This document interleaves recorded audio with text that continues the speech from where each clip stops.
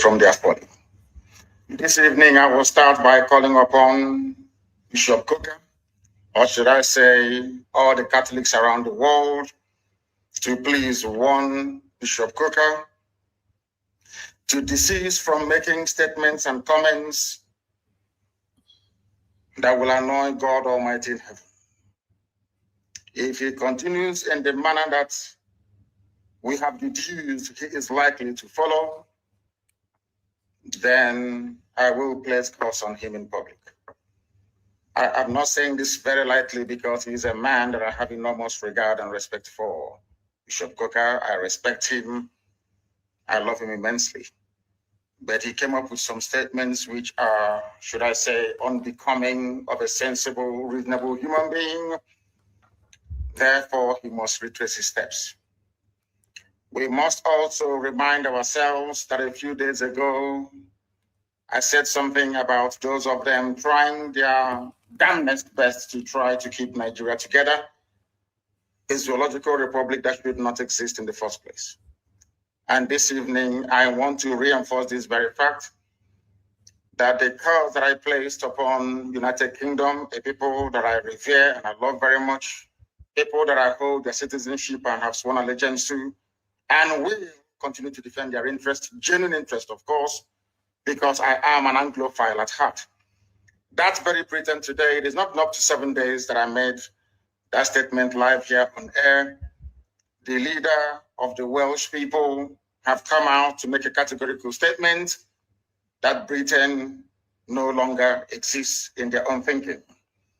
This is what I want to guide the thinking of all our people. I want it to guide our understanding of what is happening in the zoo and to understand also the spiritual dimension which we have chosen to pursue this very noble cause.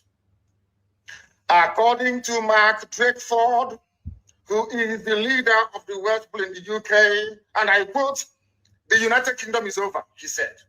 UK, as I told you a few days ago, that anybody who has a hand or who is trying to keep Nigeria together, their kingdom or their entity will disintegrate. These are the things that I want you to understand this very evening, that Nigeria has expired. The wrath of Almighty God is upon Nigeria. Look at Tinubu, for example, what the Yorubas are going through on his account.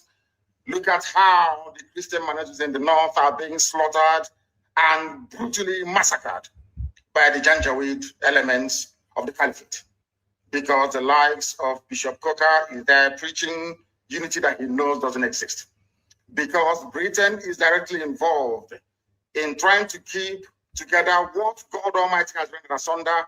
That is the reason why Mark Drakeford has come out to say that United Kingdom is over. He's a very heavyweight politician in the UK, the leader of the Welsh people. He is the first minister of the Welsh people. Wales, of course, in the UK is a principality. And mind you, Prince Charles is supposed to be the Prince of Wales, or should I say, the titular head of the government of Wales people. But here we have Mark Drakeford saying it categorically that Britain is over.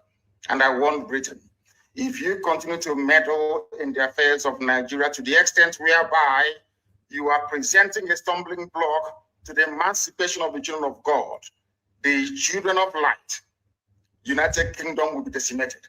Because you're very proud and very arrogant, because you think that you're Caucasian, you're white, you can do anything and get away with it. You may think that the situation of the UK has nothing to do with Biafra, but I can assure you categorically that it has.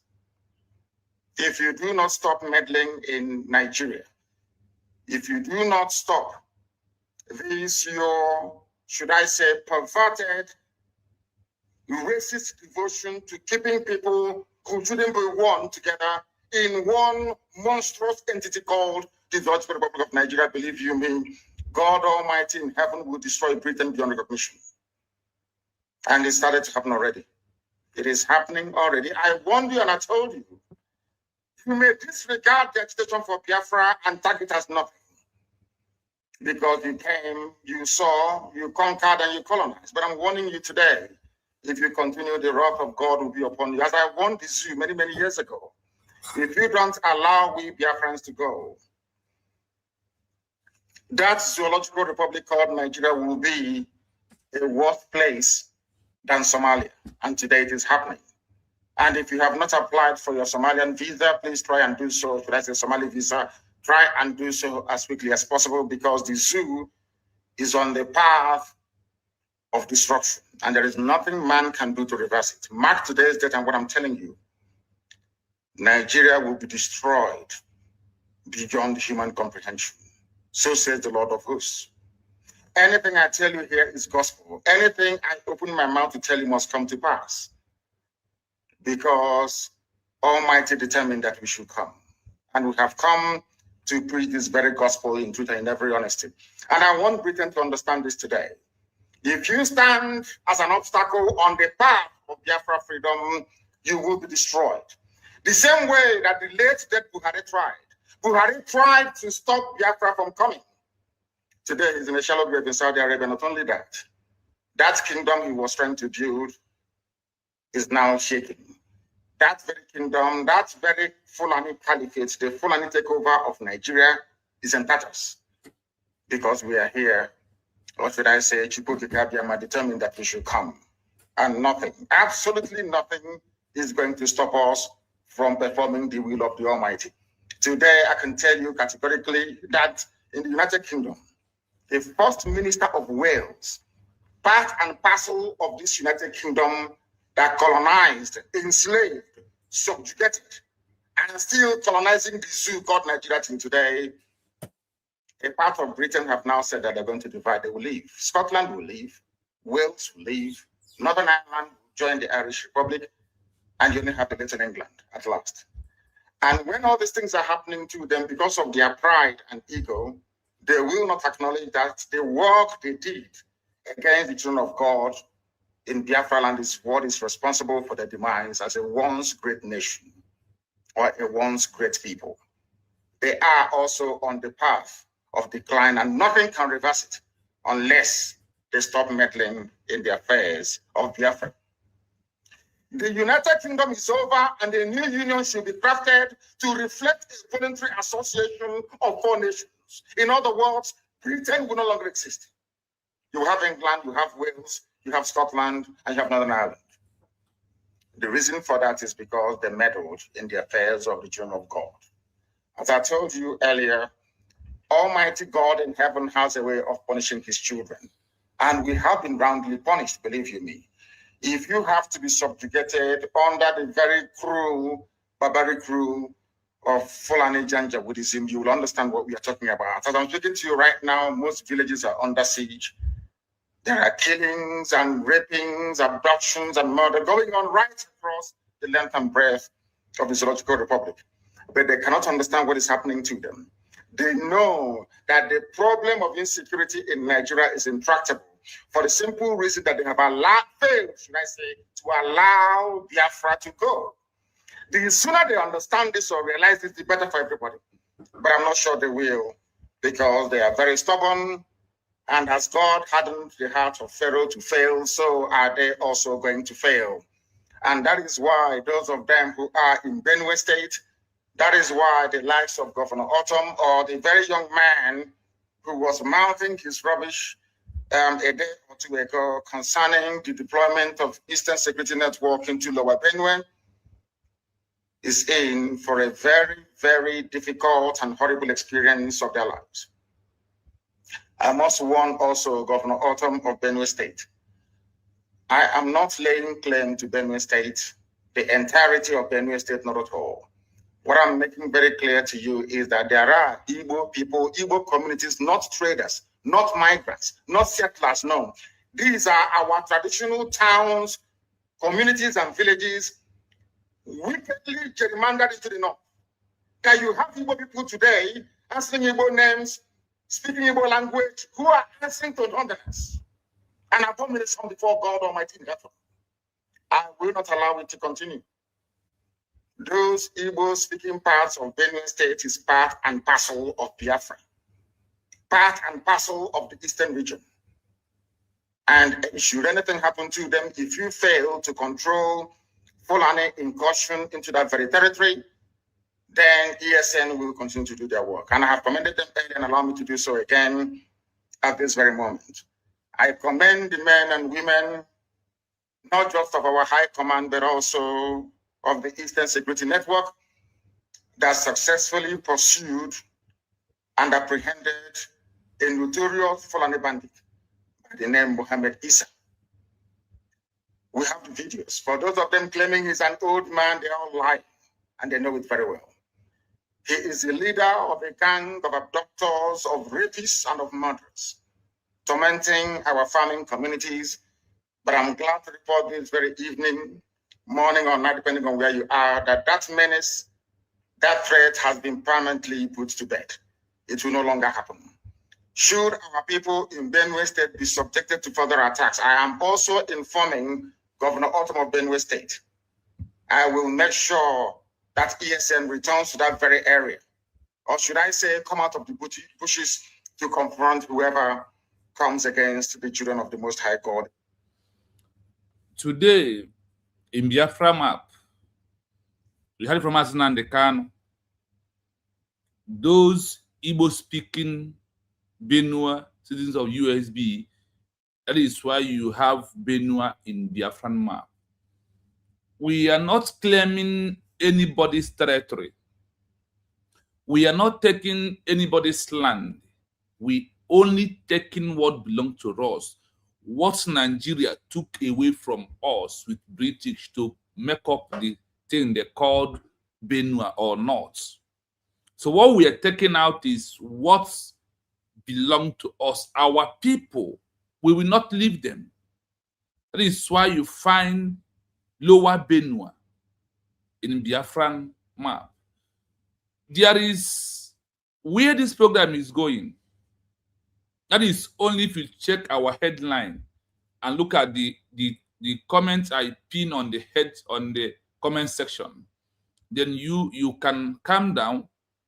We will listen to Masna and the can until you finish this analysis, this program. Then I will now bring the backup evidence under research. Then the program will now begin.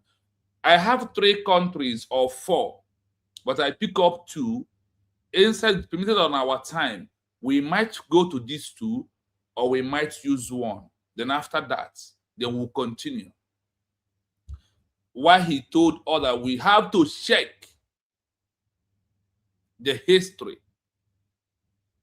or we have to compare Biafra coming towards the history of Somalia, Syria, Sierra Leone, and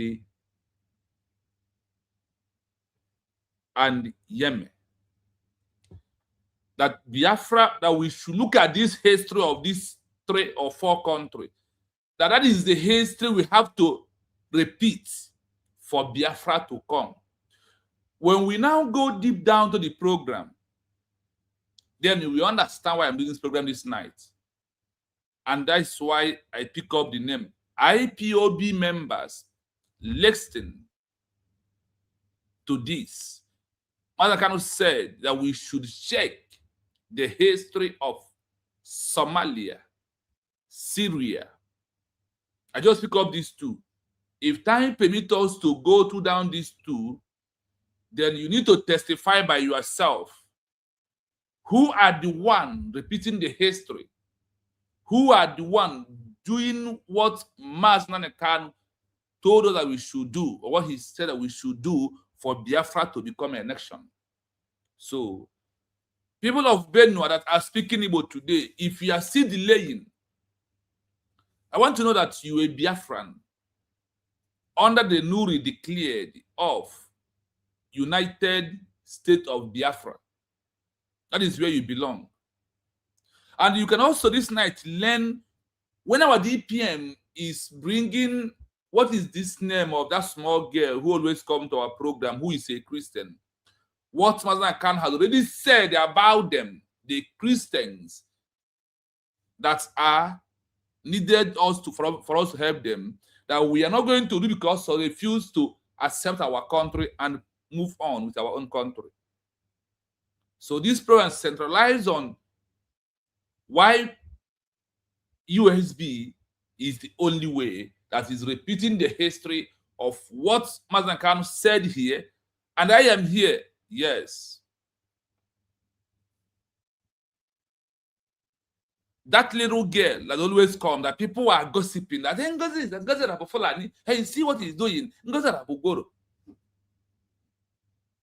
We are going to, today you're going to know why our DPM bring that girl in and why our DPM is doing the right thing, why the government to USB is doing the right thing.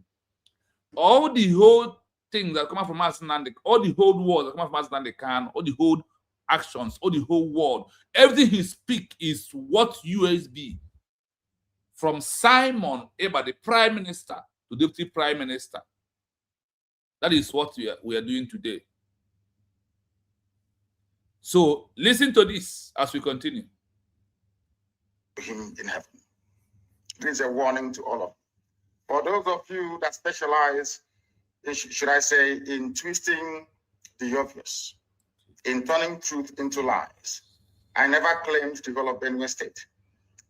You people carved Igbo people into Benue. Yes, the girl Kadenka. We are going to know why. We are in an era. We need her. Not that of the old, compromised and discredited Ohaneze Ndiaran and Yuchi. Not in that very era. No, we are not in that anymore. We are not in the era of compromised governors in the pocket of the Fulani Caliphate. No. We are now in the era of IPOB. And no inch of territory belonging to traditional, should I say, ethnicities making up Biafra will be surrendered to anybody. No. And in Benue State, we have taught them, while they were discussing that, don't come to Benue, we're already on the ground in Benue State, in the word Benue. And we are not in Benue State that doesn't belong to us. We are in Igbo parts of Benue State. Are you listening? Igbo communities of Benue State. And we are there to defend them. And that is precisely what we are going to do. And nobody is going to discourage us otherwise. We are making it very clear today that the Eastern Security Network is on the ground. We are on the ground. Then, in Benue State. Not and now. In every part of Biafra for that matter. We are in Cross River. We are in Akwa Ibom. We are in Bayelsa. These are what made up of where we confront Fulani, United States of Biafra. We will drive them and away. The USB is taking Be rest assured, we are not going to rest one iota. Whatever is going on there. Our family, no iota of anything inch of our land. We are going to live for what is happening in Yoruba land cannot happen in Biafra land. Nobody, no idiot can come from anywhere to claim. This is a program of 9 years ago. Biafran forest. It is not. It is February 9, 2021. Because he was before he was kidnapped. I'm making this presentation live, at least for those of you who may be able to come over on Instagram. That I am on Instagram and I'm live. If you want to see a live video of this very broadcast, it is there. You can and should be able to see it. Anywhere in Biafra land we confront Fulani terrorists, we shall meet them head on. We know that they are part of the police and the army. Danjuma himself, General T.Y. Danjuma himself, testified before the British Parliament that the army of Nigeria and the police are colluding in the conquest of indigenous populations in Nigeria. And we are no exception to that very horrible and sinister conspiracy. The police we have in our land are terrorists in uniform. The army we have in Biafra land are basically terrorists. They are there to aid and to support Fulani Janjaweed advancement to the Atlantic Ocean. And we are there to stop them. And we are stopping them and will continue to stop them. A few days ago, as I said, we embedded our men and women of the Northern Command of Eastern Security Network. When we said Northern Command, people were confused. Biafra land is a nation. We have Northern Biafra, we have Central, we have the South, which is the coastal region, we have the East, and we have the West. When I talk about the Northern Command, I'm talking about the northern part of Biafra land, which incidentally starts from Benue State. So we are right to be there. If you don't want us to be in Benue State, quietly go back to Abuja and appeal to them. Tell them to release Igbo people in Benue and carve them back into Ebonyi State. I hope we are listening. Or Enugu State, as the case may be. Therefore, anybody, you know, one thing about Nigeria is that they tend to defend the aggressor. It's in the DNA in Nigeria to always support evil. That is why this very newspaper publication, I don't have a means of putting it here on Instagram where I am broadcasting live, where you can see my face and my facial expression, but it will be on my Facebook page. If you go there, you will see it. This publication was made on January 23 of 2021, this very year. It is a front page news by Vanguard. I want you to understand how an average Nigerian thinks, how they reason, why I think that Nigeria itself is a curse upon humanity. There on the front page, you will see, we will kill all policemen and take over Edo State. Fulani Janjaweed. Those they claim are foreigners. These people they told us are foreigners. They come from Mali, from Senegal, from Gambia, from heaven knows where, from Niger, from Chad, from Latin Cameroons. But they are in Nigeria, killing people. After killing us, they will not turn around and tell us to absorb them into our communities. That is why anybody, any Igwe, any PG, any greedy, avaricious fool, stupid enough to give any of our land to Fulani Janjaweed, you are finished. There was a man in Enugu that tried to say nonsense. Go and ask him where he is today. We take no prisoners. You see, the land of Biafra must be defended at all cost. At all cost. It is the land of God, given to his children for their eternal habitation. We may have failed in the past to recognize this very fact, but now that this generation has come, there is nothing anybody can do to stop us from restoring the kingdom of God upon the face of this very earth in the land of Biafra, without apologies to anybody. I understand that the Sarikin Fulani of Lagos went to see the US ambassador to Nigeria in Lagos a few days ago. And according to the message, or should I say information coming out of the US mission, they said is to foster cohabitation and unity, that diversity is strength. And I want to lay that particular nonsensical narrative to bed tonight before I continue any further. Anybody telling you about strength in diversity, that person is a liar and a deceiver. And the US ambassador is a liar and a deceiver. One thing they don't teach we Africans is this. No country exists on a foundation of multiculturalism. There is nowhere in the world. Listen to me very carefully. All this nonsense, even the crap that Coca was coming up with, telling you about diversity is our strength and all that rubbish.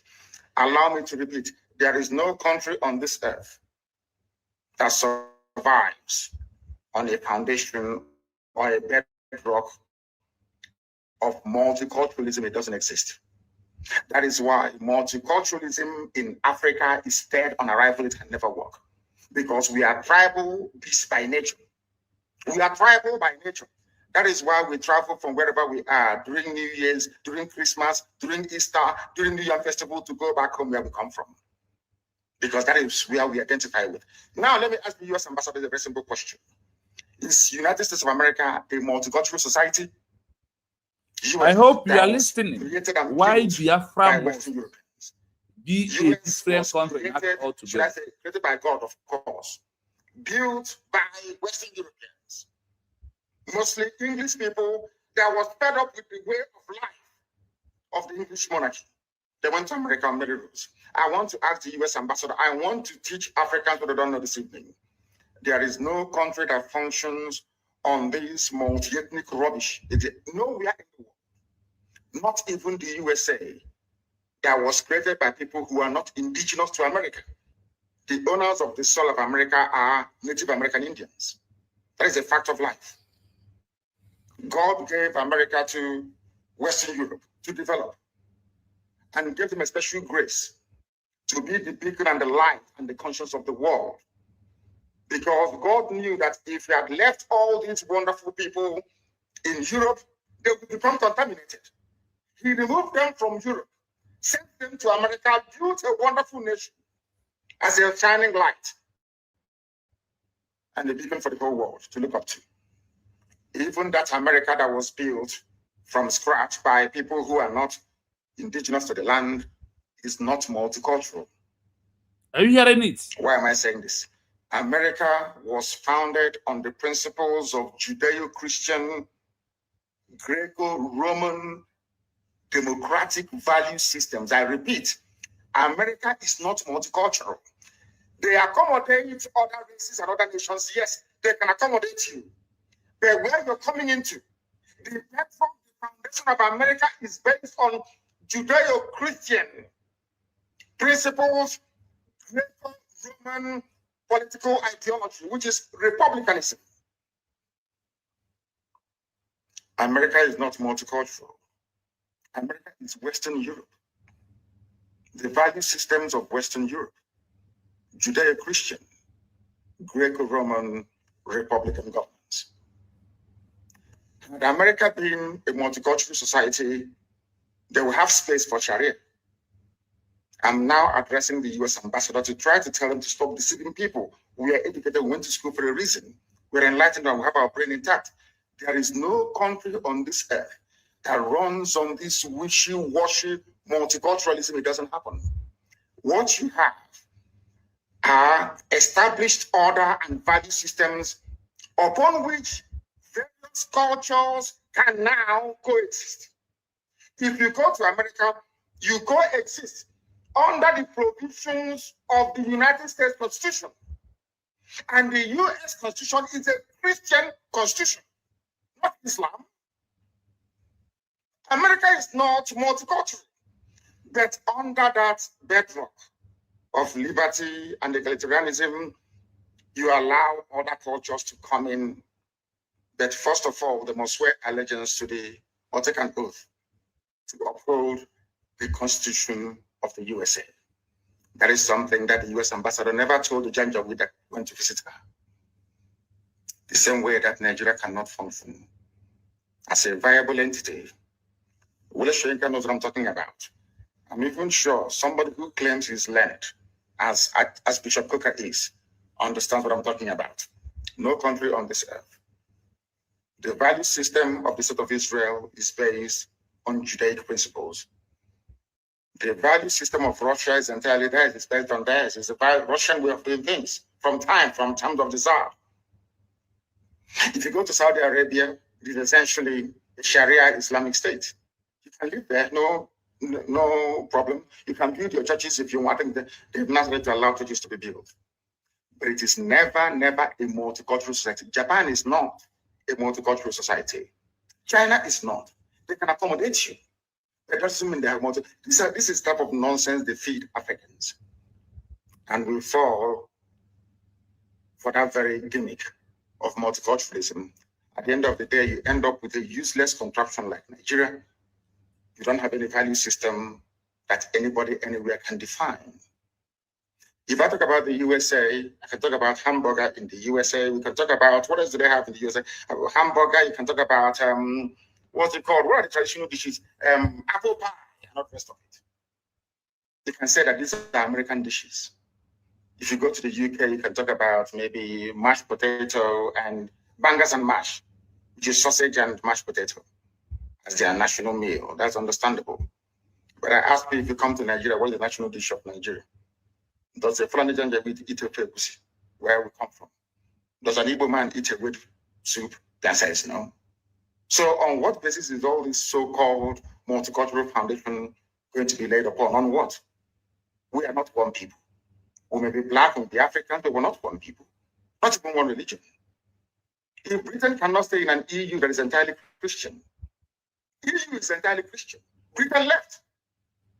Nigeria, not if Nigeria is Christian or in fact is Islamic. So for me to accept the multiculturalism being preached by the US ambassador, I have to embrace Islam as my religion. That's what it means. And some of you get taken in by all this rubbish. And I feel sorry for you. Yeah, sometimes when I say this, I'm being very arrogant. If you're educated, you will understand that no nation is multicultural. They allow other cultures to come in.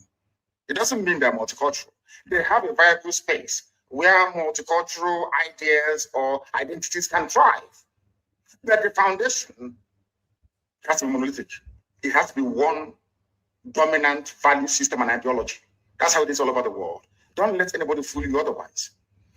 That is the same reason why you have this anomaly in a so-called in a so-called republic, you have royal fathers in a republic.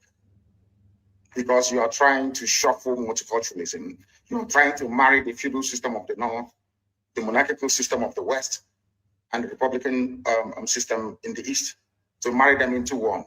And what we have is entirely rubbish, and that's why Nigeria can never work. Not now, not tomorrow, not ever. Competing value systems. Nobody wants their own value system to be subsumed under another person's value system. This is something that the US ambassador never told you. But here I am telling you today. Because if you come here, you become educated. If you come here, you become enlightened. If you come here, you stop being a zoo animal, you become a human being. That is why we are the largest and, of course, the most consistent broadcasting platform insofar as Africa is concerned, right across the world. Millions listen to us because they know we preach the truth, the whole truth and nothing but the truth. That is why this very day, because you are in one Nigeria, in multiculturalism, the army will come to Olo to defend Fulani Janjaweed living in our forests. We went to Olo to defend our people. They came, they arrested the clerics. The men of God arrested all of them. How many times have you heard that imams were being arrested in the north? Or that villages were being invaded in the north and imams being arrested? Only in Biafra land. And this is your multiculturalism. This is a place where you want all of us to stay somehow to pretend that all is well when we know that it is not. In that same Nigeria is where Fulani headsmen openly boast about conquest. Benue State is one. That is why I feel sorry for the idiots talking rubbish from Benue. They came and they made the same bold claim on Edo State. And I quote, "We will kill all policemen and take over Edo State."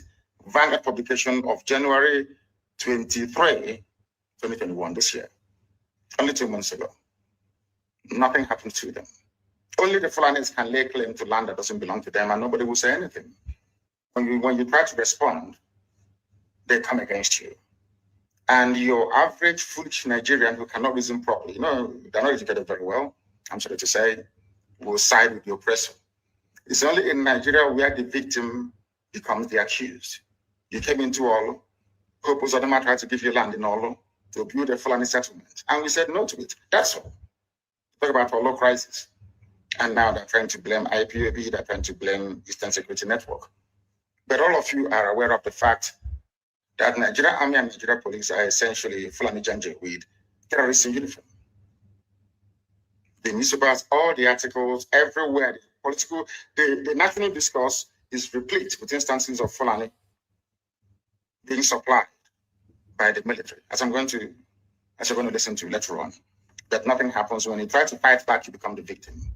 And we are saying we are fed up of being victims. We can no longer be victims anymore. If you kill us, we'll kill you. I'm saying it live on video, so you can share the video all over the world if you want. If you come to our land to kill us, we'll kill you. Simple as that. It may take us some time, but eventually we'll overwhelm you. Well, in the end, we always win. As I warned them in Benue, we are in Benue. In all of our police in Benue State, and we're not living there until we are certain that the lives and properties of our people there are firmly secured. Any day we learn to stop blaming the victims, this world will be a better place. I'm directing this very statements to the US ambassador, to the UK High Commissioner, to the EU presence in the zoo, and the UN as well. I know all of you will do nothing. We are not Muslims, so you're not going to help us. That's okay. So we know that for sure. But we have something that you do not have. We have the grace, the might, and protection of God Almighty in heaven. And we know that God exists. And as long as He liveth, as my name is Nnamdi, my Redeemer liveth, as long as God lives in heaven, all of you can never triumph against us. Ojukwu said it before, and he said he failed. We know why he failed, because God said the time wasn't right. I want to show them, my children, what is called Biafra, that very kingdom. They have to fight their way into it.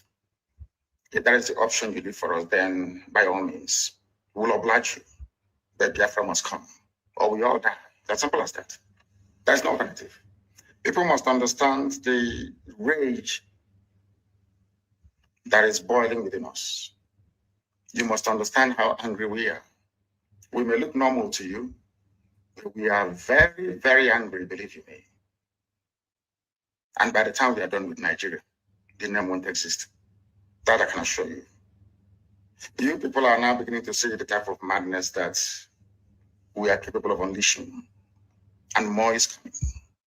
And I do not hide it because you hate us anyway. This conspiracy against Biafra, for no reason, we've done nothing wrong to anyone. But you despise us and you hate us. You want us to die because God gave us oil and gas. You want to take over our land. It's not going to happen. And we're not apologizing or begging anybody to please read this letter. They are raping our women. They raped our women. Did you do anything about it? They went to the UK High Commissioner. They were telling them, oh, we can't do anything about it. Rape victims. But you're doing something about defending Fulani. You are defending Fulani. But if you have victims in front of you, cannot defend them. And you're neutral. And you want Nigeria to go to. So you want me to stay in a Nigeria where my women will be raped every day. Nobody will do anything about it. And I'll be clapping for you. One Nigeria, I'll be clapping for you. Check it out. Mad people everywhere. People are insane. You want me to stay in a country where the Fulani police and soldiers can come and take our women, rape them anyhow they like. Even before they release them, they charge them. Do you know how much we have spent? We have spent nearly 9 million naira to secure the release of people who were abducted and raped, victims of state crime. Britain didn't say anything. UN never uttered a word. EU, nothing. US, nothing. And you want me to be in that country? And some people are mad. Very, very insane indeed. If you do not believe in what we are doing, then you better get out. We're not going to stop. God knows we can never stop until Biafra is restored. We are peace-loving people. We abhor death and killing of another soul. It's in our nature, that's how we are. But because of that, they have been coming and killing us all these years. We've kept quiet. They've been killing and killing and killing quiet. We have a case at the ICC. We have a case at the Africa Union. We have a case of, what else again? Pending before the UN in New York. We've been to Geneva to tender our case. Before UN, till today, nothing. In fact, the more we complain to them, the more they come to abduct and rape our children, the more they come to kill us, the more they want to take over our land and our forests. And who told them that's going to be possible in our time? In a time, in a movement that I lead, you think you can come into our land and take it over? Oh dear. That means you don't know who we are. 30 pastors arrested for doing nothing. Have you heard about any imams being arrested in the north? No. Do you want me to stay in one Nigeria with you after this level of injustice? Is that what you think? No, it is not going to happen. Not now, not tomorrow. There are two things plaguing them in the zoo: lies and deceit. If not for the coming of Ipob, of Radio Biafra, all of you would have lived and died in the ignorance that Ojukwu caused a war. Therefore, they were writing. Britain helped them to write it. Ojukwu was a rebel, a secessionist, because we had no media. That is why they're paying Facebook billions upon billions of US dollars to stop this truth from coming out. Did Ojukwu cause any war? No one is alive, go and ask him. Did Ojukwu cause any war? Ojukwu went and negotiated restructuring with you in Aburi. You came back, Britain told you not to agree because Britain realized that all the component units of Britain knows that if you go back to regionalism, you have economic growth. The country will do very well. But Britain doesn't want it. That was why they even instigated the Nzogbu, so-called Nzogbu, saying they will bring Awolowo to become the head of state. They knew what was going to happen. They wanted to truncate the economic miracle of Dr. Michael. But what I'm telling you are fast. Go and investigate for yourself. In the East, you had the fastest growing economy in the whole world, over 40% every year. In the West, Awolowo was performing his own miracle as well. Even in the North, Ahmadu Bello and Tafawa Balewa were doing very well. You had all those massive industries in the north. You even had Alamajiris that were employed in the north, meaningfully employed, gainfully employed. They were all doing very well. Britain said, no, for us to control these people, we need to impoverish them. Let us introduce this war. There was a coup by Nzolo. And after that, there was the massacre of, as usual, massacre of our people in the north. Ojukwu said, I have to secure my land and my people. They said, no, let's go to Aburi to discuss it. Ojukwu went to Aburi and agreed to restructure it. That's the same thing now you're asking for. To tell you how foolish Nigerians are. They're very foolish. That same nonsense you're asking for now was discussed many years ago. Ojukwu sat down in Aburi with Gowon and decided that regionalism was the best way forward, restructuring, going back to who you were, 1963 Constitution, 1963 Constitution. Be on your own and pay tax to the central government, as they have in America, as they have even in Britain. Britain, you have Scotland that is almost independent. Wales, the same thing. Everybody is free. But Britain doesn't want the something they're enjoying to happen in Nigeria. Why? Ask yourself that question. Anybody telling you about one Nigeria is your enemy? I'll prove it to you now. Ojukwu negotiated devolution, regionalism. The North will be on their own, the West on their own, even Midwest on their own, and then the East on their own. It's the same one Nigeria. On their way to the airport, before they boarded the aircraft, a call came from Lagos, from the British High Commissioner in Lagos to Gowon, telling Gowon not to agree. After having signed it, I am allowing this long analysis of Mazda, this broadcast to play for you who will come and tell me that I'm doing error. So after this, when I get to the final point of the program, then the main program I have this, which is very long program, is going to continue. So just come, let all this Mazda kind of from when he started till the end of the program.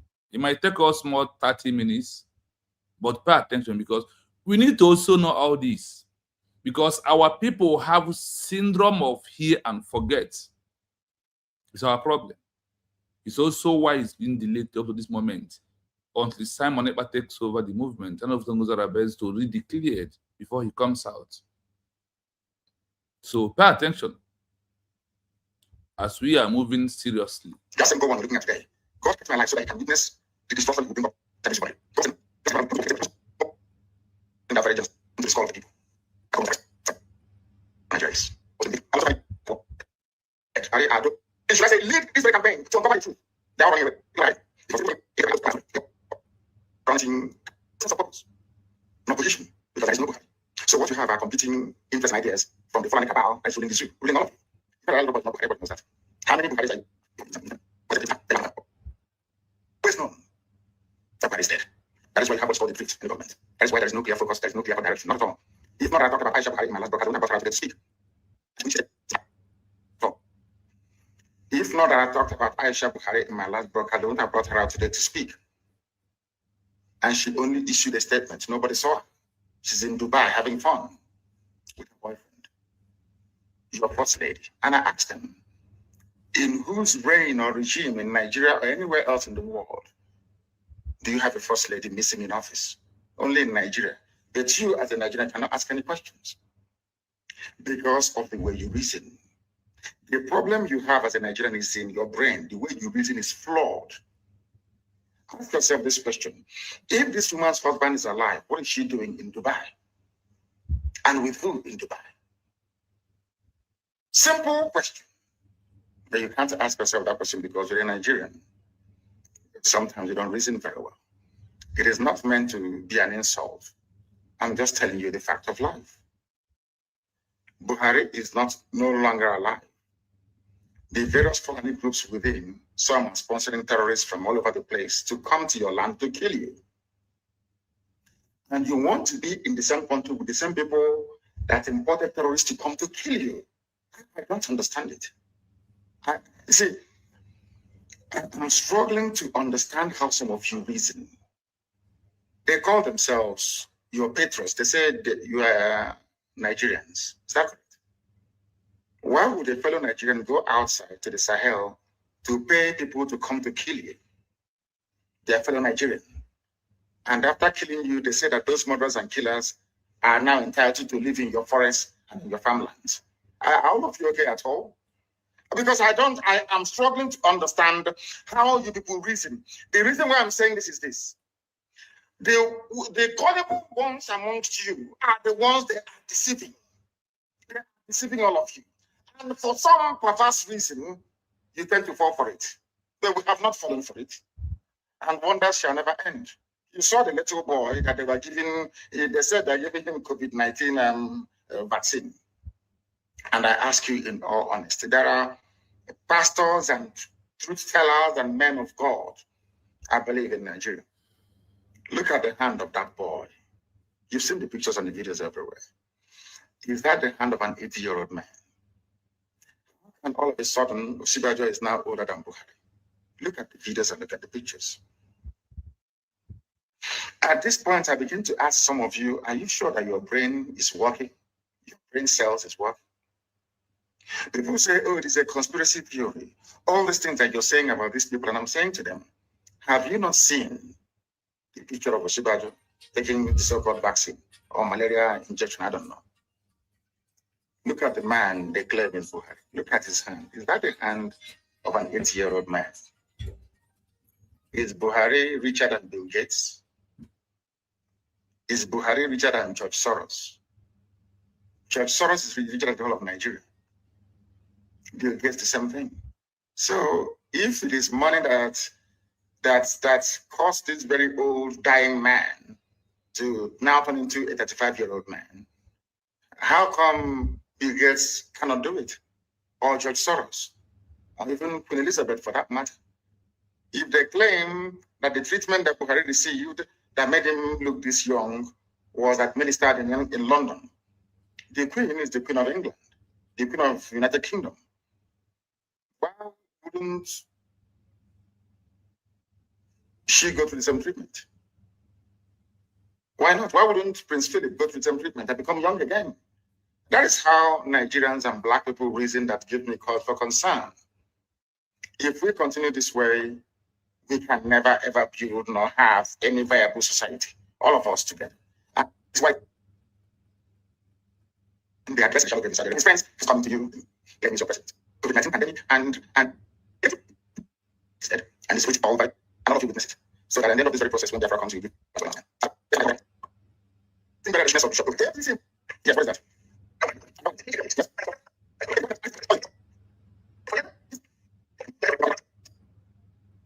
Holy Spirit. At this point, I begin to say to God, there is no way a black man can be equal to a white man. It's impossible. That is why I say that. Yeah.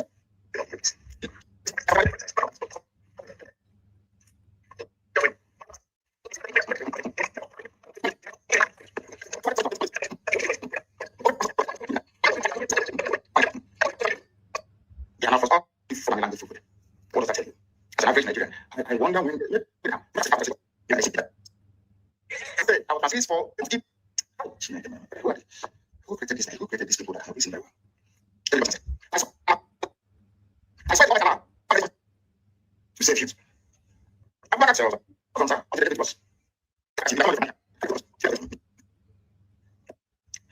governor said, the governor said we are bringing Fulanis. We are coming to second Fulani in Nigeria. He said, because you are that's life. And let the war be a general. And let the war in the desert storm. He was in that and because of that, in Biafra, you will come to Biafra land. They were all sent to England. They are called the Hebrews. We offer you the same asylum today. To Bishop Coker and to all endangered northern Christians. You can all come to Biafra. I'm saying this live on air, so if I renege on this, you know the internet never lies. They can go back and pick up this very video and say this. They will not be found. Is that a type of country? Is that the type of country we should belong to? Let's be honest about it. If this is a being caused by a group of disgruntled Fulani businessmen, you can understand. If this is being caused by a group of, say, very retarded Fulani politicians, you can understand.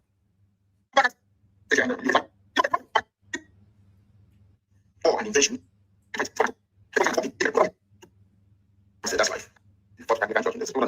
That's it. That's life.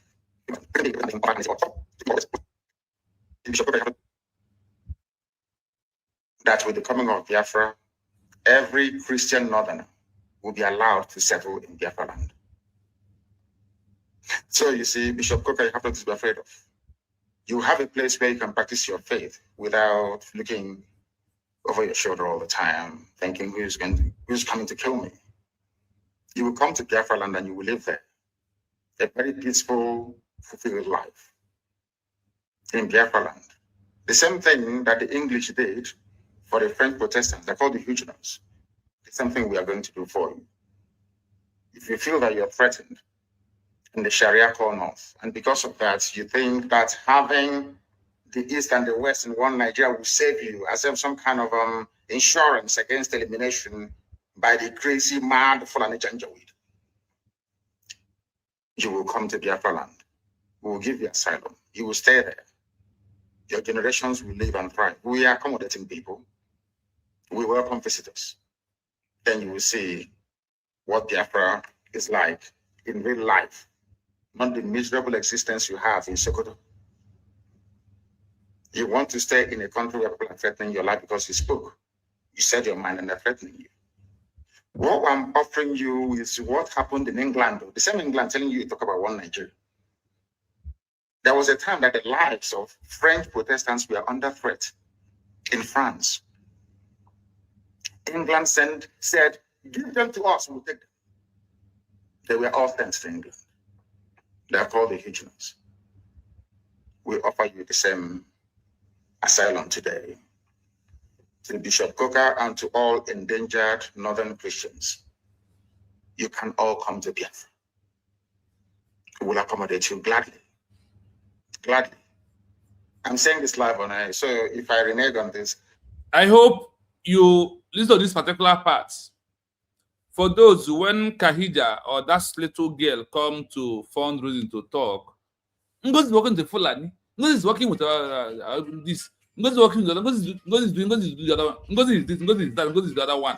Can't you hear from us and they can that all the Christians in the north will be welcoming in Biafra land on live broadcast? Can you hear it right now from Mazda and Khan? What our government is doing is all the instruction being laid down by Mazda and Khan.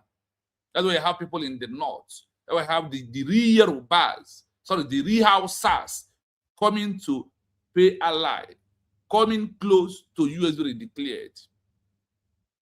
So when you hear that girl, remember this program today.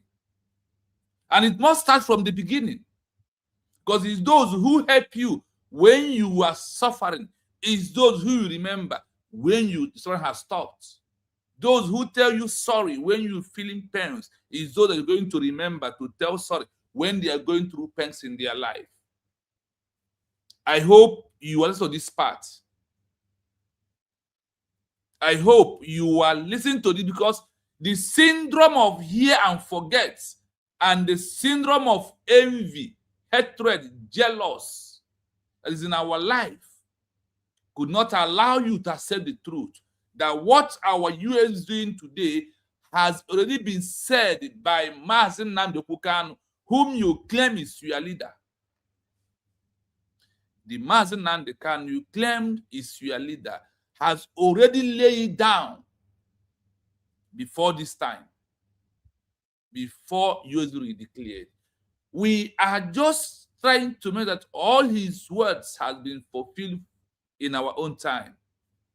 And what you can do is when you are hatred, your envy, your Jesus could not allow you to remember all these truths because you will never come for the truth in the first place.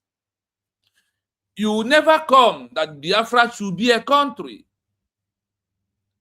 That is not why you come. You only come to continue your business with the name IPOB organization. IPOB organization, I hope you are listening to this part. But we are moving to the final part. You know, they said the internet never lies. They can go back and dig up this very video and say you said this on the 8th. After 9 years ago. So you can come to us. This is the reason why everywhere the Janjaweed are dealing with us. They always come to your village and appoint one person as somebody. What is happening today? They are appointing. You know, one thing about you people they is see this. the ignorance of the enemy. You always think that tomorrow is the ignorance of baby saboteurs. But in Nigeria tomorrow, being appointed by the Nigerian government, Sokoto Caliphate, and those want to Islamize Nigeria. And who are they appointing? Our own people. People were asking for confirmation that Nigeria Army and police are colluding with Fulani terrorists. You know, it was on this platform that I called for OPC to take over from Amoteko. And thankfully, they have taken over. And there are results. There are results. I think earlier yesterday, or was it today, the OPC arrested a Fulani warlord. You know, for us, we don't have time for arrest. We arrest him, of course, and then I think they handed him over to police. When we arrest you, we hand you over to God. God will judge you. They arrested a Fulani warlord, Wakili. Handed him over to police. Police took him to hospital. The same police in Biafra land, they will shoot innocent IPOB family members if they go to hospital and abduct them and the doctor and send them to Abuja to be locked up. Do you understand that? That is what they have been doing. I don't know who is called. I don't know who is calling me. I don't know what for. It's not an interactive session, so don't call me. They came to Olo. They went to Anambra. They shot people. They took them to Abuja. Took the doctor as well. The same way Ken Guru Agu is bragging how they are arresting our people, taking them out. It does not start today. Right from us and the camp, when the homeland doing protests is happening. When I was the homeland, this is how they are arresting Biafrans. It does not start today. Even when he came, Guru Agu is among those who campaign for protests. What he does today, the enemy has pointed him to use him to be arresting our people. As was arrested Dominion. As was our sister who works in Tommy. And many more they arrested, not even saying it out. But what will be at the end of it? The end will justify the beginning. What other evidence do you need that the police and the army are colluding with those that they imported to come and kill you? You wake up in the morning and you say you're a Nigerian. Are you not ashamed of yourself? Don't you have any shame within you? No shame. They don't know who they are. God Almighty. I've never seen people as daft and aspirations. They took him, he was arrested by OPC. You know what they said? Those that arrested this man, he said, or your police assures of diligent prosecution of suspected criminals.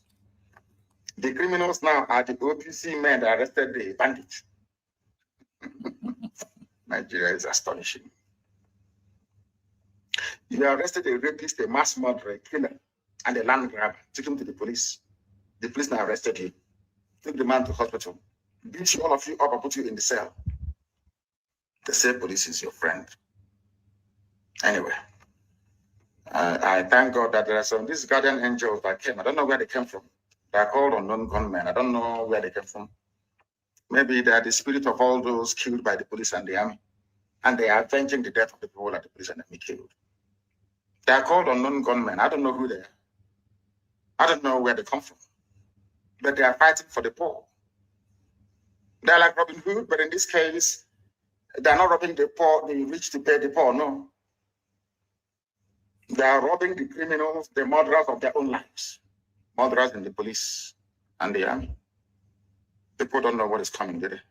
They have no idea. I feel sorry for the city. They have no idea. Any day that all of you gang up to support your own Nigeria garbage, the more you're digging your collective graves. Nigeria can never, ever be fixed. It's broken beyond repair. Can never be fixed. Look at Sultan of Sokoto talking rubbish. The spiritual leader, whatever rubbish he is of the zoo. Sultan of Sokoto, that he was in the army. That war is not good. But you foreigners are the ones living war, everybody. You took over the whole of Plateau. You came down into Benue. Your people were at also one, massacring people. They never talked about war. As soon as we rose up and said enough is enough, now this war language starts to come into your lips. Do you think we are foolish? Do you think that go and bring all the BBCs of this world, every propagandist for neocolonialists, gang them, bring them together against Biafra agitation? You're wasting your time. Bring them against ESN, you're wasting your time. Arrest all you like. But I'm just warning them. If you're a policeman involved in the arrest of innocent people, all I need to do is to go down on my knees and pray and ask God, please, may unknown gunmen locate you and they will find you. Because God answers my prayers. So all those police stations involved in all this raid know that your turn is coming. It's only a matter of time, it will come. Since you want anarchy, you will get anarchy. Since that's what you want. You people, you don't like people that play it gently by the rules. No, not in the zoo. That is how you have been taking over our land, raping our women, abducting us, and killing us. Well, you killed us for no reason. Shia people came out at Abuja, you shot them for no reason, for no discernible reason. And all of you saw soldiers with live bullets killing people in broad daylight. No major news outlet carried it in the world. They bribed all of them. I'm saying it on camera. And I wish that the US Congress can call me to testify. The American ambassador, that woman took bribe from Nigeria. Nigeria bribes every ambassador that comes to Nigeria. They give you loads of money, so you will never report what is happening in Nigeria. You don't know that. I'm saying it live on camera. I wish they can call me in America, come and testify. I will do so. The British High Commissioner is as corrupt as the devil. That woman. She was the one that was responsible for the murder at Lake. When she went to see Tinubu, I warned everybody, look at this woman, the army will open fire. Not up to 6 hours to open fire, that woman. That's another line. All of you are just looking, but anyway, most of you are blind, you cannot see. And even more. You see things that the mere mortals cannot see. That's why looking is with us. That is why everything I say comes to pass. It must happen, it must come to pass. I told them that when we were giving thanks and praises to Elohim, I told them that this horn this trumpet that we are blowing, anybody who gets in Nazareth will go deaf.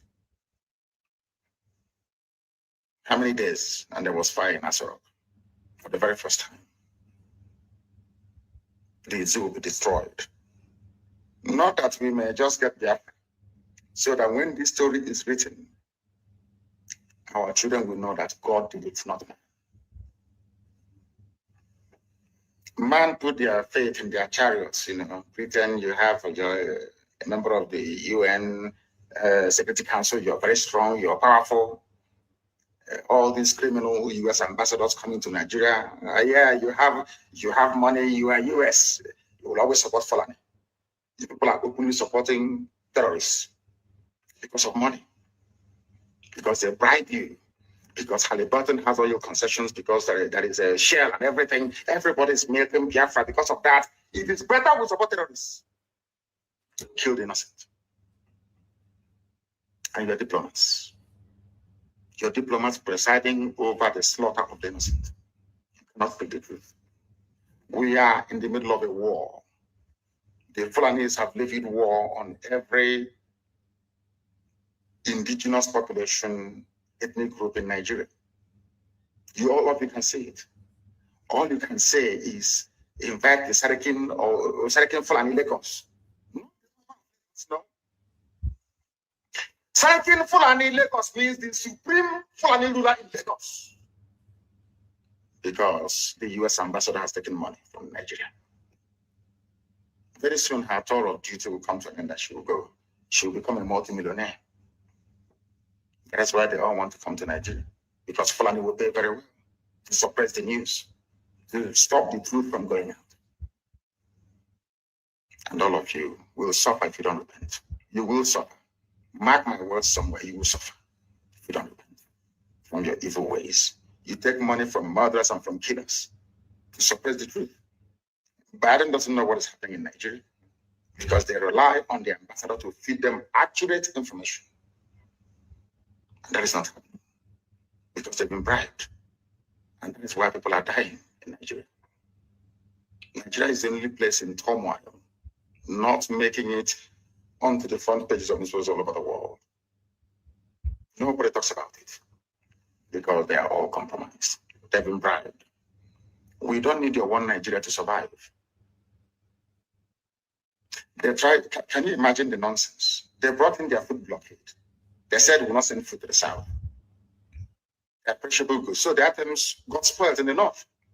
The government now turned around to pay them almost 500 billion. They are the ones that said they will not sell their goods to the south. Their goods are now rotten in the north. And the government paid them compensation of nearly 500 billion. One Nigeria. Tomorrow morning, you idiotically wake up in the morning and say, I'm a Nigerian. As I said before, before I used to blame white people for racism, I no longer blame them for it. Because we are the cause of racism.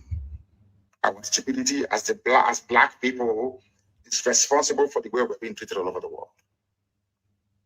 Very sad indeed. Very, very sad indeed. We don't need them to survive. We don't need them. And we can give them the oil and gas for free. As I've said before, allow me to repeat. The oil, apart from granting citizenship to every northern Christian, I mean Go North, I mean the Sharia, Arewa, Janjaweed North, you will all live in Biafra land, where you can practice your religion without fear or favor. Another thing we're going to do is to pipe free oil and gas across the whole of West Africa. In Biafra, Oduduwa will receive oil and gas for free. You don't hear that one. Cyprian Republic, oil and gas for free. You can't hear Togo it. will receive oil and gas for free. Ghana the same. All the way to, heaven knows, I think, Western Sahara. Do you know why? Because we want the economies of all these countries to grow as well, because they're going to buy our goods and services. They will buy our goods and services. That is why we need the economies to grow as well. Biafra will offer free oil and gas to the entire West African coastal region. To tell you, we don't need oil and gas to survive as a people. We're not fighting for Biafra because of oil and gas. We are fighting because it is the will of God, and we must be free. We are free people. We were free before the white man came, and we shall be free once again. And as I've been telling people, and they do not, or some will not understand or hope to understand, what we are doing is of the spirit. The likes of Shoyinka must stand up to speak the truth. Or Basanjo, you must speak the truth. Tell us where Buhari is. You know where his grave is. He's out. You can point that out for us. Please permit me to wind a little bit back. There is a particular place I think when I was fast forwarding it, I missed it. So I need to go back to get that particular place, please.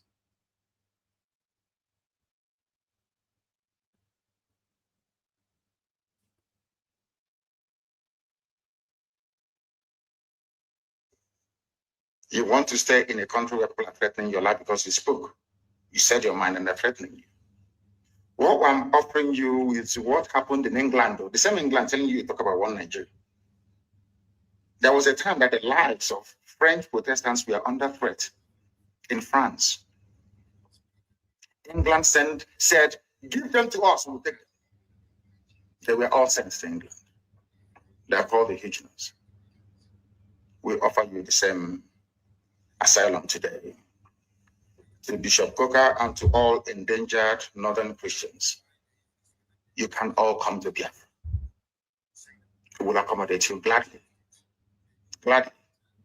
I'm saying this live on air, so if I renege on this, they said the internet never lies. They can go back and dig up this very video and say he said this on the 8th of March, 2021. So you can come to us. This is the reason why everywhere the Janjaweed are dealing with us. They always come to your village and appoint one person as somebody. One thing about you people is this. You always think that tomorrow is going to be better. But in Nigeria, tomorrow never, ever gets better. instead it gets worse. And we are offering you a way out. People were asking for confirmation that Nigeria Army and police are colluding with Fulani terrorists. You know, it was on this platform that I called for OPC to take over from Amotekun. And thankfully, they have taken over. And there are results. There are results. I think earlier yesterday, or was it today, the OPC app, they were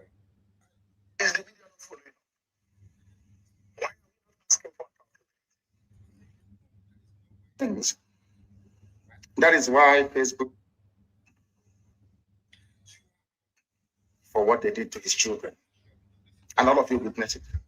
So that at the end of this very process, when Biafra comes, you give praise to God and to God alone and not to man. That's why we are here. To let you understand that the coming of Biafra is God's design, not that of man. Not mine, not anybody else's. But at the time has come. We must stand very tall, very strong, and very resolute. I'm sure all of you have heard what Malaya said. You have heard about that the president is in transition or transmission. I think he's in transition because his body is in Saudi Arabia. He's not buried in Daura, not yet. His body is there. And that's why Aisha is upset with them. Aisha packed her things and went to UAE to live there because she told them, bring back the body of my husband, give him a befitting burial. They said no. They want to use the name of Buhari to conquer the rest of Nigeria. That's what they have done. But they have failed, and failed very, very woefully at that. And that is why this very truth must continue to be preached. If you have not seen it, go to my page. I think it is there. What did Malaya say? But I want to play what a particular man said. And then I want to showcase the foolishness of your average Nigerian, the foolishness of Bishop Coker. I want to let the world understand how foolish a Nigerian is. Not from me. But I want all of everybody to listen to this very, very carefully, please, and tell me if Nigerians are not stupid. Listen.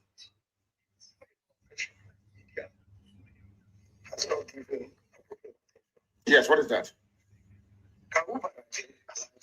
Alaji Kabaraje was a leading chieftain of the APC. Yes. And he confessed that the APC imported foreign mercenaries. Baraje said it. Confessed. What evidence do you need? He has confessed that they imported for their country. Yes. This is public. Why is the media not following up? Because Nigeria is corrupt. Asking for accountability. They can't act because Nigerians are not intelligent. So it seems very clear to me and to so many others. If you're in the public space, you hear people talking. Yes. I'm pointing fingers. The ruling party is the sponsor of security in Nigeria. It was an interview granted by a so-called stakeholder in Nigeria. APC, the government, people are joining APC. I don't want to speak against the Holy Spirit. At this point, I begin to say to God, there is no way a black man can be equal to a white man. It's impossible. You are aware. I don't know how to show it. This is the Myzotar reporters. I think I'll put it on my page after this. If you go to my page, you'll see it. The man spoke very brilliantly. Nobody has come to counter him. Baraje is alive. He opened his mouth and said, a part of APC said, we are the ones that brought them from the Sahel to come and kill you. They are fellow Nigerians. And after this, you say I'm a Nigerian. That is why I say that anybody, if once you say you're... Those that are killing you today, harvesting the organs of the so-called one Nigerians, was being brought by Nigerian government, by your leaders under APC. And today, your problem is Mazen Kano to sentence him, to kill him, to wipe away the Biafrans. Are we the one who imported those that are killing you today? The Boko Haram, the ICC, the ISWAP, the Lakrawa, whatever you may name all of them today, are being brought by your leader of APC. Tinubu is involved when they brought it because he is a right man of of Yaradua. From Yaradua to Bulgaria, he was the right man, and he knows everything that happens. Those that are kidnapping students, cutting off their head today in Nigeria, is those you are campaigning for. All of them are concluded to bring them in, and they have come. They refuse to go because they already plan to Islamize you through Usman Danfodio before Nigerian government helped them to bring them to come to Islamize you. And today, your problem is Nnamdi Kanu. Your problem is Simon Ekpanjoko. You are an Igbo man, you a Biafra man from all Eastern region. Your problem is two of them is your problem. Your problem is not those who brought them in. Ikenguru Agu, Lea Shibuze Egwu Ato, Udele, and Jovika. All of you that are gathering up today against the movement of Biafra as a country, your problem is Biafra. Your problem is not that those governments that bring them in, that you and them are living together. Their problem is not your Southeast governors, those called your governor.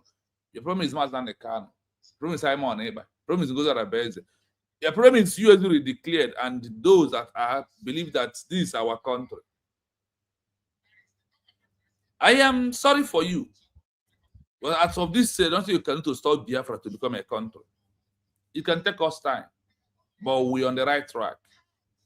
And it's only on this time that we're on the right track that the world will hear our voice and give us what we're asking them. Now we have given them the legal way for them to talk about us, for them to reason with us and see why Mazdan Kanu is being kidnapped, someone by being arrested by Finnish authority in conjunction with the Nigerian government and British. But the time is over. So whatever you may think, continue doing your shenanigans. All the baby saboteurs, continue your gathering. But the time we are into, we testify everything, and the time we tell. I am still waiting for particular area on this program that I can mention about how Biafra will come. Before I will start playing that's what he said, which I researched, before you can come and tell me it's AI. That is why I want to take my time to play over 1 hour, 30 minutes of Mazdan Kanu. So after that, the name I'm waiting for him to mention. Once mention the name, then I will stop the voice. Then we'll go into the program. Then you on your own will judge, you IPOB member, who are the one doing what he said, that this is how Biafra should be a country. And the wise Simon Ekpanjoko was the man who got it right. After you are following him for over 15, 20 years of you being IPOB member, which you don't know the road and you don't listen to him because of you have the agenda that this is a business where you will build up your house, where you get asylum abroad. That is why you join. After you have getting asylum, what are you today? After you have succeeded having the asylum, where were you? Where are you? You disappeared. So let us see and listen more. Please bear with me. Nigerian, you're sick in the brain. I never have regard for you as a human being because that means you cannot reason. I will play this once again, uninterrupted, so you can hear him very, very well. And I'll start by asking him, I'm not going to ask him what he said. Who is responsible for the insecurity in Nigeria? Who is to blame? Listen.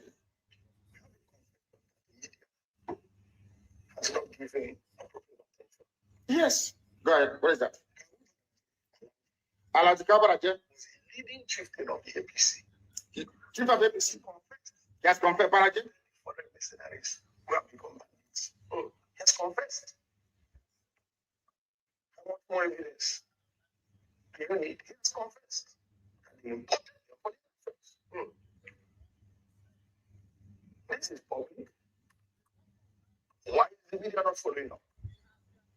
Why are we asking for accountability?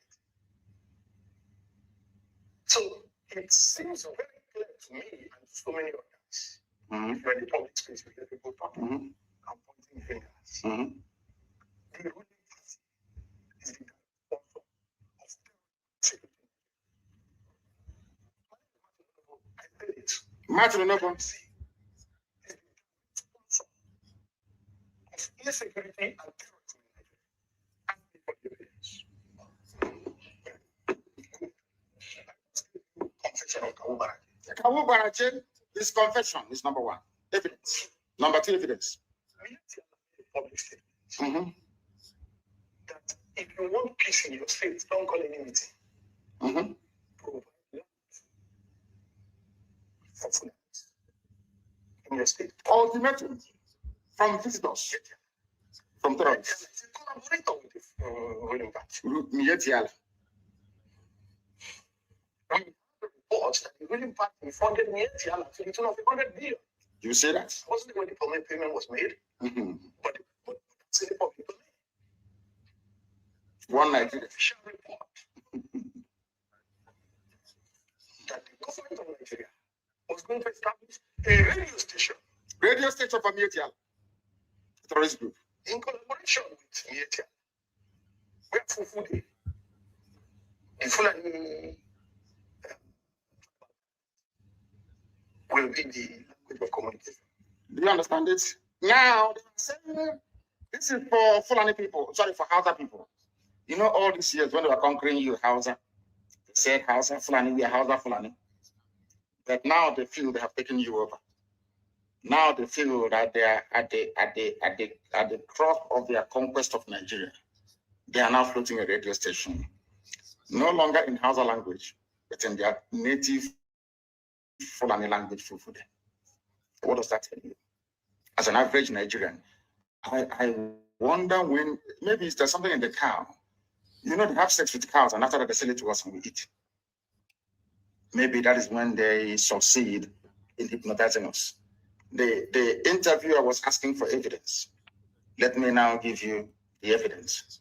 It was us that translated this evidence. Now it's all over the place. It's gone viral. Now let us hear from the mouth of the Fulani terrorist that the APC brought in into Nigeria. Let us hear from them.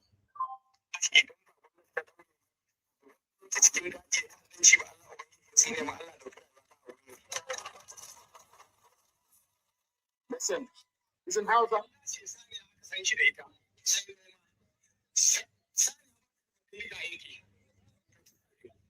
AK-47. AK-47.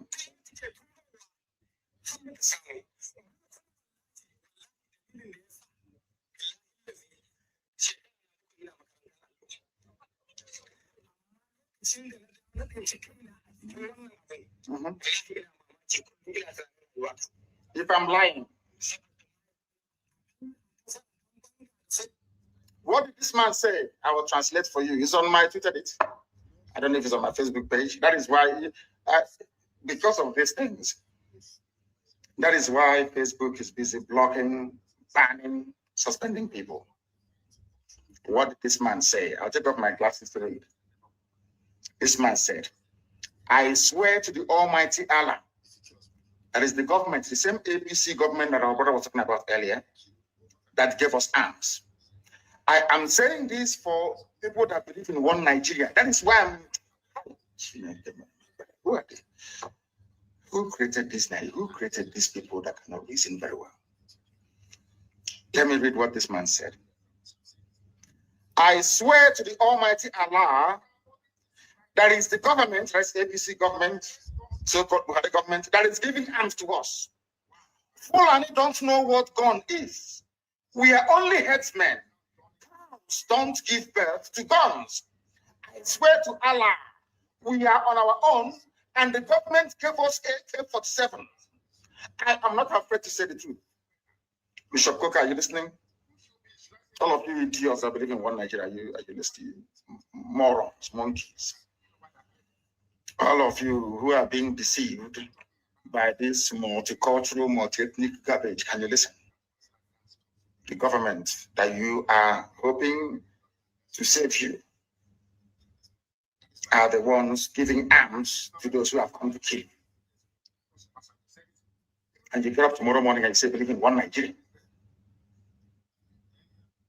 That was why when Ozo 1 was under attack, that was why when these people, they gave guns to attack him,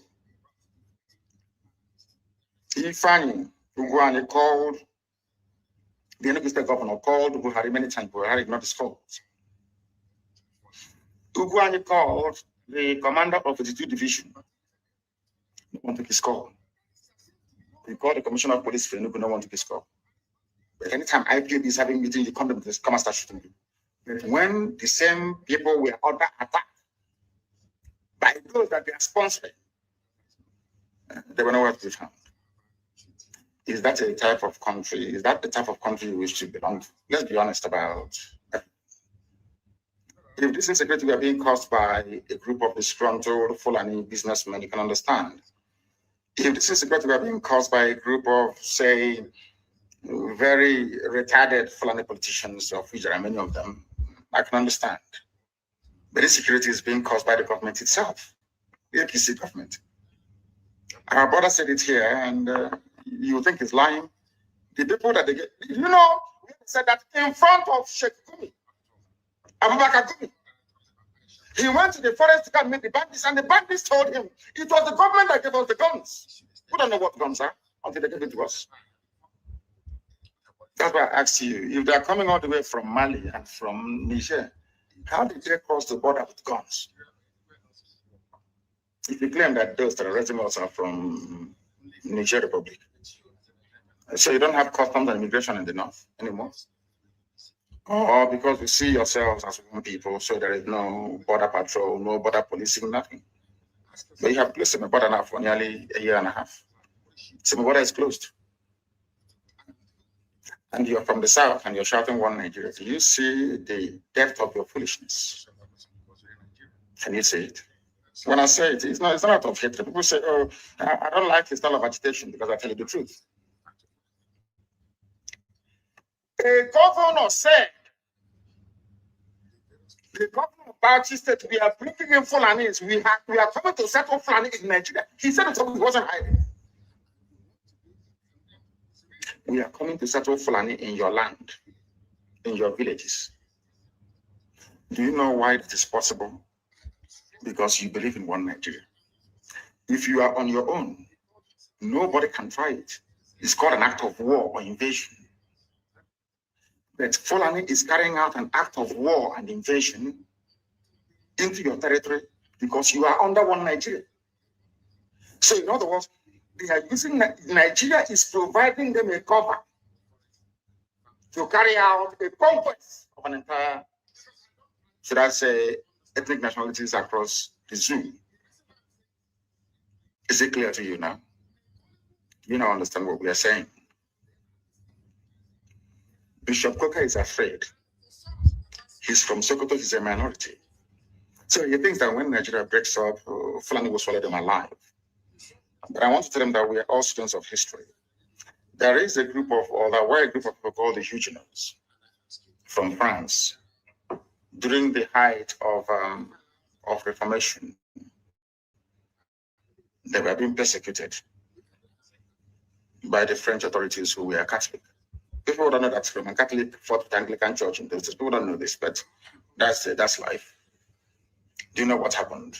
Britain, being a Protestant nation, offered amnesty or struck a deal with France to say, give me all your Protestants. We'll absorb them. They're called the Huguenots. And they came into Britain. That is where the lives of Sir Peter de la Billière. De la Billière is a French name. Then his family settled in England. He rose to become a general and led the war. In the Desert Storm, it was him that commanded the British forces in Desert Storm. His ancestors were French, the Huguenots.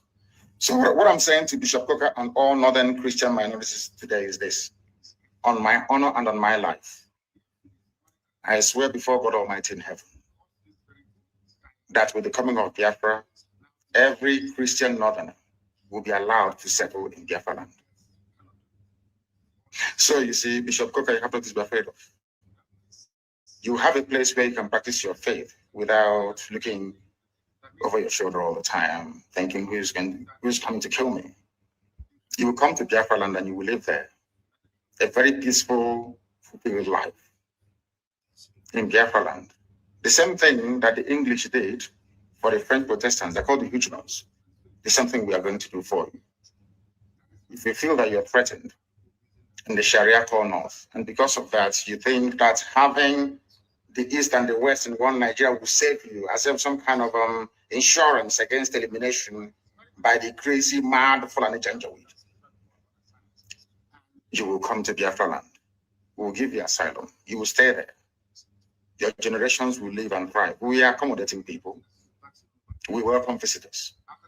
Then you will see what Biafra is like in real life, not the miserable existence you have in Sokoto.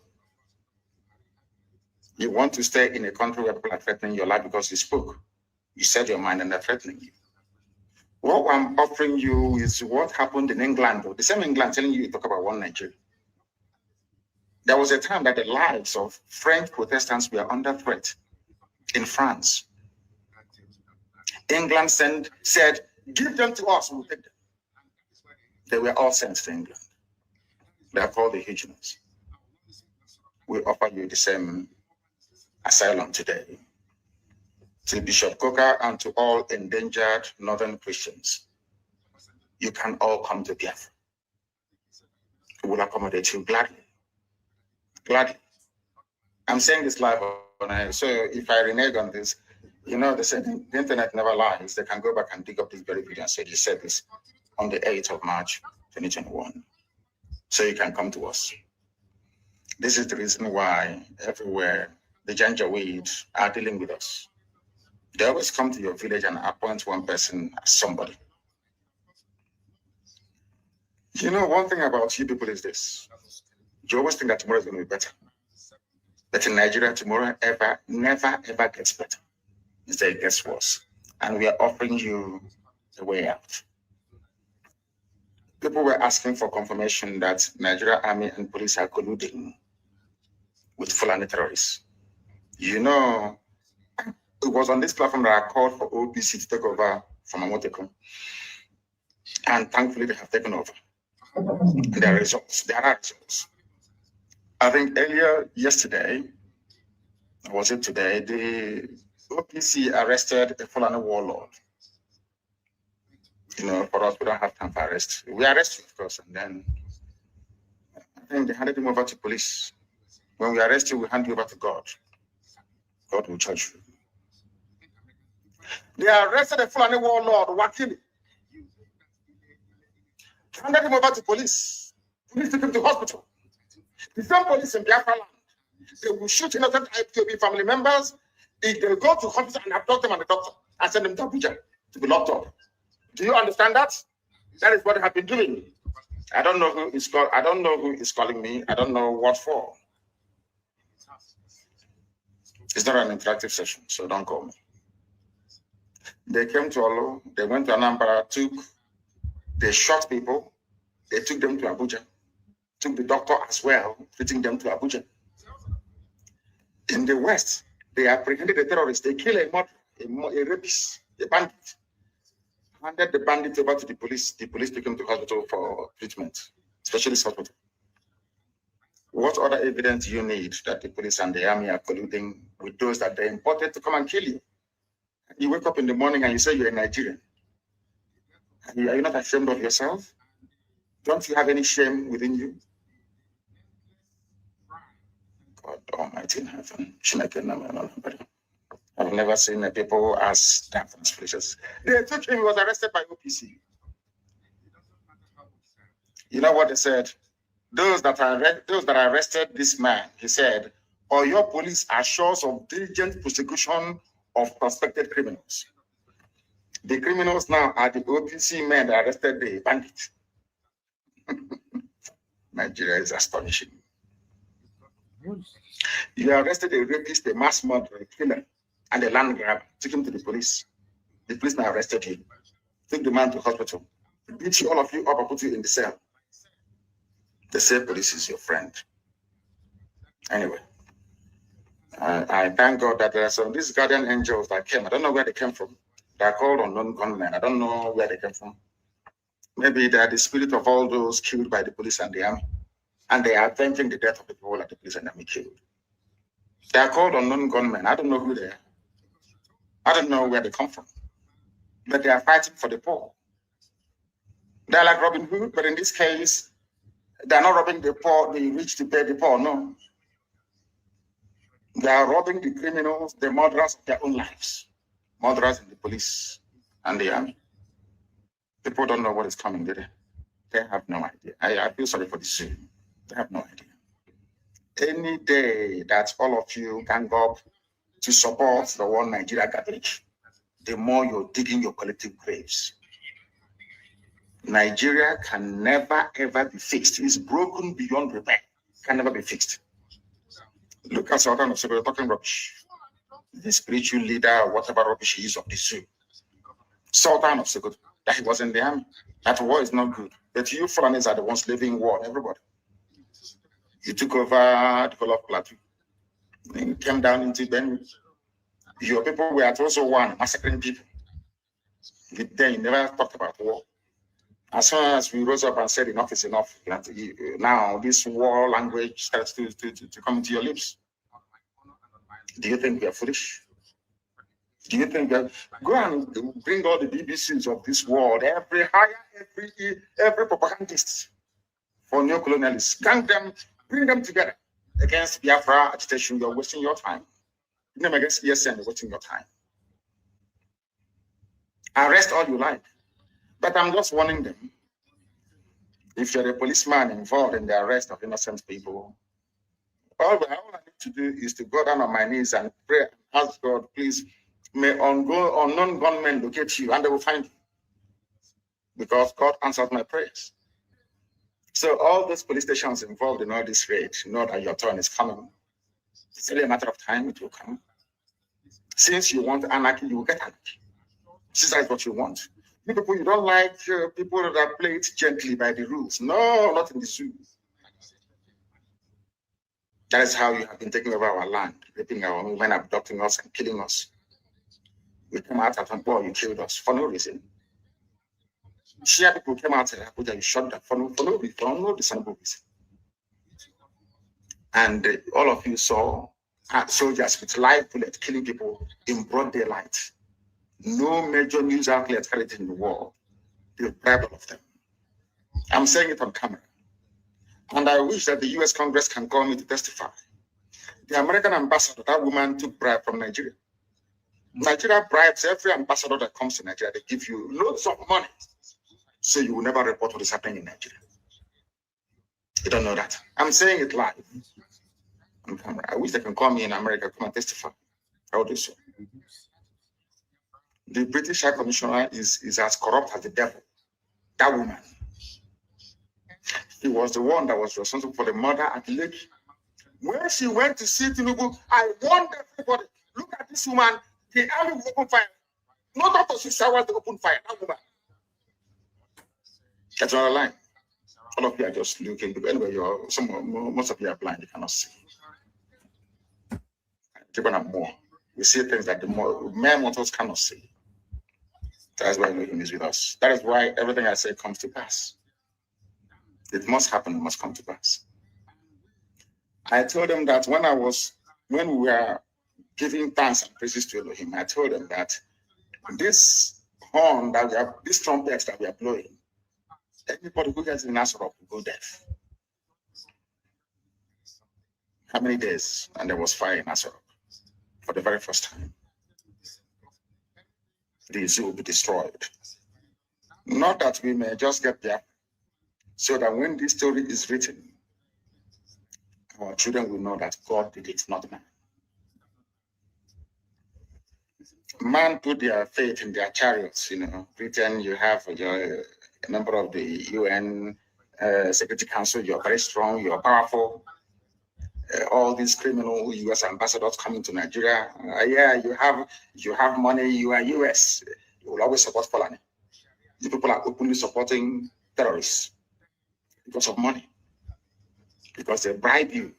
because Halliburton has oil concessions, because there is a shell and everything. Everybody's milking Biafra because of that. It is better we support terrorists. They'll kill the innocent.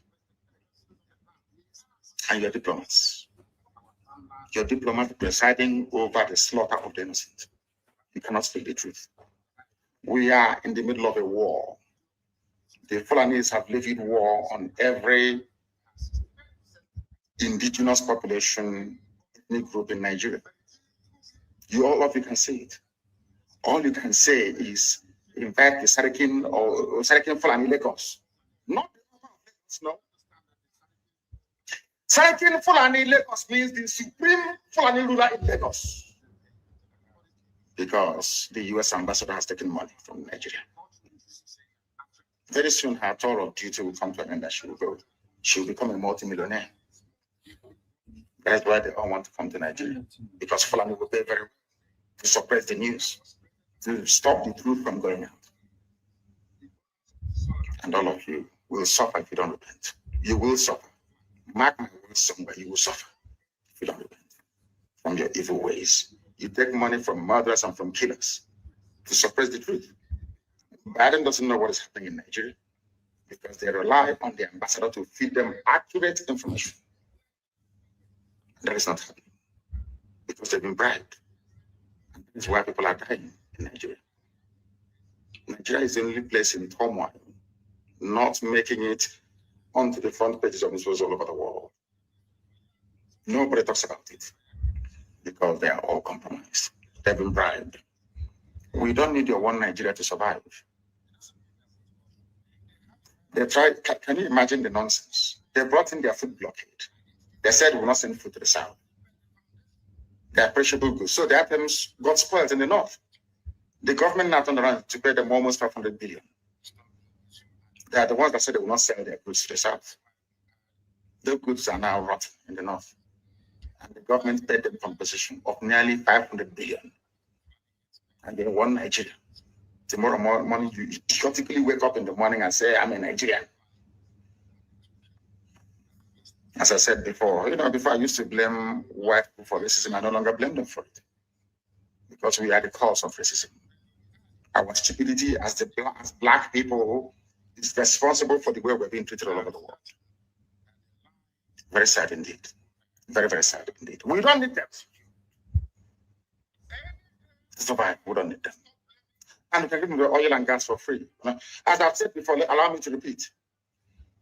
The oil, apart from granting citizenship to every northern Christian, I mean Core North, I mean the Sharia, Arewa, Janjaweed North, you will all live in Biafra land, where you can practice religion without fear or faith.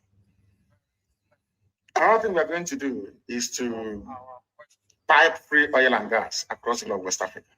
On this very day. In Biafra, Oduduwa will receive oil and gas for free. You see, Benin Republic, oil and gas for free. Togo will receive oil and gas for free. Ghana the same. All the way to, heaven knows, I think, Western Sahara. Do you know why? Because we want the economies of all these countries to grow as well, because they're going to buy our goods and services. They will buy our goods and services. That is why we need the economies to grow as well.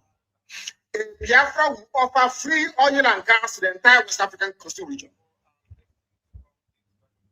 To tell you, we don't need oil and gas to survive as a people.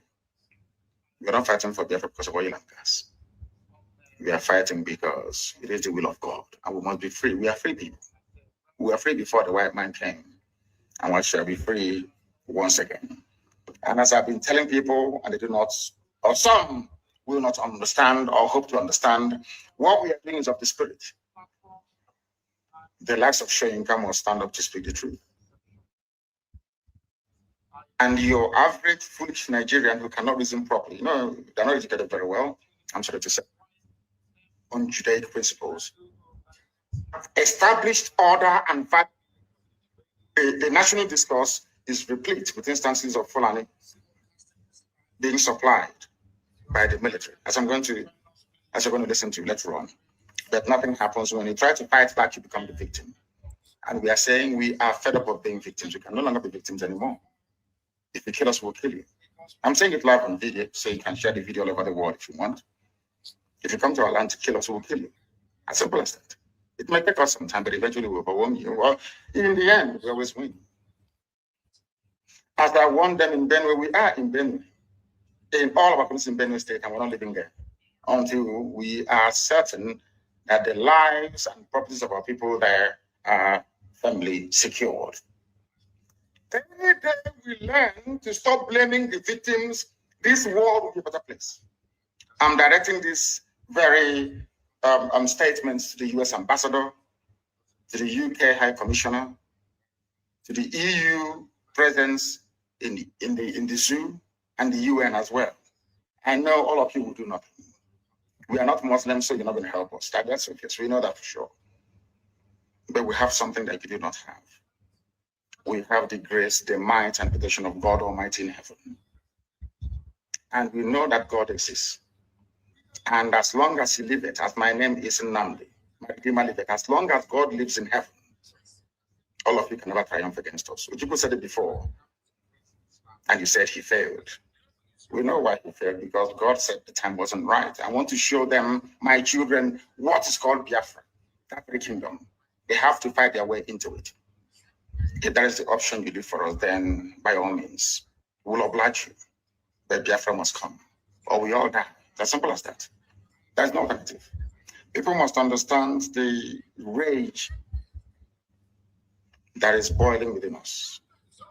You must understand how angry we are. We may look normal to you, but we are very, very angry, believe me. And by the time we are done with Nigeria, the name won't exist. That I can assure you. You people are now beginning to see the type of madness that we are capable of unleashing. And more is coming. And I do not hide it, because you hate us anyway. This conspiracy against Biafra, for no reason, we've done nothing wrong to anyone. But you disguise it and you hate us. You want us to die because God gave us oil and gas.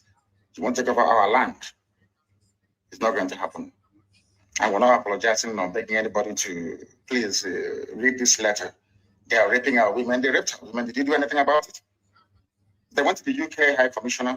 They were telling them, oh, we can't do anything about it. Rape victims. But you're doing something about defending Fulani. You are defending Fulani. But if you have victims in front of you, cannot defend them. And you're neutral. And you want Nigeria to go to. So you want me to stay in a Nigeria where my women will be raped every day. Nobody will do anything about it. And I'll be clapping for you. One Nigeria, I'll be clapping for you. Take a walk, man, people everywhere. People are insane. You want me to stay in a country where the Fulani police and soldiers can come and take our women, rape them anyhow they like. Even before they release them, they charge them. Do you know how much we have spent?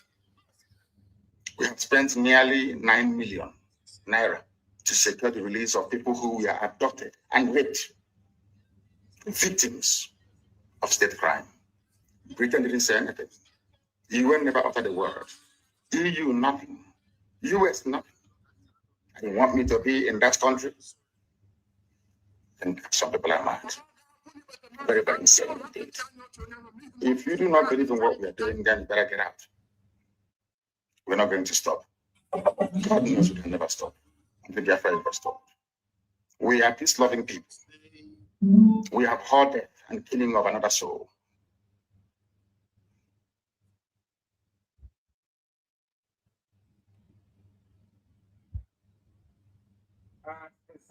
At 7 minutes past 7 p.m. in the blessed land of Biafra, I welcome each and every one of you to this very special broadcast, coming to you live and direct to the entirety of humanity on the surface of this very planet.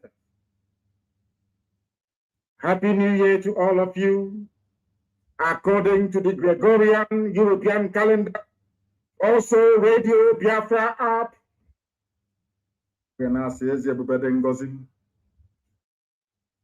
bụ gị onwe gị bụ onye hiwere Eastern Security Network, ọ bụghị mmadụ dị ndụ. N'ihi na ọ bụ izi anyị otu anyị wee sie ndị dị ndụ. Iwe si n'oge ahụ erule mgbe nnụnụ ọbụla gara akị na-akpụ onye nwụrụ na Chineke nna nke igwe na a ga-enwe ndị nchegecha ala nsọ gị. Iwe si etu onwe eme ka ha wee guzosi ike esi ebube dị nkọzi ihe a ga-enye aga na-atọ ha onye nwụrụ na Chineke nna ife kpuchigide ha ị ga-enye ndị mmụọ ozi gị ugwu ego ụmụ ndị dị etu ahụ bụ ndị nche bụ ndị volunteer. Anyị wee guzosi ike n'isi ụmụ gị ndị a niile bụ ndị na-eche ala nsọ gị bụ Biafra onye nwụrụ na Chineke nna nke igwe wee na-asị na ndị mmụọ ozi gị ga-agba ha okirikiri wee chebe ụtụtụ ehihie abalị. O nweghị atụmatụ ọjọọ ọbụla nke ndị iro ga-emetụta ha n'ahụ nna nke igwe n'ihi na mmeri bụ nke anyị. Ị ga-arọpụtara anyị ngwa agha ezi ebube. Ị ga-arọpụtara anyị ngwa agha onye nwe m na ndị Fulani Janjaweed bata ala nsọ gị anyị sụọ ha akwụ nna nke ebe anyị wee ọbara ha wee tọjụọ ala n'ihi na abụghị ekwensu ka ọ ga-abụ na ekpeta masị na Biafra ga-eguzorịrị. O nweghị ihe ọbụla mmadụ dị ndụ pụrụ ime ebe Biafra ga-eguzo n'ihi na ihe ọbụla idere n'idewu ya. Anyị ga-aja gị mma wee too gị gọzie aha nsọ gị ma bulie gị elu site na ebighị ebi ma na ebighị ebi ka anyị na-agụ. Ise. Once again, I welcome each and every one of you this evening, morning, afternoon, or depending on where you are. We are not able to broadcast live on Facebook because Facebook proceeded to tell me, or in fact, they actually said to me that I will not be able to broadcast on my Facebook page. That is the reason.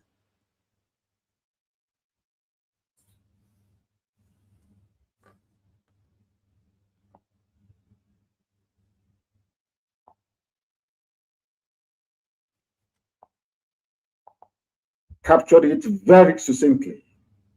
And the person said that Ojukwu fought 2 wars. I will call it 3. Because Ojukwu was fighting neo-colonialism, British imperialist interest in Black Africa.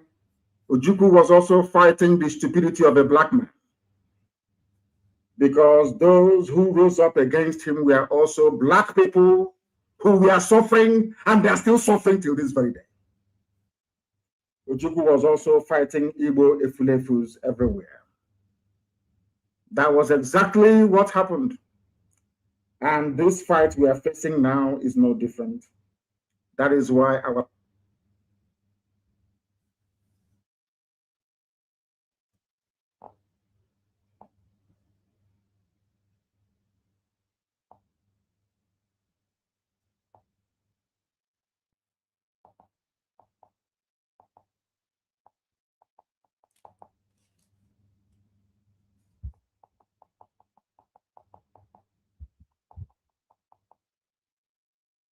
their lands in the north will be occupied by bandits that they themselves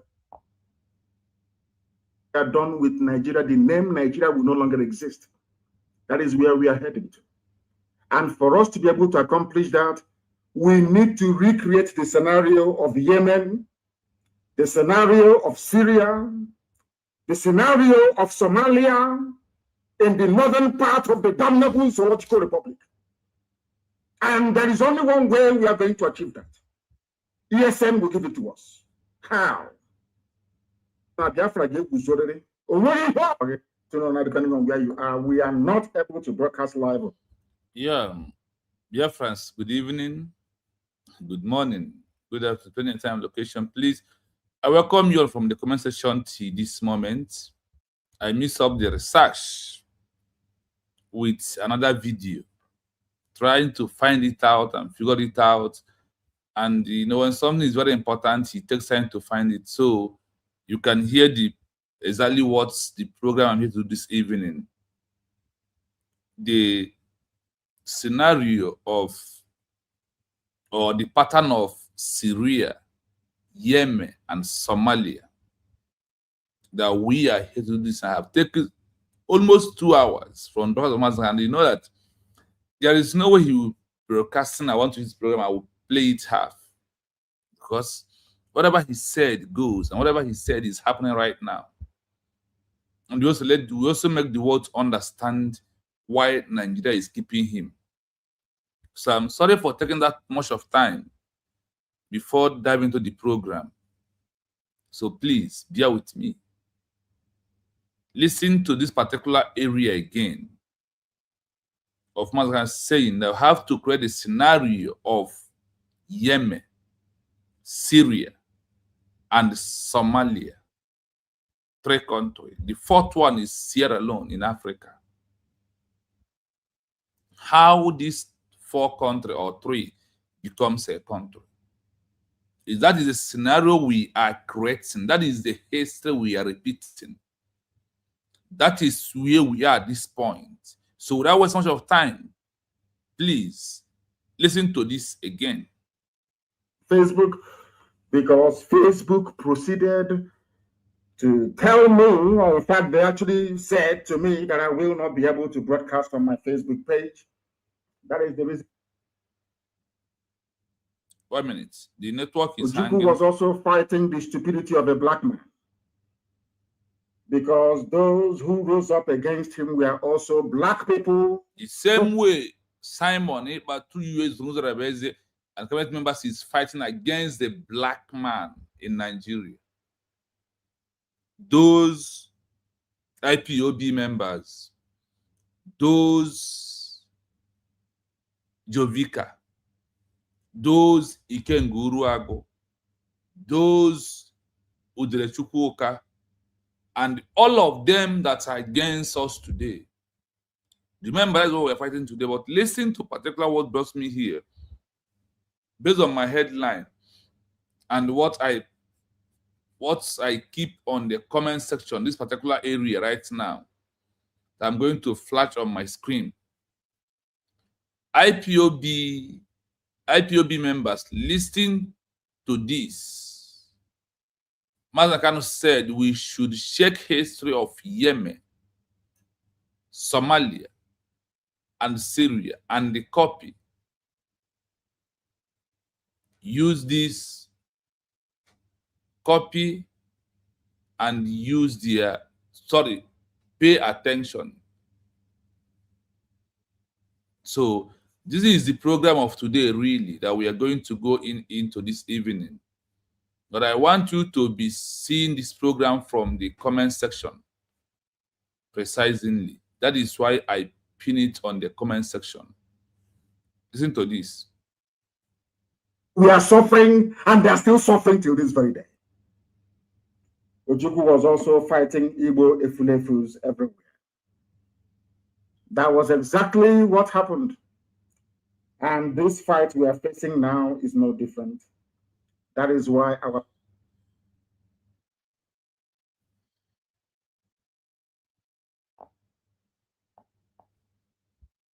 their lands in the north will be occupied by bandits that they themselves. To understand that there is a method in our madness. We are very, very strategic in terms of our approach, not just to the disintegration of the damnable zoological republic, but its disembowelment. I did promise you many years ago that by the time we are done with Nigeria, the name Nigeria will no longer exist. That is where we are heading to. And for us to be able to accomplish that, IPOB, we need to recreate the scenario of Yemen, and all Biafrans, the scenario of Syria, the scenario of Somalia, in the northern part of the damnable zoological republic. The scenario that we are going to create, and when the areas come, we are going to only go with one this night. The scenario of Yemen we create in the north, but the scenario of Syria, Somalia is where USB is right now. And someone may ask, what is this scenario of this Syria? What is the scenario of Somalia? What is scenario of Sierra Leone? What is the scenario of Somalia and this country of Mazen Nnamdi Kanu, the leader, the president of United of Biafra, mentioned from his mouth that we must do what? We must repeat their scenario, or we must pay attention how these 3 or 4 becomes a country today. On that particular word out of his mouth, is what I am here this evening to give you exactly what that word is and who are those created scenario. When I start playing the audio, like I normally do, then you may understand.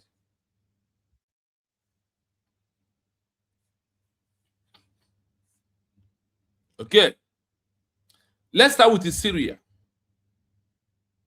We will start from Syria, from the name of organization, their transition, and everything about Syria, to the level of gain recognition as a country that we are hearing today.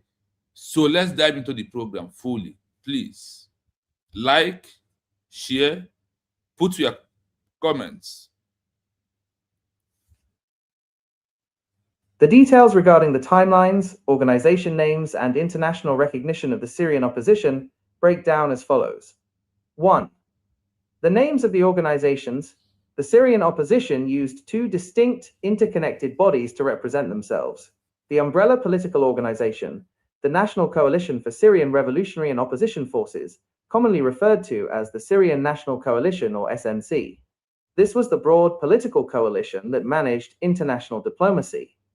The government in exile body, the Syrian Interim Government, SIG.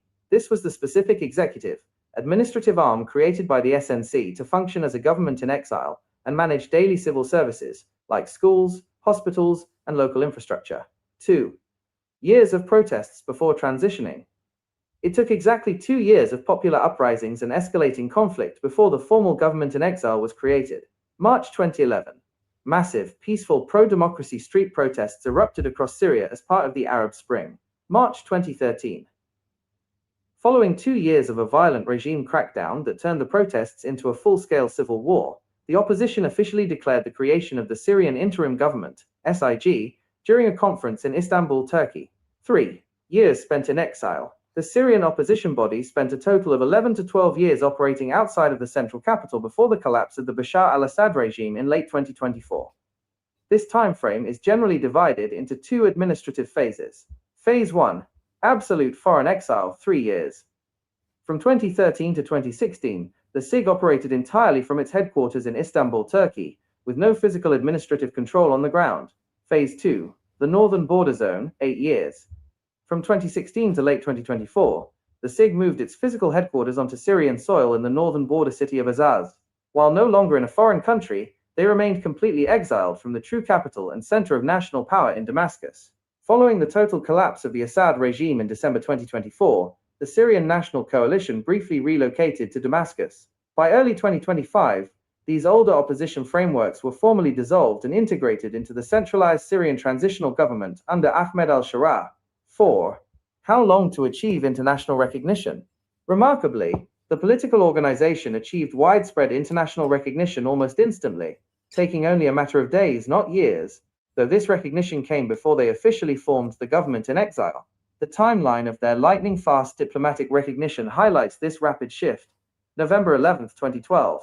The Syrian National Coalition, SNC, is officially formed in Doha, Qatar. 1 day later, November 12, 2012, Qatar and the 6 member states of the Gulf Cooperation Council, GCC, formally recognized the SNC as the sole legitimate representative of the Syrian people. 2 days later, November 13, 2012, France becomes the first Western superpower to grant formal recognition. 1 week later, November 19 to 20, 2012, the European Union and the United Kingdom issue formal recognition. 1 month later, December 12, 2012, the United States formally recognizes the coalition at a Friends of Syria conference in Marrakesh, Morocco, alongside more than 100 other international delegates. The catch with recognition. While over 100 countries rushed to recognize the political coalition, SNC, within weeks of its birth in late 2012, many of those same Western and Arab nations later hesitated to give that same level of formal diplomatic recognition to the actual interim government, SIG, when it launched in 2013, preferring to treat it as a civil administrative partner rather than a sovereign replacement state.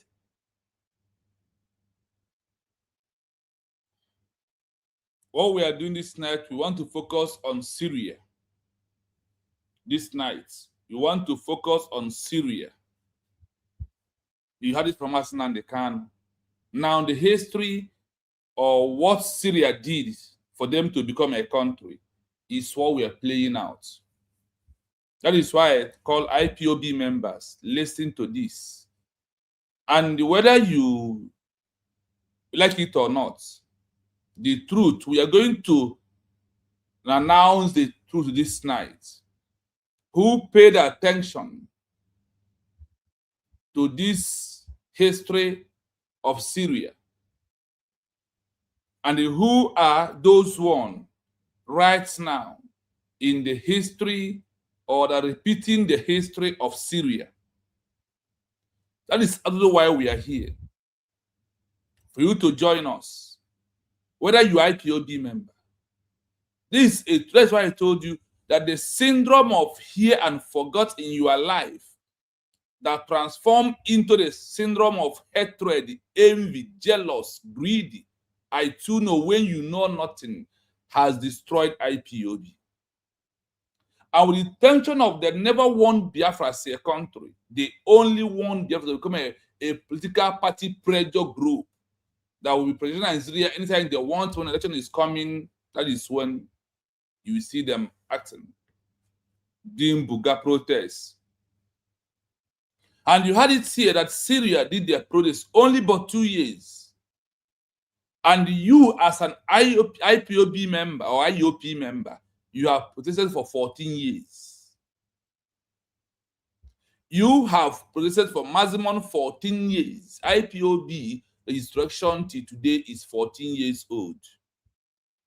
What took Syria 2 years to only protest out of street of their country, transition into the first government in exile of Syria, into Turkey? You had it here. So why I played the bottom man's account is for you to hear it from him direct, not from me. So today, if you are fighting against United States of Biafra was really declared November the 29, 2024, you are fighting against Mazdan Khan on his words. And you never believed on him. That is what you are doing. That is exactly what you are doing this evening. So I want you to pay attention. Sit down. Let us go through this journey and learn from this history. And if you are seeing USB declared, you must give respect because of it's a word, the fulfillment of Mazin Nanokukano's prophecy. How Biafra should be a country. That for us to destroy Nigeria, we must create the same scenario of Syria. We are using one out of the 4 or 3. I want to use only one so you can understand it clearly. I'm going to play the audio again. So listen, before we start our analysis, you know how we do it here. We're also going to play to understand which months do they do the declaration in exile and how Syria is a country today. So listen, and you ask yourself, am I doing or am I creating the scenario of Syria that someone you call the leader, Methuselah, you come as your leader, but look at this scenario has us to create. When and how and when are you going to create this scenario? For us to end Nigeria, for Biafra to be a country, that we must create the scenario of what? Of Syria. He chose Syria, Yemen, Somalia, not Somaliland, Somalia, then attached with Syria, Sierra Leone. When and all of you are shouting, making noise, BGC, CRC, PUK, Punk, whatever you call yourself, when are you going to create this? The man finished off the job. He said, we must create this scenario. And Simon Ebanjoko, who did not believe in syndrome of he and forgot, did what? He created scenario that Mazen Kanu said, that through this scenario, this is how we are going to achieve Biafra as a country. And today, that scenario has been created and be repeating here. The only thing you do is to fight against it. Is all you do is to fight against. That is all you do. So let us listen fully again. Let us listen. Because this is where we head this evening.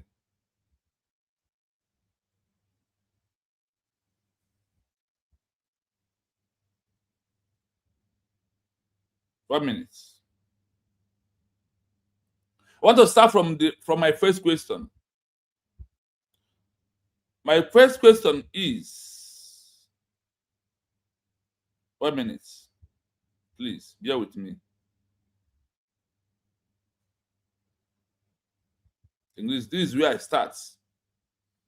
My first question is, I want full history of all information about Syria. Then I ask, did they form government in exile? Now listen. Yes, the Syrian opposition established a formal government in exile during the civil war to challenge the legitimacy of Bashar al-Assad's regime.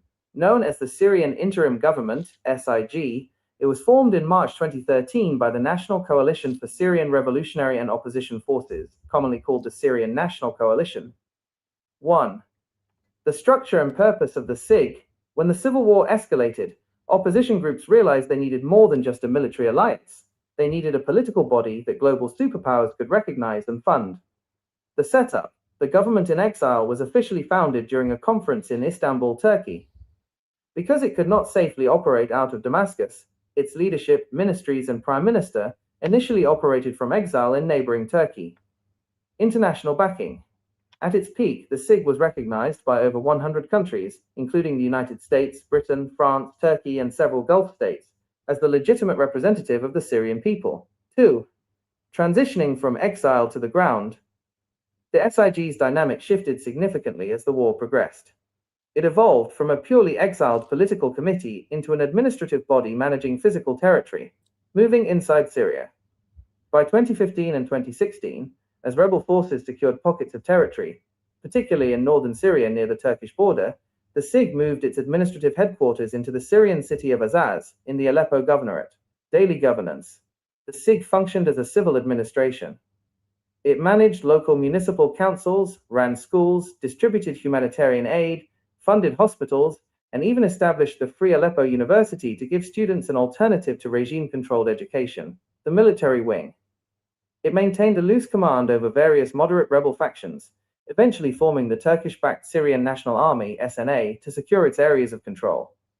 The climax, the 2024 collapse and the transition. The landscape of Syrian governance fundamentally shifted following the historic collapse of the Assad regime. When a massive lightning rebel offensive captured Damascus and forced Bashar al-Assad to flee into exile in Russia, the era of the old regime came to an end. Following this collapse, a transitional caretaker government was established inside Damascus, led by transitional figures like Ahmed al-Sharaa. The political bodies that spent over a decade operating in exile or in northern border zones immediately backed the new central administration in Damascus.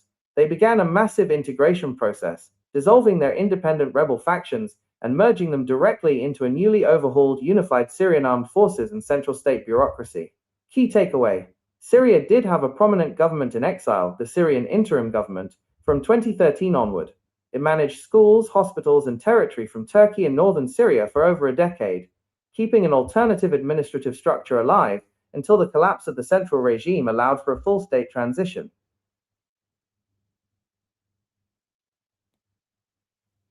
To break down your questions precisely, we have to look at the exact dates, organizations, and timelines that define the Syrian opposition's administrative history. 1. The name of the organization. The umbrella political organization is the National Coalition for Syrian Revolutionary and Opposition Forces, commonly known as the Syrian National Coalition, or SNC. The actual executive administrative body, the specific government in exile that it created to run ministries, schools, and services, was called the Syrian Interim Government, SIG. 2 years of protests before transitioning into a government in exile. It took roughly 2 years from the initial outbreak of popular uprisings to the formal creation of the government in exile. March 2011. The initial peaceful, pro-democracy street protests erupted across Syria as part of the Arab Spring. Due to the regime's immediate and violent military crackdown, these protests rapidly escalated into an armed insurgency by late 2011. March 2013. Recognizing the need for a cohesive political alternative to Bashar al-Assad, the Syrian National Coalition officially founded the Syrian Interim Government, SIG, during a conference in Istanbul, Turkey. 3 years spent in exile after the declaration. The Syrian interim government spent between 3 and 11 years operating outside of the capital, depending on how its movement is measured. 3 years in absolute exile, 2013 to 2016. For the first 3 years following its 2013 declaration, the SIG operated entirely out of its headquarters in Istanbul, Turkey, completely detached from physical administration on the ground. 8 years in the border zone, 2016 to 2024. In August 2016, the SIG shifted its operations and moved its headquarters directly onto Syrian soil, settling in the northern border city of Azaz. While no longer in foreign exile, it remained completely exiled from the true center of national power in Damascus, functioning as a localized administration in opposition-held and Turkish-backed territories. The 2024-2025 dissolution. Following the sudden collapse of the Assad regime in December 2024, the political landscape transformed. The Syrian National Coalition initially relocated to Damascus. Shortly after, in early 2025, the organization officially dissolved and merged its administrative structures into the newly formed centralized Syrian transitional government under Ahmed al-Sharaa. To get the exact historical context, we have to look at the two completely different eras of Syrian independence declarations: the original Declaration of Independence from France in 1946, and the modern opposition's declaration of a revolutionary alternative government during the Civil War. Here are the precise answers to your questions broken down by day, month, year, and the leaders involved. 1. The modern opposition declaration, the Syrian National Coalition. What is the exact date? The umbrella political opposition organization issued its foundational founding declaration on November 11, 2012. Who issued the declaration? It was issued by a unified assembly of Syrian grassroots movements, activists, and defected politicians who gathered for a conference in Doha, Qatar. They formed the National Coalition of Syrian Revolutionary and Opposition Forces, known as the Syrian National Coalition, or SNC. Was their first leader arrested?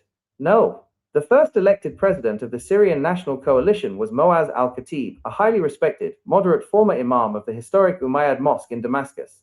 He was not arrested. He led the coalition freely from abroad, stepped down voluntarily in 2013 due to political frustrations, and survived the war. 2. The original Declaration of National Sovereignty, Independence from France. If you are referring to the date when Syria became an independent nation on the global stage, free from European colonial rule. What is the exact date? Syria celebrates its Evacuation Day, formal independence declaration, on April 17, 1946. This marks the day the last French colonial soldiers packed up and left Syrian soil. Who issued the declaration?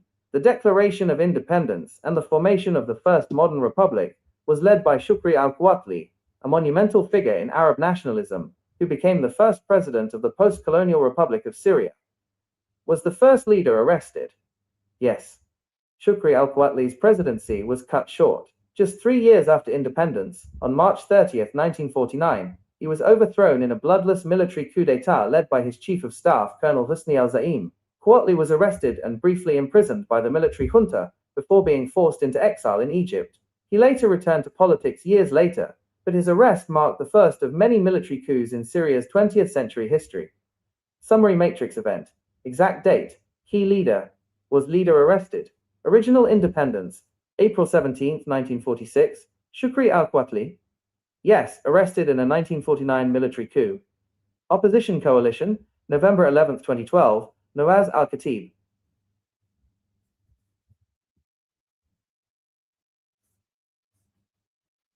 The details regarding the timelines, organization names, and international recognition of the Syrian opposition break down as follows. 1. The names of the organizations. The Syrian opposition used two distinct, interconnected bodies to represent themselves. The umbrella political organization, the National Coalition for Syrian Revolutionary and Opposition Forces, commonly referred to as the Syrian National Coalition or SNC. This was the broad political coalition that managed international diplomacy. The government-in-exile body, the Syrian Interim Government, SIG. This was the specific executive, administrative arm created by the SNC to function as a government in exile and manage daily civil services, like schools, hospitals, and local infrastructure. 2 years of protests before transitioning. It took exactly 2 years of popular uprisings and escalating conflict before the formal government in exile was created. March 2011. Massive, peaceful pro-democracy street protests erupted across Syria as part of the Arab Spring. March 2013. Following 2 years of a violent regime crackdown that turned the protests into a full-scale civil war, the opposition officially declared the creation of the Syrian Interim Government, SIG, during a conference in Istanbul, Turkey. 3 years spent in exile. The Syrian opposition body spent a total of 11 to 12 years operating outside of the central capital before the collapse of the Bashar al-Assad regime in late 2024. This time frame is generally divided into 2 administrative phases. Phase 1. Absolute foreign exile, 3 years. From 2013 to 2016, the SIG operated entirely from its headquarters in Istanbul, Turkey, with no physical administrative control on the ground. Phase 2. The Northern Border Zone, 8 years. From 2016 to late 2024, the SIG moved its physical headquarters onto Syrian soil in the northern border city of Azaz. While no longer in a foreign country, they remained completely exiled from the true capital and center of national power in Damascus. Following the total collapse of the Assad regime in December 2024, the Syrian National Coalition briefly relocated to Damascus.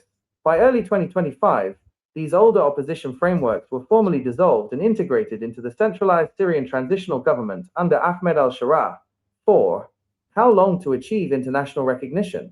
Remarkably, the political organization achieved widespread international recognition almost instantly, taking only a matter of days, not years, but this recognition came before they officially formed the government in exile. The timeline of their lightning-fast diplomatic recognition highlights this rapid shift.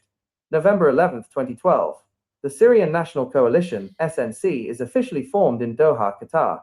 1 day later, November 12, 2012, Qatar and the 6 member states of the Gulf Cooperation Council, GCC, formally recognized the SNC as the sole legitimate representative of the Syrian people. 2 days later, November 13, 2012, France becomes the first Western superpower to grant formal recognition. 1 week later, November 19 to 20, 2012, the European Union and the United Kingdom issue formal recognition. 1 month later, December 12, 2012, the United States formally recognizes the coalition at a Friends of Syria conference in Marrakesh, Morocco, alongside more than 100 other international delegates. The catch with recognition. While over 100 countries rushed to recognize the political coalition, SNC, within weeks of its birth in late 2012, many of those same Western and Arab nations later hesitated to give that same level of formal diplomatic recognition to the actual interim government, SIG, when it launched in 2013, preferring to treat it as a civil administrative partner rather than a sovereign replacement state. I hope you followed and you listened. Now, I will play the video again for a reason why we are doing this program. Because the time has come for us to check why people are still stupid and proving madness all over social media. What are those you claim is your leader drop a message for you in the same 20 January 1st, 2021? This is one of my kind of broadcast where he said that for us to achieve Biafra as a country, that we must create the scenario of Syria, a country called Syria in Asia. He also said we must create a country scenario of the same history of Somalia in Africa. Even Sierra Leone in Africa. Even Yemen in Asia also. These are 4 or 3 countries, President Kanu said openly, that we look at their history. We have to look at how they achieved their country. That is how Biafra will be. It makes it openly that this is the history or the scenario we must create how Biafra should be a country. And look at the scenario here. Look at the history right here in front of us. What are you picking from this history? What are you learning from this history? The broadcast.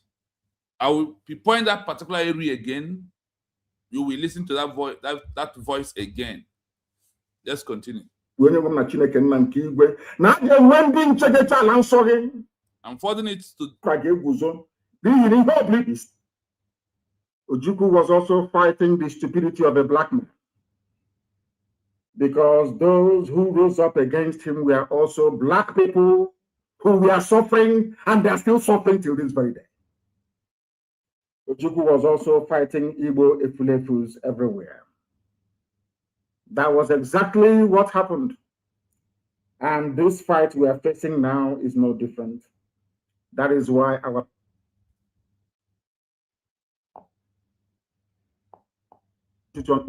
are done with Nigeria. The name Nigeria will no longer exist. That is where we are heading to. And for us to be able to accomplish that, we need to recreate the scenario of Yemen, the scenario of Syria, the scenario of Somalia, in the northern part of the damnable Zoological Republic. And there is only one way we are going to achieve that. ESN will give it to us. How? I want you to pick out exactly the 3 countries he mentioned. What is the history of that particular country he mentioned? That he said we need to create their scenario in a common terms. We must look at how they got their country and who they are today. I'll be doing this program. I'll be moving. I will be coming to be playing this particular section of the voice of Mazi Nnamdi Kanu. So if you're a IPOB member, come, tag them, let them come, please. Share the program. Share the program. That's why my headline is IPOB member, listen to this. Mazi Kanu said, we should check history of Somalia, Syria, and use their pattern. The pattern of Syria is what we are about to analyze, what I have been playing to you. So, we'll come back to that again, but let us proceed. Now, the first question is, what is the full history or the full scenario of Syria? First. And why did he mention that we need to create this scenario of Syria? I'll play it to you. The detail regarding the timeline, organization's name, and the international recognition of Syria oppressor breakdown as follows. How it's been break down, how everything follows, and what's happened. In the first place, that's why I said, any country today who are existing country today start from somewhere. They start from organization name. That's why I said IPOB, Masobu, BGC, CRC, Fake Bridge, Ogenkere, the criminal, the spinal vulcanizer mechanic man in America, who only learn how to steal people's property and use them, who cannot translate or form his own, except to steal from the one someone that's formed already. The scenario is number one first, that this Syria start as an organization. They did what? They start as an organization. What is the name of the organization? The Syria option used two dynamic body to represent themselves.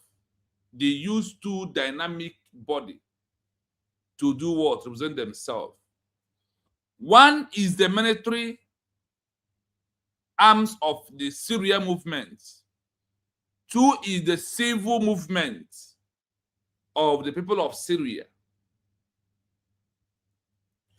In the movement of Syria, having two groups is like when we talk about US government in exile and the Biafra military, or you know the name, the elite squad, as they are answering right now, under US declared, is when we talk about the umbrella political organization, the National Cohesion for Syria, the Revolutionary and the Options Force, commonly referred to as the Syria National Cohesion, or SNC. In these two groups now, look at their two names, SNC. And your own is IPOB. In this scenario of repeating the history of Syria as how we can achieve Biafra, one, they start with what organization? In abbreviation, the name of the organization is SNC, is the name of the organization they used to start.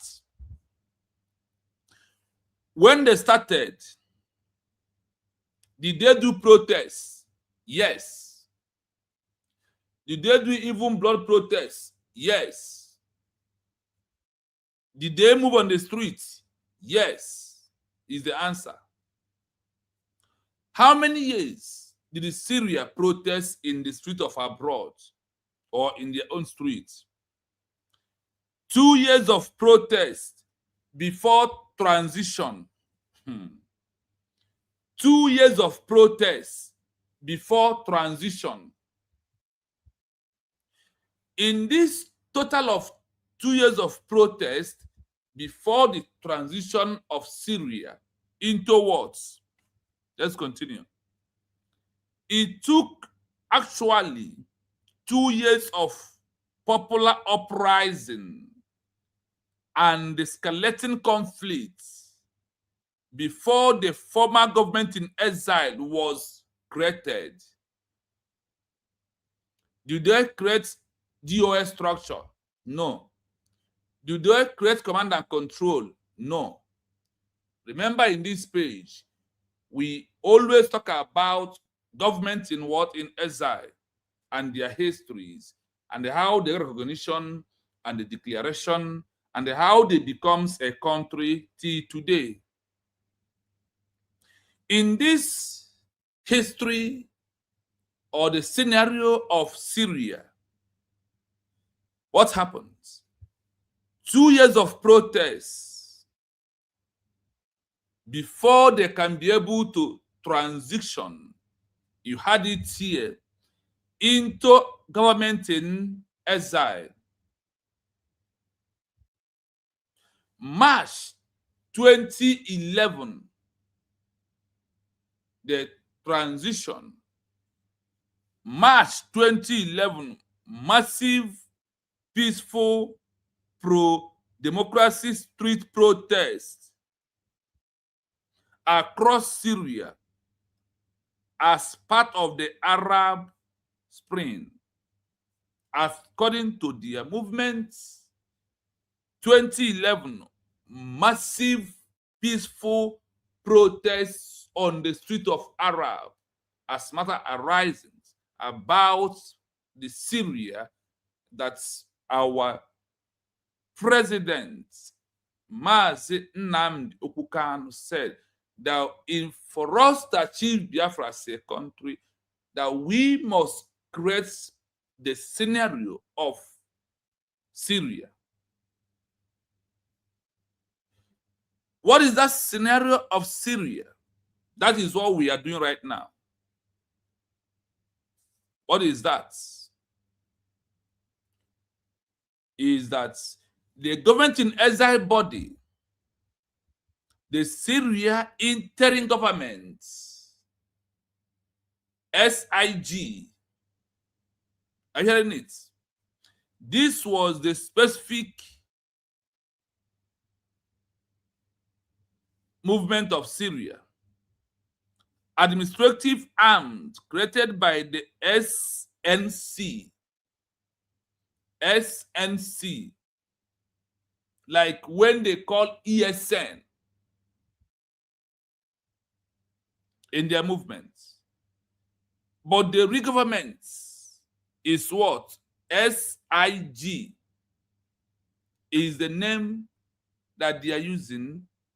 That is what they said. They have two bodies that made it happen. Remember, before I pause, the man kind of said, ESN will give us that. Remember that word from Aznandekan.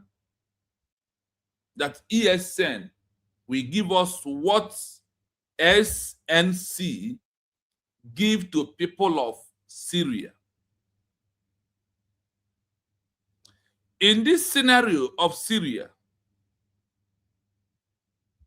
now they have their government, they have their military arm wing that is helping them, even in diaspora where they are, in the homeland, through guerrilla warfare, to function as a government in exile and they manage daily civil service like school, hospital, and the local infrastructure. When there was in exile, as we are going to bring the name of the country where they are in exile, remember, it's word from us, what I'm doing this evening, that we should create the scenario of what? Syria. The scenario of Syria has already been done and dusted through USB declared, through a force.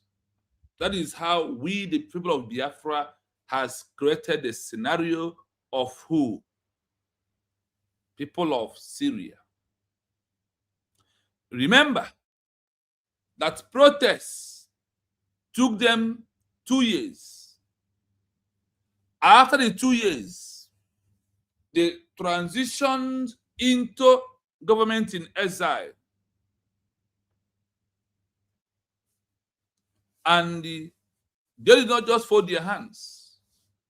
Here it said, SNC to function as part of the government in exile to manage daily civil service like schools, hospital, and the local infrastructure. Not in their territory, in another person's territory. Not in their land, another person's land. Not in their land, in abroad, where you are, claiming Ipob one family for 14 years without achieving Biafra as a country. Now, let's continue. Let's play the audio a little bit. We pause, we move.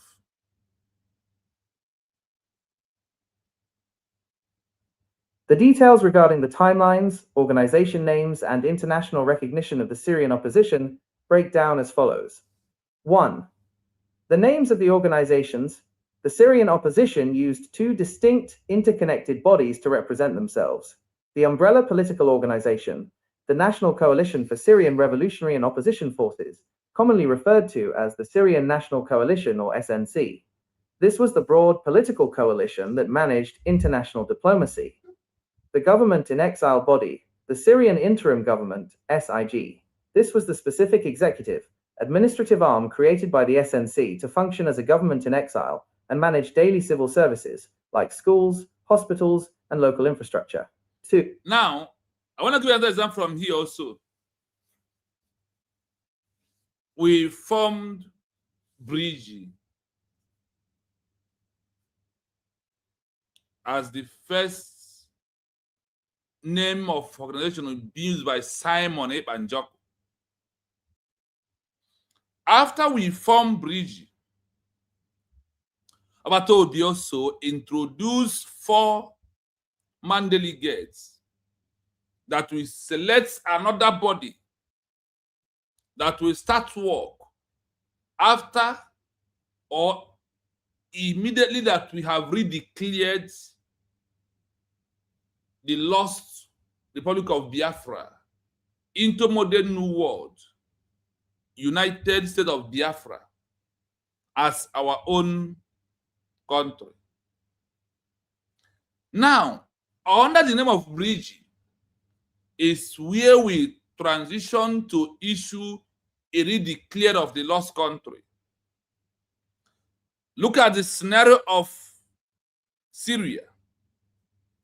The old organization they use with their military arm wing, SNC, now, after they have moved into exile, or they have declared it, or without even declaring it, the one they was using as an organization, they did what? They said, we have transitioned into government in exile. For us to prove a structure of a government in exile and a cabinet members being at work, they start managing day-to-day service of their people under the civil rights of the people of Syria. Now, as they are moving into the name, they have been using the name SNC. After the transition, they start using SIG, which is what? The government in exile body, the Syria interim government, is how they transition into the Kabatobi, introducing the 4-man delegates to select those that are going to start using the name of United States of Biafra after our peacefully declared, to handle the affairs and the diplomatic movement of United States of Biafra to achieve recognition.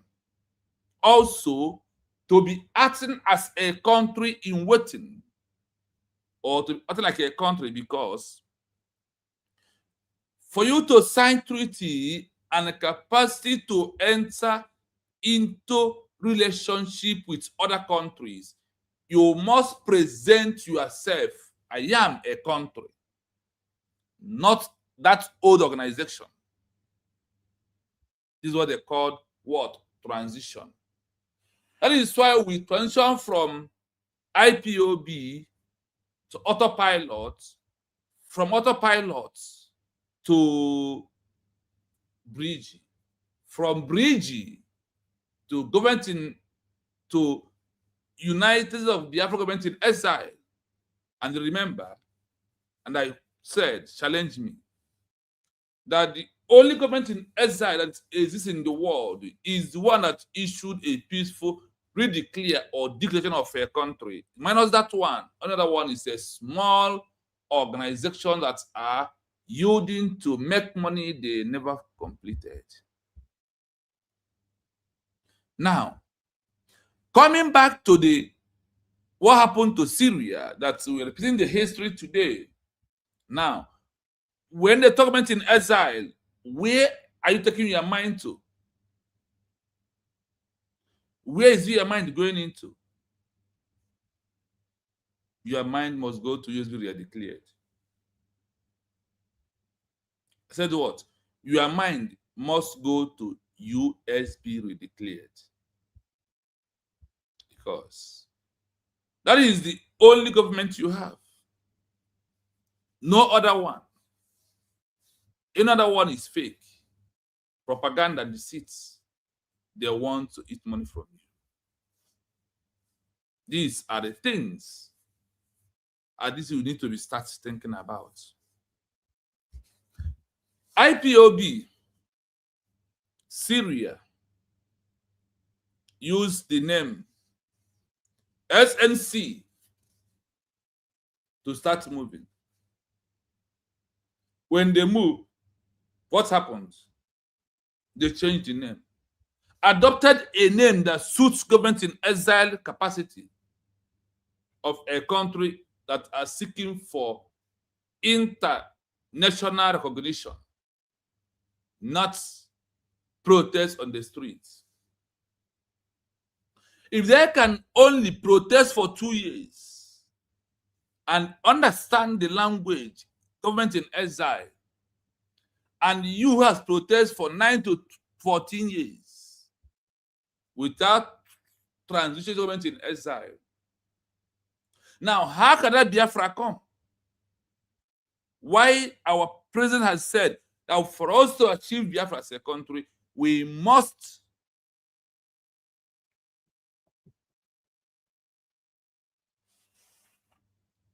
create the scenario of Syria. Number one, the scenario of Syria is one, form an organization, use and do protests. When they find out that this protest cannot get what they want, they abandon the protests, transition into official government in exile.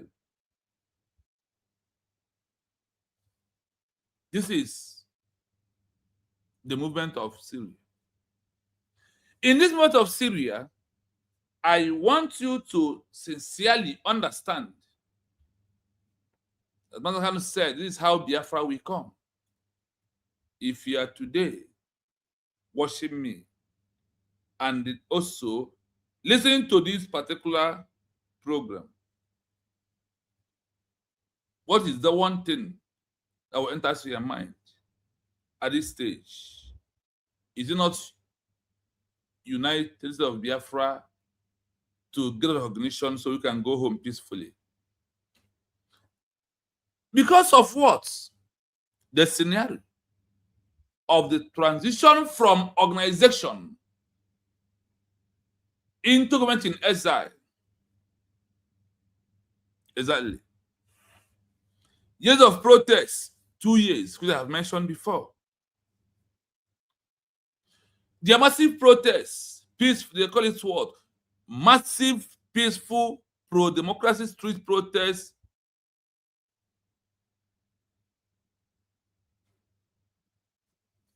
You can see their first time on the transition government in exile. And when the transition government in exile, do they continue protests? No. It's only that what that happens before the government in exile is where it ends. And today, Syria, is it a country of their own? More than different people? The answer is hell yes. The answer is totally what? Yes, is the answer. Syria is a free country today on their own level. Remember, March 2011, massive, peaceful, pro-democracy street protests interrupt across Syria as part of the Arab Spring. Then, this is 2011.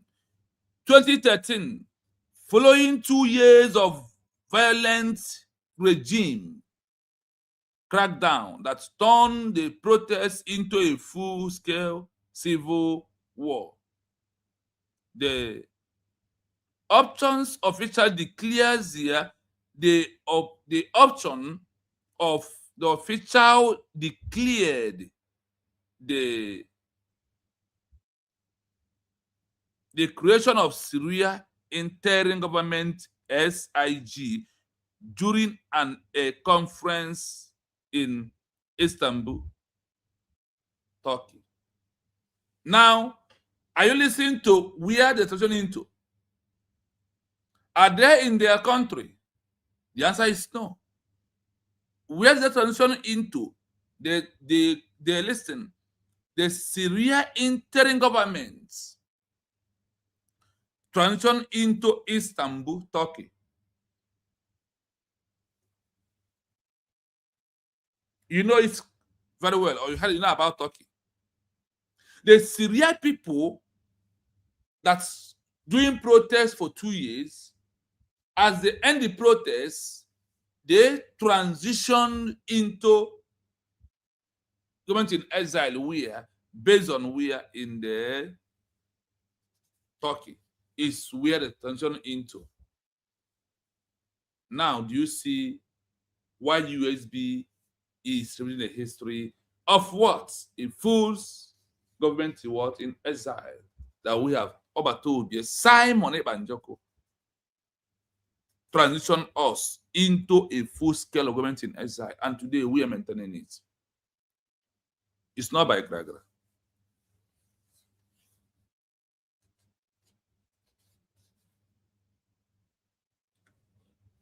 March 2013, following 2 years of violent regime crackdown that turned into protests into a full-scale civil war, the oppressor officially declared the creation of the Syria interim government during a conflict in Istanbul, Turkey. This is where they transition into. People that want country. They choose the language of the world. The language of the international community is what? Government in exile, not IPOB structure. That's why they say that IPOB structure is like organization being built only for focus on politics or begging the existing country to free them. Today, our US government has really did well to rust because we are not missing. And all that we are going to do today is about their history. And you ask yourself, if you're IPOB member from 2012 to today, how many years of your protest? Because the time that we are into need to be checkmated very well. And look at how others manage the affair, move up, and do the needful that they're supposed to do. Number one. So number three, years spent in exile. How many years did Syria spend in exile? Listen. The Syria option body spent a total of 11 to 12 years operating outside of their central capital. 11 to 12 years in exile. Even though where they have even declared their lost country, they suffer for it.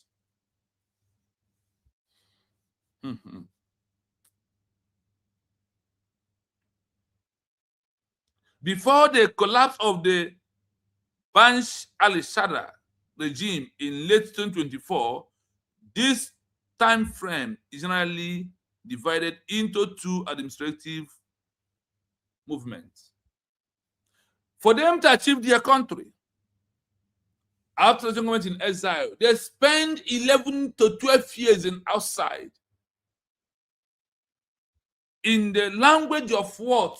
Government in exile that are seeking forgiveness of a lost country that they have redeclared it here, that they redeclared their lost country. Because it's not a new one. Please, if you join us If it pleases you to like the program, I will only ask you to hit the like button.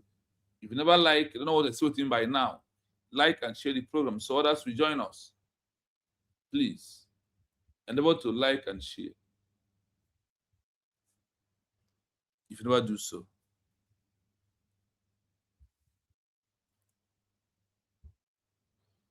The collapse of the Bashir al-Assad regime in 2024.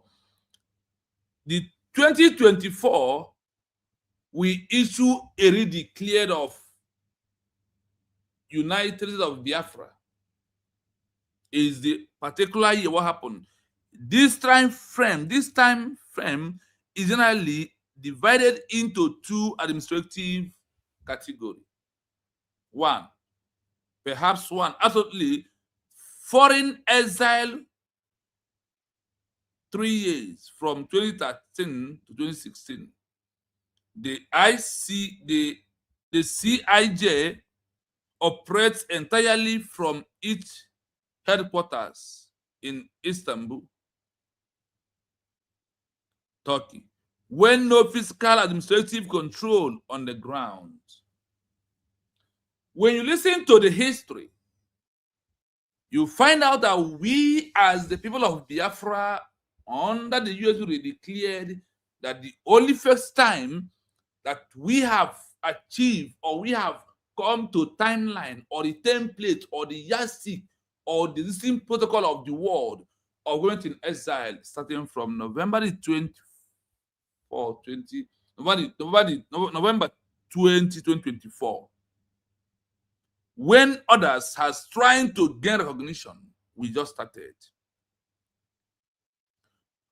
Operating entirely from its headquarters in Istanbul, Turkey, with no physical administrative control on the ground. Are you hearing it? They do not control 1 inch of their territory. Syria.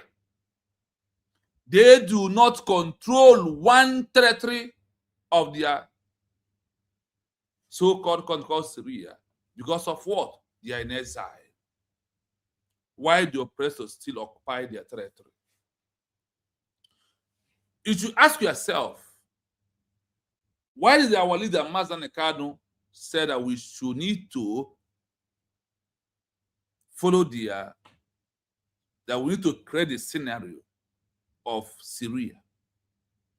Number one scenario of the Syria, I mentioned it again, is what? Is the organization that transitioned into government in exile and the issue redeclared of Syria, because Syria lost their country, like we also, that is in the hands of the colonial eras. But loss is lost. In our own time, British made us to lose the hands of Nigeria by even coming to attack and buy us by themselves, not only waiting for Nigeria to finish it all. You had some videos, see a white man, British, carrying gun, buying a Biafrans, and they're arresting them. Happens. Taking our women. So, when we said that the only option you have that today, in the line of Mason and the Kana Simon, is only USB redeclared. You are envy, you are hatred, you are jealous, you are who you are, cannot stop it. Because all these countries, you can see the comment section, how they have been, nobody stopped them. Now, we continue. Perhaps, too, the North Border Zone, 8 years from 2026 to late 2024. The SIG movement, it is physically headquarters onto Syria soil in the northern border city of Azizi. Why no longer in a foreign country? They remained completely exiled from the true capital and the central of their national power in their way. Why does that word? Because the way is pure. The movement is going. And everything is happening in between. As they are transition, as they are moving, the governments need to be changed. Remove the structure of organization. Put themselves in the structure of government in exile that most seek recognition of is the country. Now, in this particular junction where we are, I ask you again, who is today doing what Mazen Kano said that we need to create a scenario of Syria? Is it not what USB is doing? Come and tell me. Come and tell me that. Let's proceed. I will play the audio. There's a reason why I have to play the audio.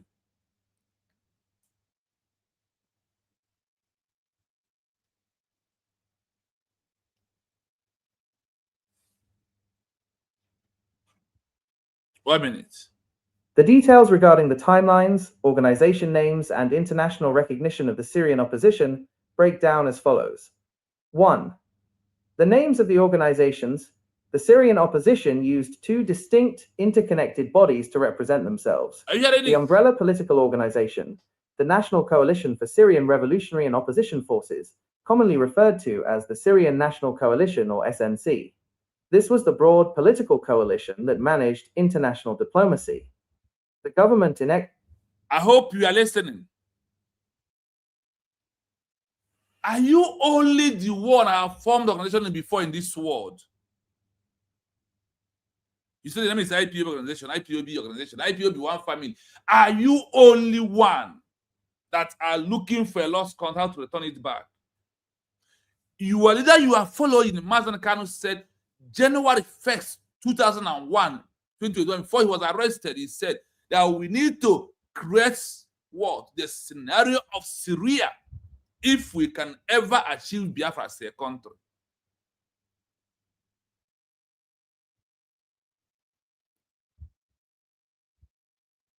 Well, that is why a man who knows the roads comes and take over the movement. And he made everything possible. The life. You must live a life from what happened to others and you move on. If there is no yesterday, there is no today.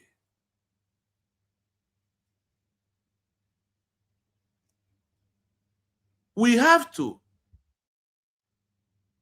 thank Simon Ebanjoko and Dr. Muzorabeze for standing on the template of how Syria, that's the president of Biafra, that everybody is calling my leader, my leader, my leader. Look at what the leader told you to do before he was arrested. Have you done that? Or rather, you're underground. And the man said, no way I can be underground. I need to move out to do what he asked us to do. I need to create a scenario of Yemen.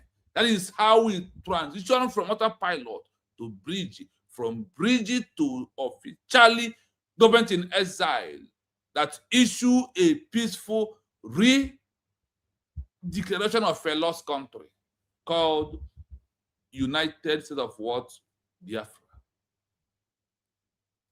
It's not about what you think. It's not about me. It is about the reality. It is about how others in this world, that Biafra that we are looking for, that people has got their own. And you are here ranting, shouting, proving how idiotic you are and Normandy you are. That's what I cannot reason. My people, the time is to face reality. And proving who is on the reality side. Simon Ebanjoko created a scenario. Wrap it up. You may not like it.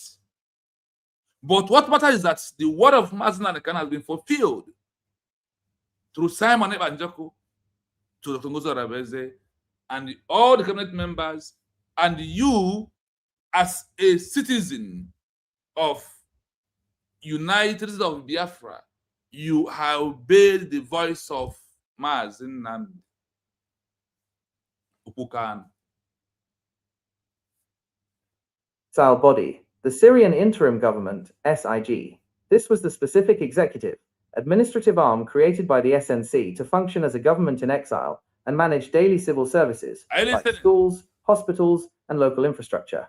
2 years of protests before transitioning. It took exactly 2 years of popular uprisings and escalating conflict before the formal government in exile was created. March 2011. Massive, peaceful pro-democracy street protests erupted across Syria as part of the Arab Spring. March 2013.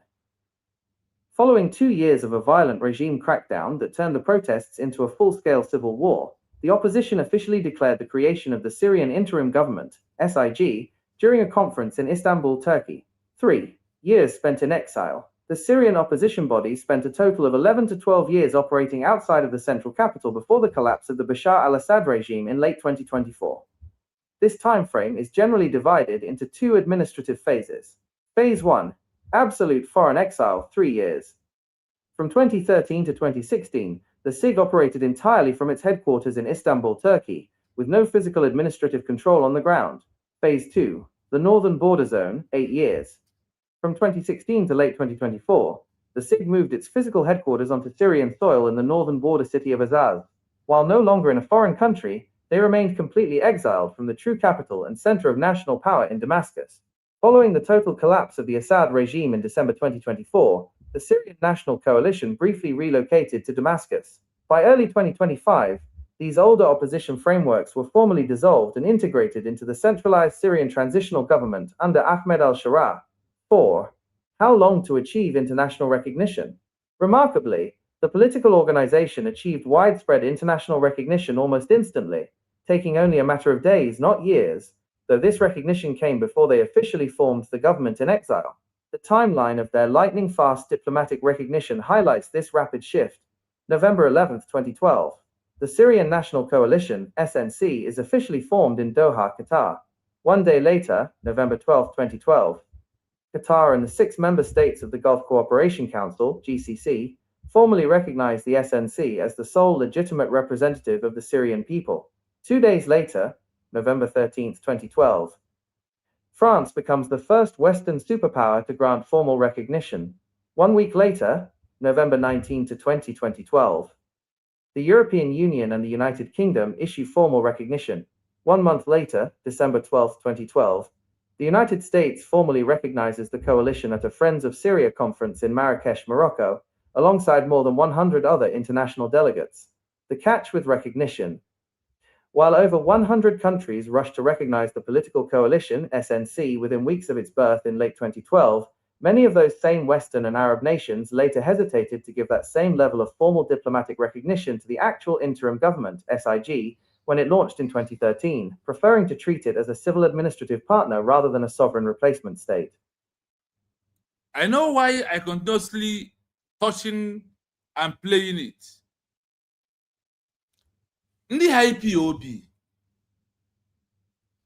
are you sure you are free to listen to Thomas Nandekana at all? The same year they took him away from us.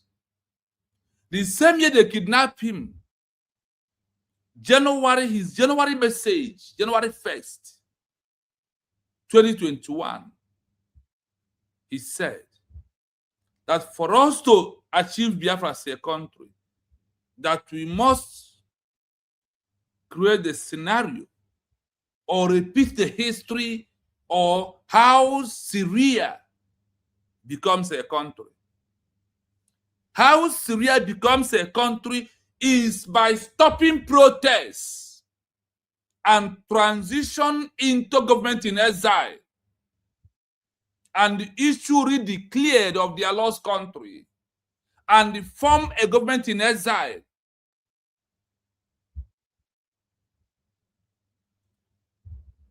And you followed him. And you claim it's your onyendu for mouth with syndrome of fear and forget whatever he said. Thought you are that day, hey, this broadcast today is very sweet. It ends that day. But for you to implement those things and rethink over those things he said, put it in your mindset and sleep with it, wake up with it, try to do it on your own, you could not be able to do that. After Simakan brought all the lightments, why we need Biafra? And it creates all the scenario that you may understand why that Biafra must be a country.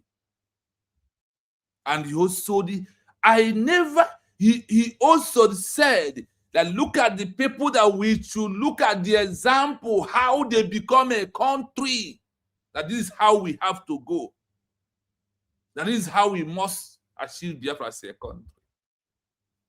And you are there playing on the street, dancing in Ireland, dancing in Germany, creating 1 million members, IPOB, one family, and Syria started in your crocodile eyes. And today they are a country. Why you still remain in protest? From 2012, 2012 to 2026, how many years you are doing protests? People drop protests under 2 years and said, protests cannot give us a country. That's why when Master can move one step, people draw him back to 0 step. To draw him under zero. Because those in your IPO leadership, in Ireland, in this and that, want to continuously collecting the money from you that is their follower. And you continuously giving them money without you asking questions. You follow them cheaply like one mugu. Onyisi, Dru Onyisi, Fabani Modu. That is IPOB structure, command and growth of DOS. That is your coordinators in different countries in the world. Umwewu.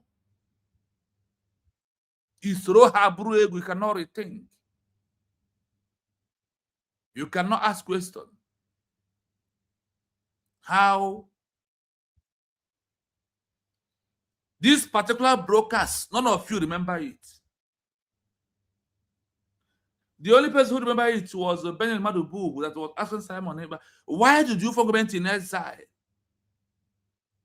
Yes, he formed government in exile to create the scenario of how Syria becomes a country.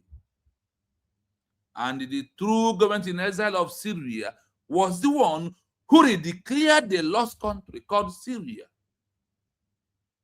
That is the true government in exile of people of Syria. Please, as you join me, I don't know whether if you have hit the like button. And I will say my word again. If it pleases your conscience to hit the like button, you can hit the like button. But if it doesn't please your conscience, stay where you are. The message must be delivered. In the movement of Syria, Mazen Nnamdi Kanu has preached and preached and preached and preached. To the extent he said that I am tired to do this preaching. That if not that Chukwu Okabiyama called him to come, that he could have stopped. But he, so far, is Elohim, and that he should come and he must continue. In the continuation of his movement, he gives you an example. If you look at reading Selmi, that before we conclude the prayers that we are doing then, that what will happen will shock all of us. Does it not shock you when he was kidnapped and sent to Nigeria? And the only place you find him is where? In Nigeria is the only place you find him.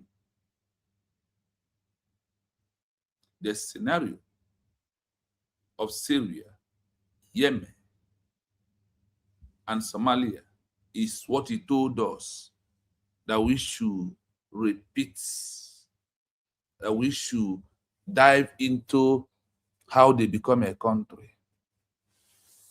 Do they become a country by protest? Do they become a country by 1 million men march? Is that how they become a country?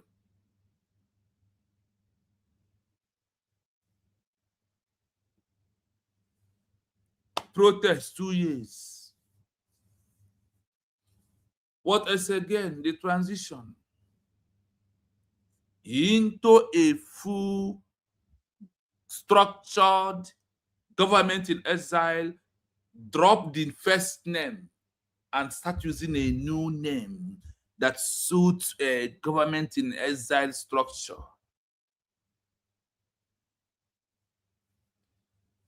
And the name they choose, remember that Syria, S-words, S-I-G. Syria interim what? Government that issued a redeclared of Syria. The government in Israel does not just be claiming the name of the first one. They did not maintain SNC.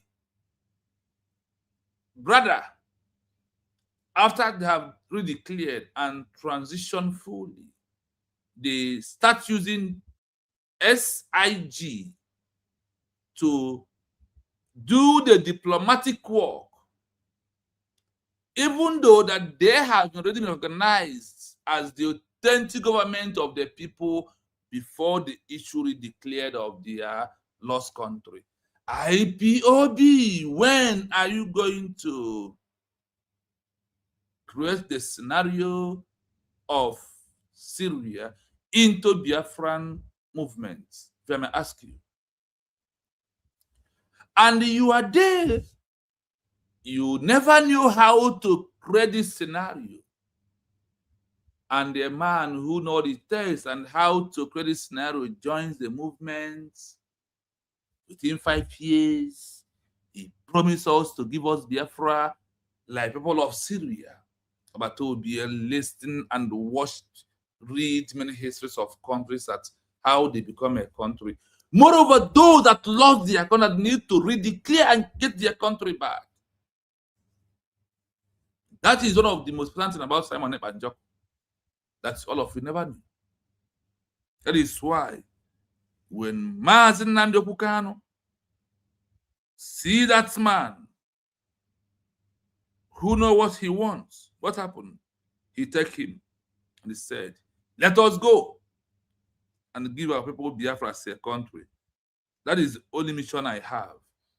Not what you think, not how you feel, and not what you think in your own way.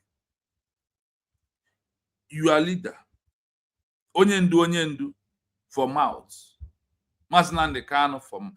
You only listen to his voice. You come to call him because of he love his voice. Not that you want the message he's sending for you to remember to enter into your heart. You look at his fine face and his nice voice. And it is so criminal coordinators of the IPOB who always want to make money at all costs. The only thing that you could do is what?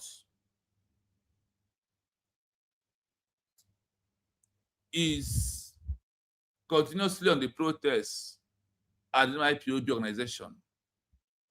But you had it here that Syria changed from SNC into SIG. If we are the people of Syria, they go to us and say government thing goes. USBG Ngozi. See how naive and so primitive a black man is. So Ojukwu fought for the brain of a black man. And why he failed, woefully, it failed because of if Ojukwu could have transitioned government in exile immediately, could not by now. All these rebels around will be rebelling with a very party bad name of what they could have really wanted to do, because no matter what they do, the bells of them must surely flock together. They cannot just stop like that. I want you to be listening to this. IPOB, every country in the world, those in Ireland transitioned into government in exile. Spain, government in exile. Germany, government in exile. There was a time all of them transitioned. And the code, language of the world is what? Government in exile, not IPOB. Not one family, not organization. This is what or how others becomes a country. Do they protest? Yes, only 2 years. What happened? They transition. Following the total collapse of the Assad regime in the December 2024, Syrian National Coalition briefly recollects to the Damascus by earlier 2025 of yesterday. The other options framework were formally dissolved, and the interim and the integrated into the customized Syria transition government under Ahmed al-Shari. Everybody transitioned. It's only IPOB remain IPOB one family. IPOB one family. Protest, we move. For how long are you going to do this protest? You move. Why every other country has moved out from protest, we move, but you sheepishly and those who followed you continuously doing IPOB one family. Why did the others move into government in exile?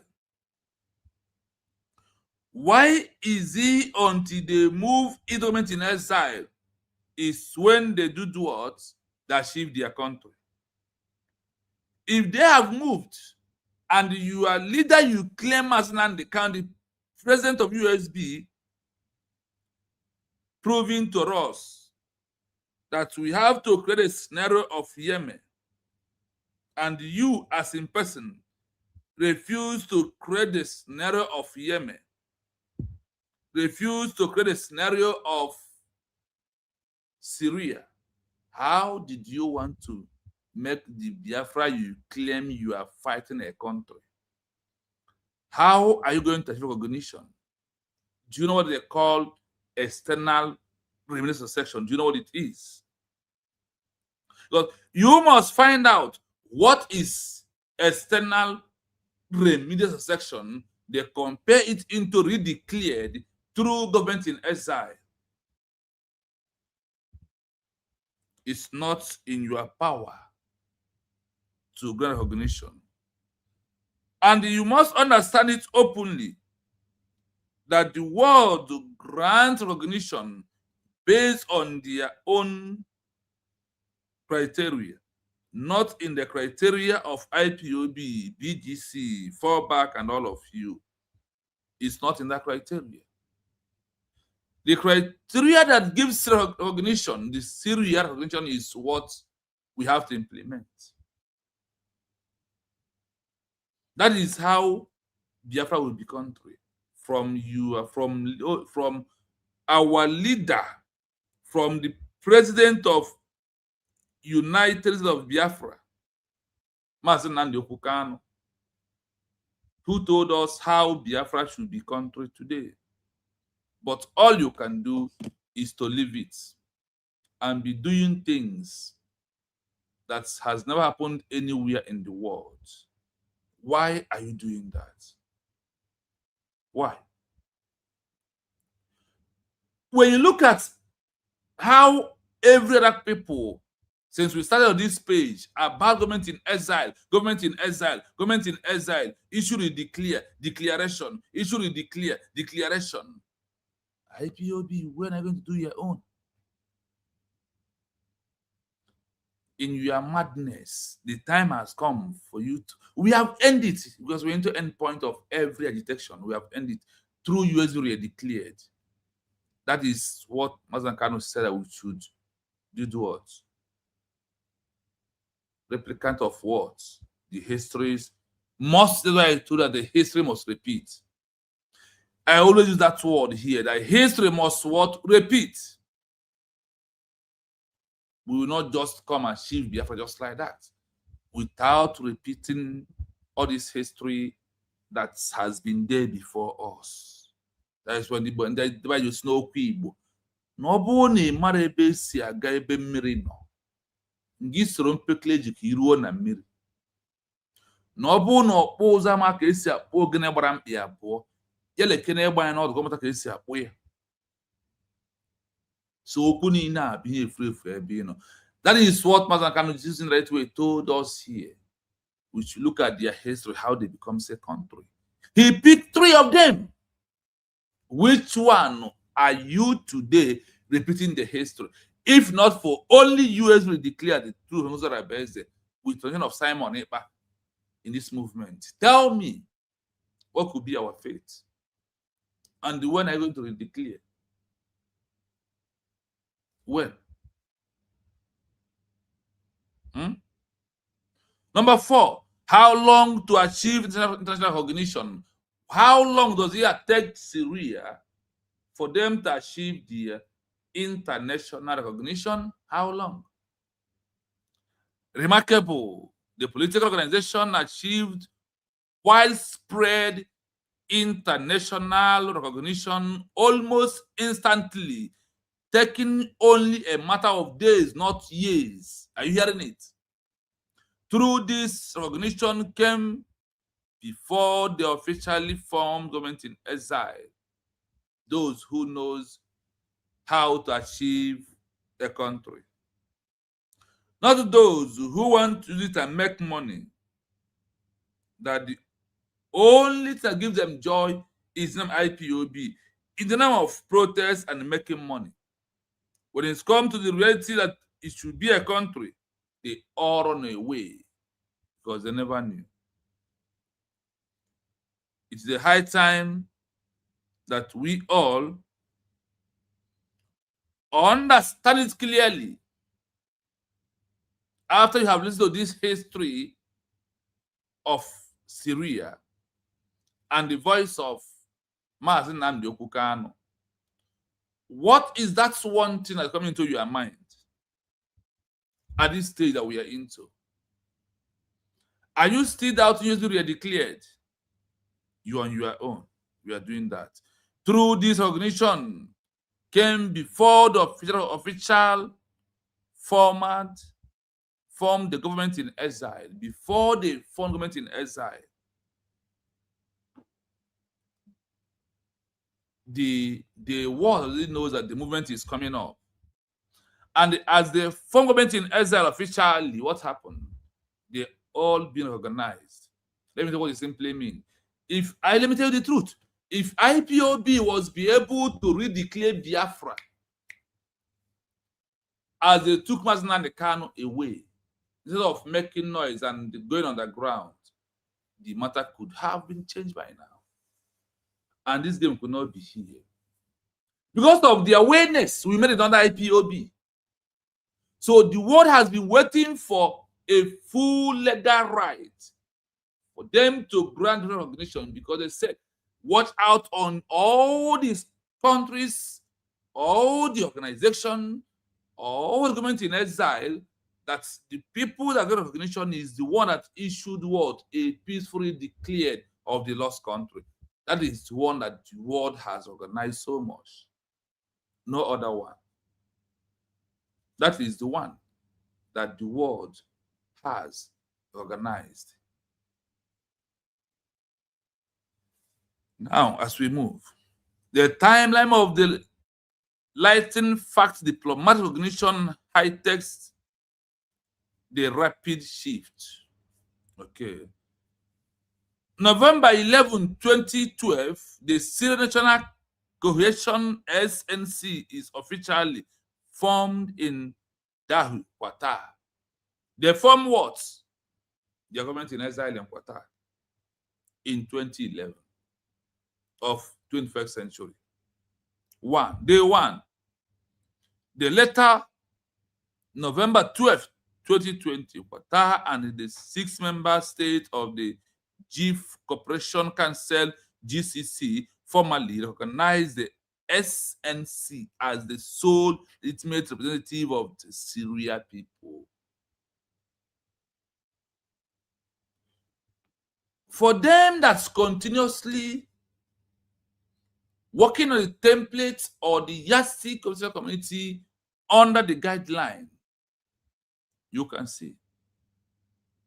So the world starts doing what, organizing them, because they have issued declared that the document approve. So when you look at them and we are listening to this history this evening about Syria, is it not everything about government in exile? Is it not about government in exile?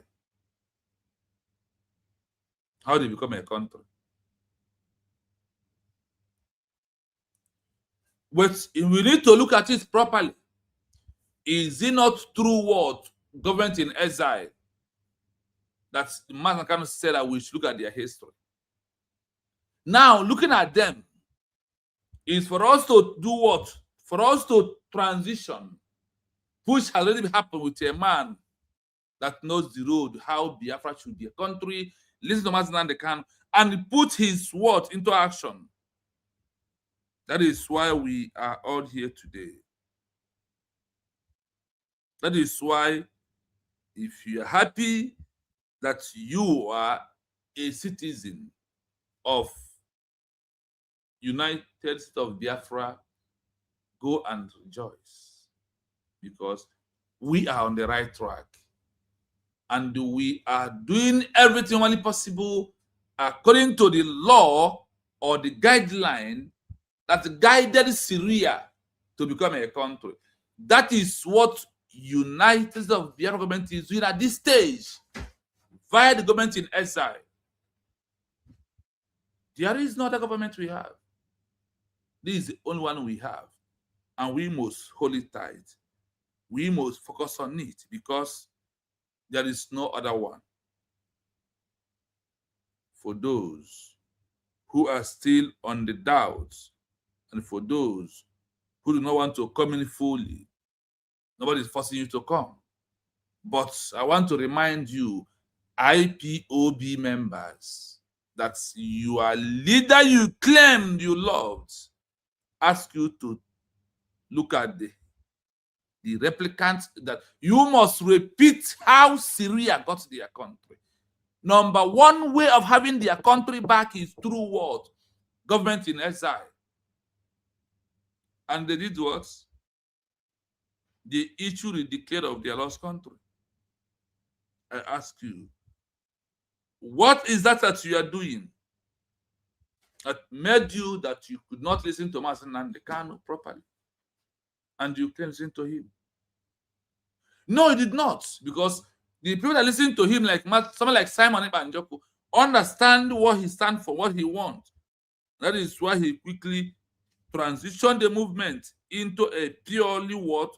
Government in exile that issue a peacefully declared of a lost country called United States of Biafra, like people of Syria. Like what? People of Syria that transitioned, then IPOB. The transition has happened already, and the redeclared has happened already. what you need to do is to come back to your own country, which is United States of what? Biafra. That is the only country you have, no other one. That is the only government in exile you have, no other government in exile. Because when you refuse to do it, someone who is ready, pick it up and do it.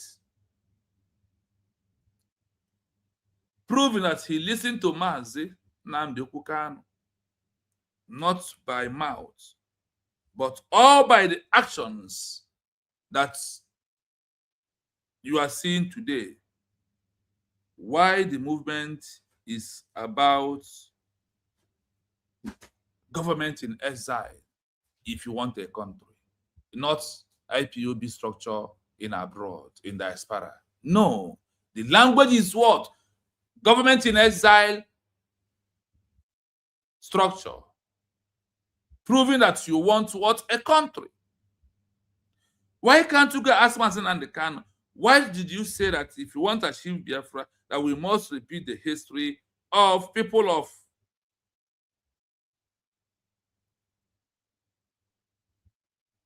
Syria, Yemen, and Somalia? Why? Do you think that he's playing? Do you think that it has nothing to do with his own time? That is why we must take things serious at this stage that we are into. Do not play. Focus on US declared. If Mazi Kanu can say that we should repeat the history of Syria, and I am listening out to you for you to hear it from him direct. That is, if we want Biafra to come, that this is the way Biafra will come as a country, not as an organization anymore. So, whatever you might still be waiting for you to join US declared, you on your own.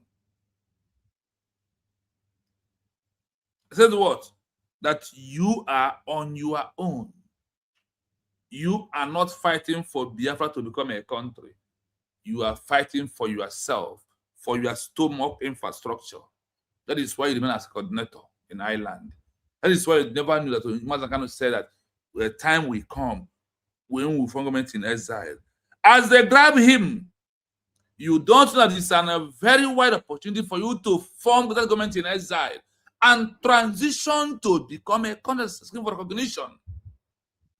And the only thing you can do is to hold on.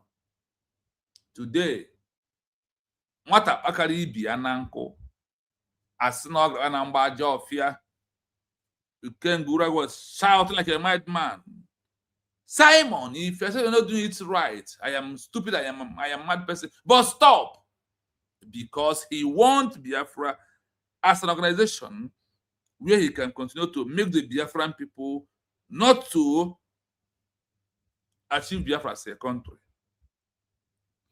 These are the areas I want you as a human being to be looking at. These people that you call those that you are following in any country of this world that you are, they never want Biafra as a country.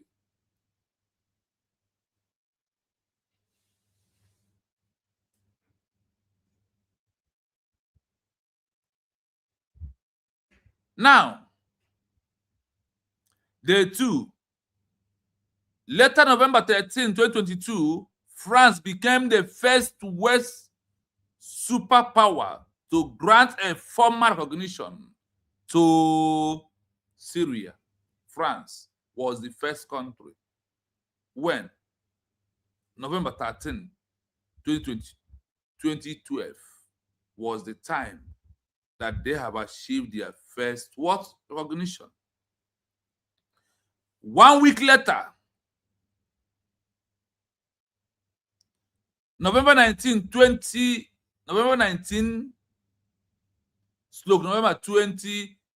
2021, sorry, 2012, the European Union and the United Kingdom issue a formal recognition of people of Syria. If Syria remain on the street of protest, can they achieve recognition? If they did not transition to government in exile, issue a declare and stop protests, can they achieve their country? Can they be able to get recognition? This were madness of protest. This were madness of IPOB organization. This were madness of IPOB one family. In which country is the example of what? Because Mandakan has given example. In your madness of protest on the streets, in which country use protests as recognition? Please tell us, and they bring the evidence. Why must can understand that there is no way the protests can give us Biafra as a country? He told us direct before they took him away in June 2021 that we must replicant of words, Syria, Yemen, Somalia, for Biafra to be a country to end Nigeria. You could not listen to that. Because the only thing you want is money. You want to remain as a coordinator. You need and you do not understand that the man you claim you love, you follow, ask you that look at the history, what we need to do for us to have our own country. That's why I ask you. If they did not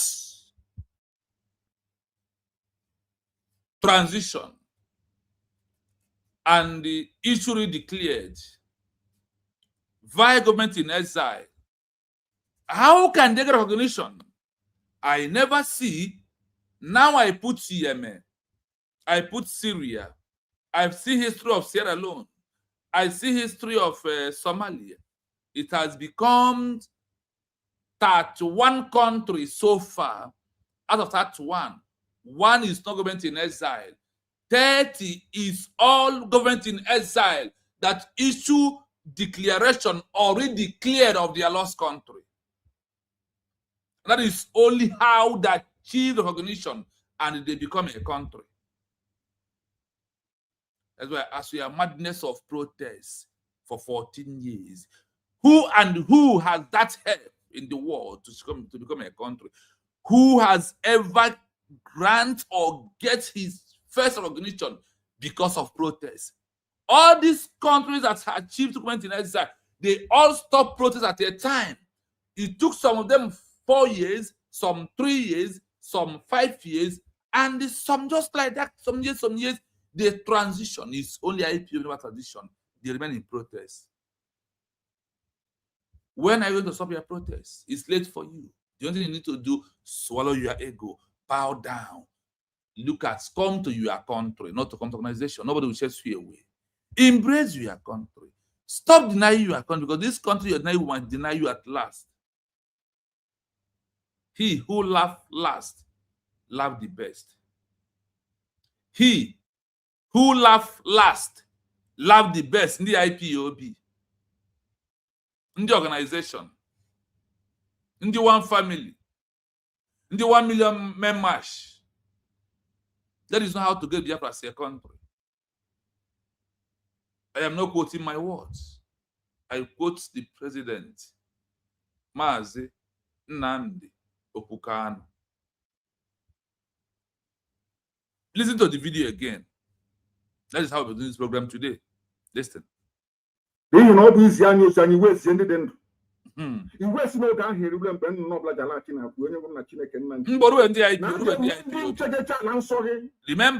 I want to move fast.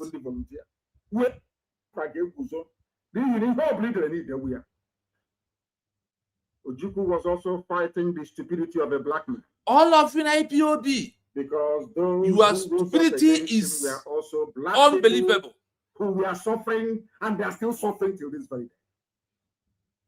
Ojukwu was also fighting Igbo Efulefus everywhere.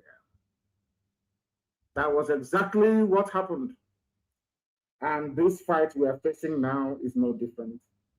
That is why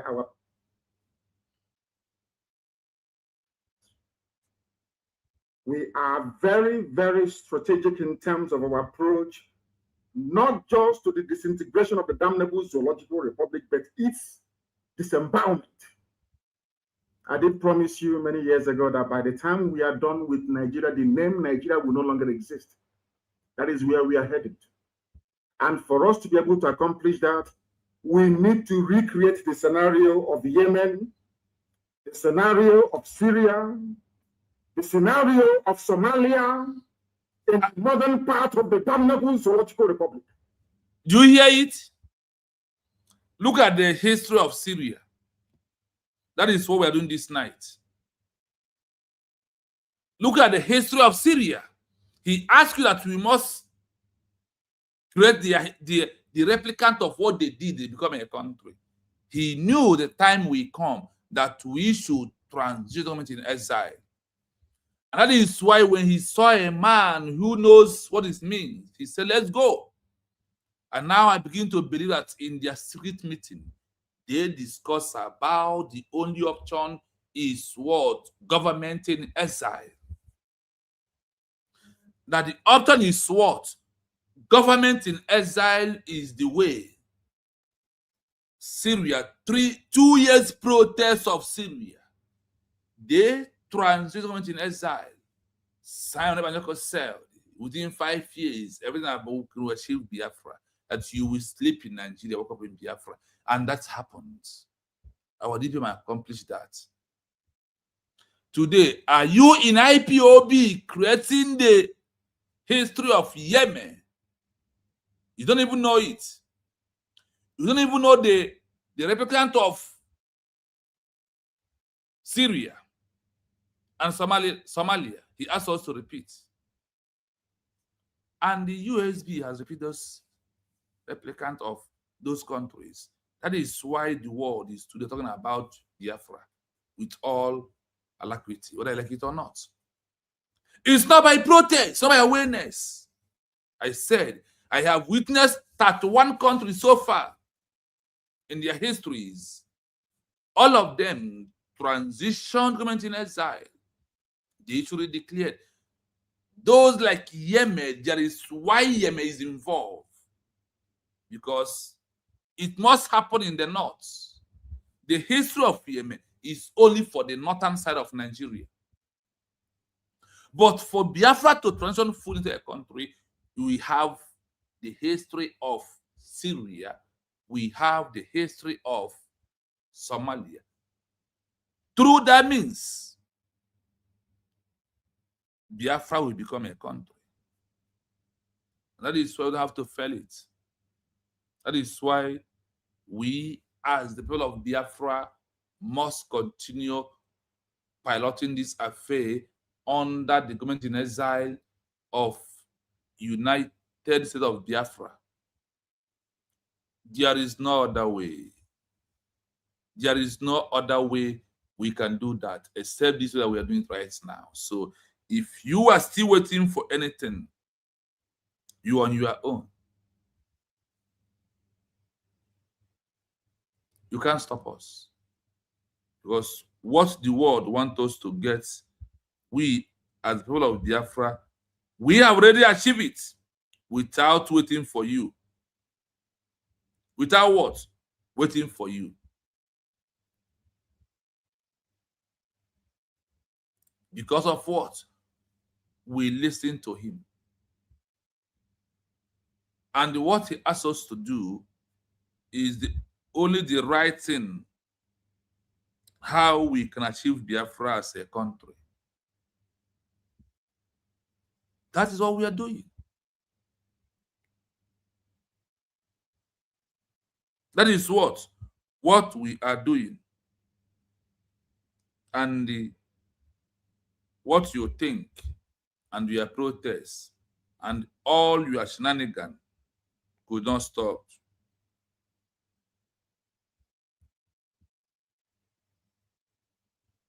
So, join Owanagaga as we are here repeating how, following the road, how Syria succeed and become a country.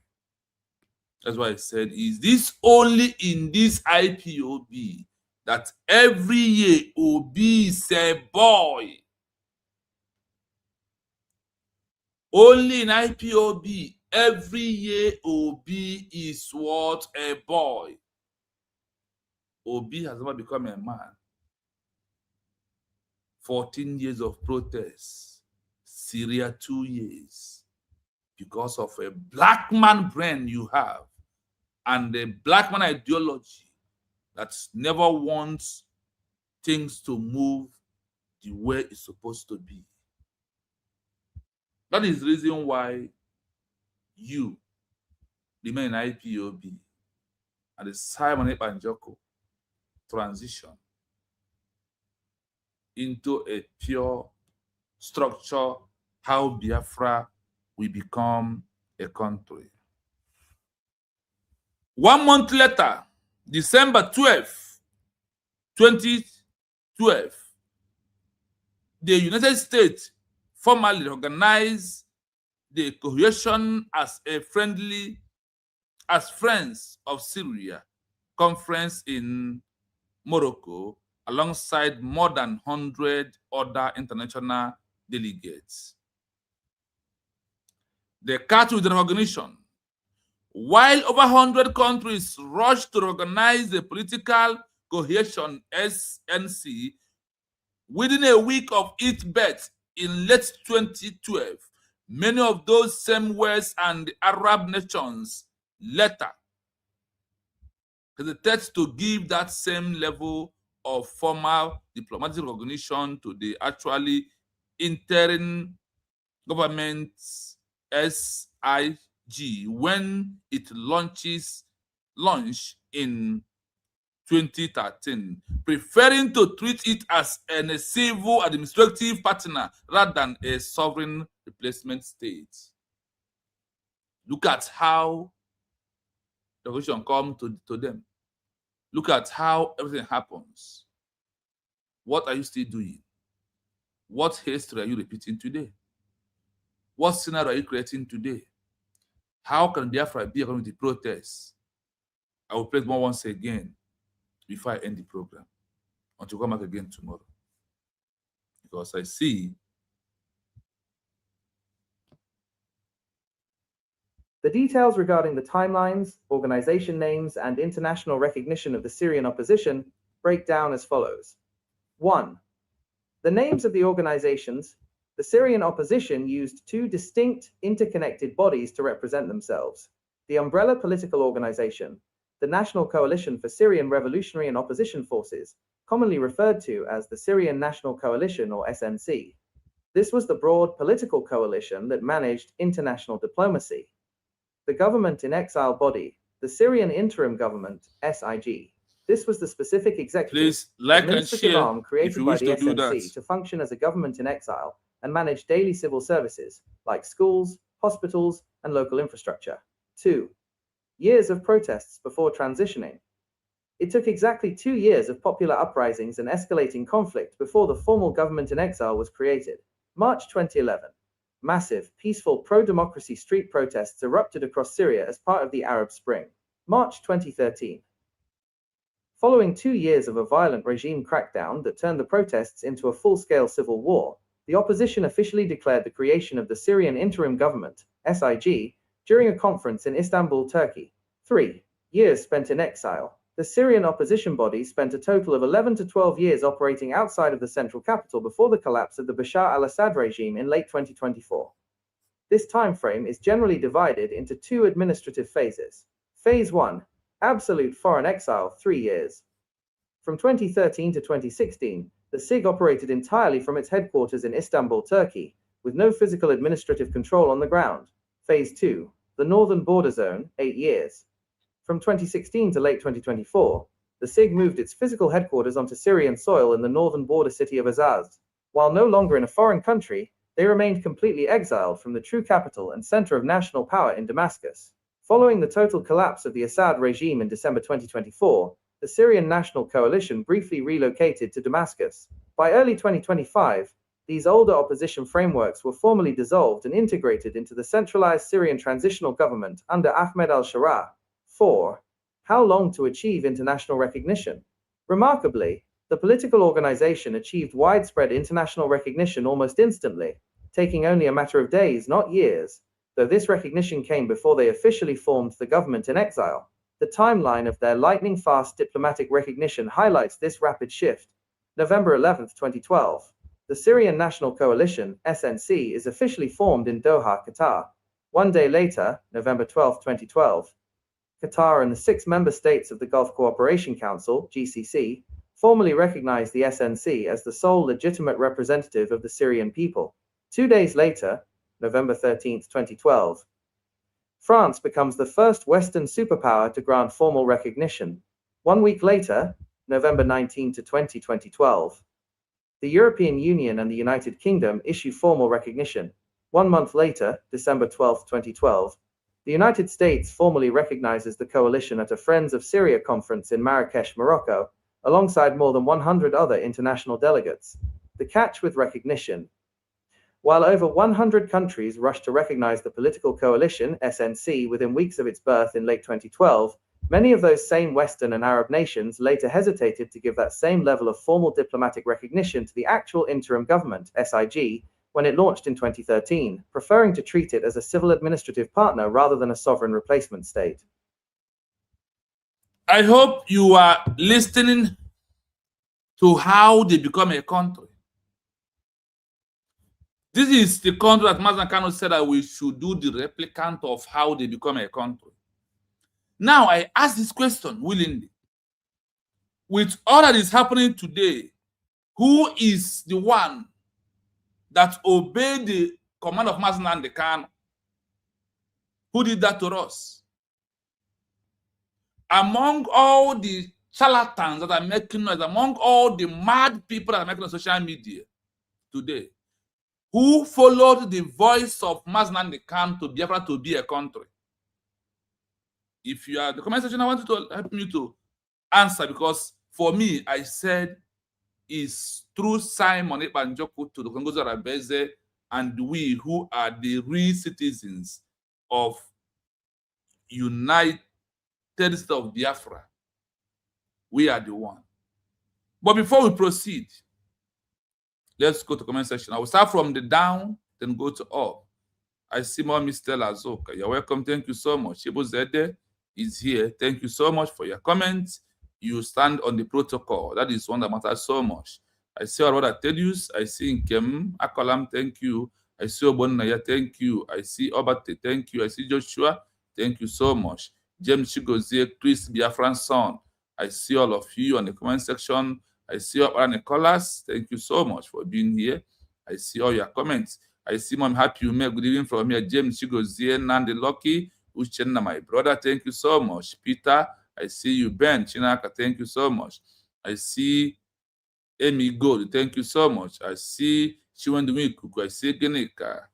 I see you, thank you. I see Amadi Chigozie. I see Florent Wikuku. I see Mommy Doreen. Mommy Oju, good evening from here. I see Oliver Ozo. I see Uche Jiofo. These are men that are here. I see all of you. I see Anyang. Thank you. I see Property Plus. Thank you. Amadi Chigozie. I see you. We are asking IPOB members to listen. Destiny is not by saying. It's not by organization. It's about doing the right thing. It is what? About doing the right thing.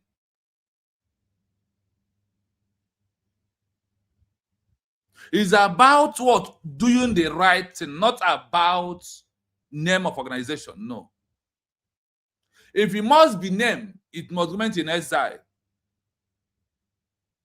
that is the language of the international global community. The language of the international is what? Their language is government in exile, not IPOB. And when listening to the voice of Master Nnamdi Kanu, which I will play it right now, before I do my final summary in this evening. Listen to the voice of Master Nnamdi Kanu. Listen to this voice. But this voice, after listening to it, that is what gets me to this program I am doing this evening, to check the history of Syria, how Syria succeeded and take over the territory from the oppressor.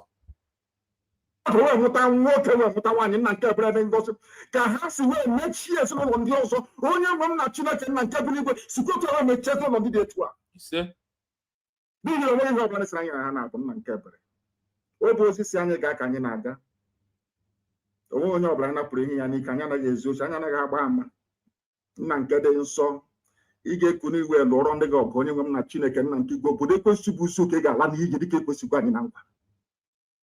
All God didn't allow it.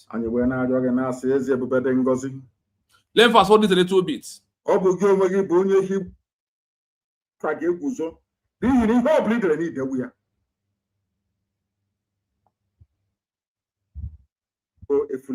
Everywhere. That was exactly what happened. And this fight we are facing now is no different. Exactly. That is why that is the fight US is facing now from Igbo Iflef. Disembowelment.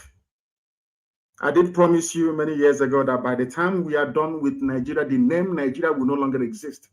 Now listen. That is where we are headed. And for us to be able to accomplish that, we need to recreate the scenario of Yemen, the scenario of Syria, the scenario of Somalia, in the northern part of the damnable zone. Take these three countries.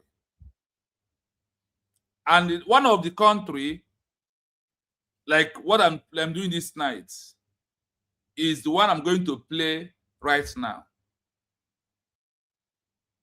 Listen to this. Listen.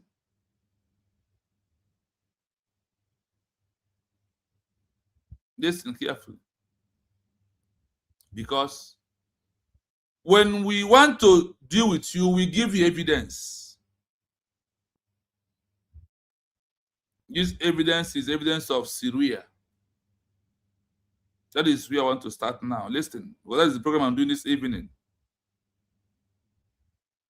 To get the exact historical context, we have to look at the two completely different eras of Syrian independence declarations. The original Declaration of Independence from France in 1946, and the modern opposition's declaration of a revolutionary alternative government during the Civil War.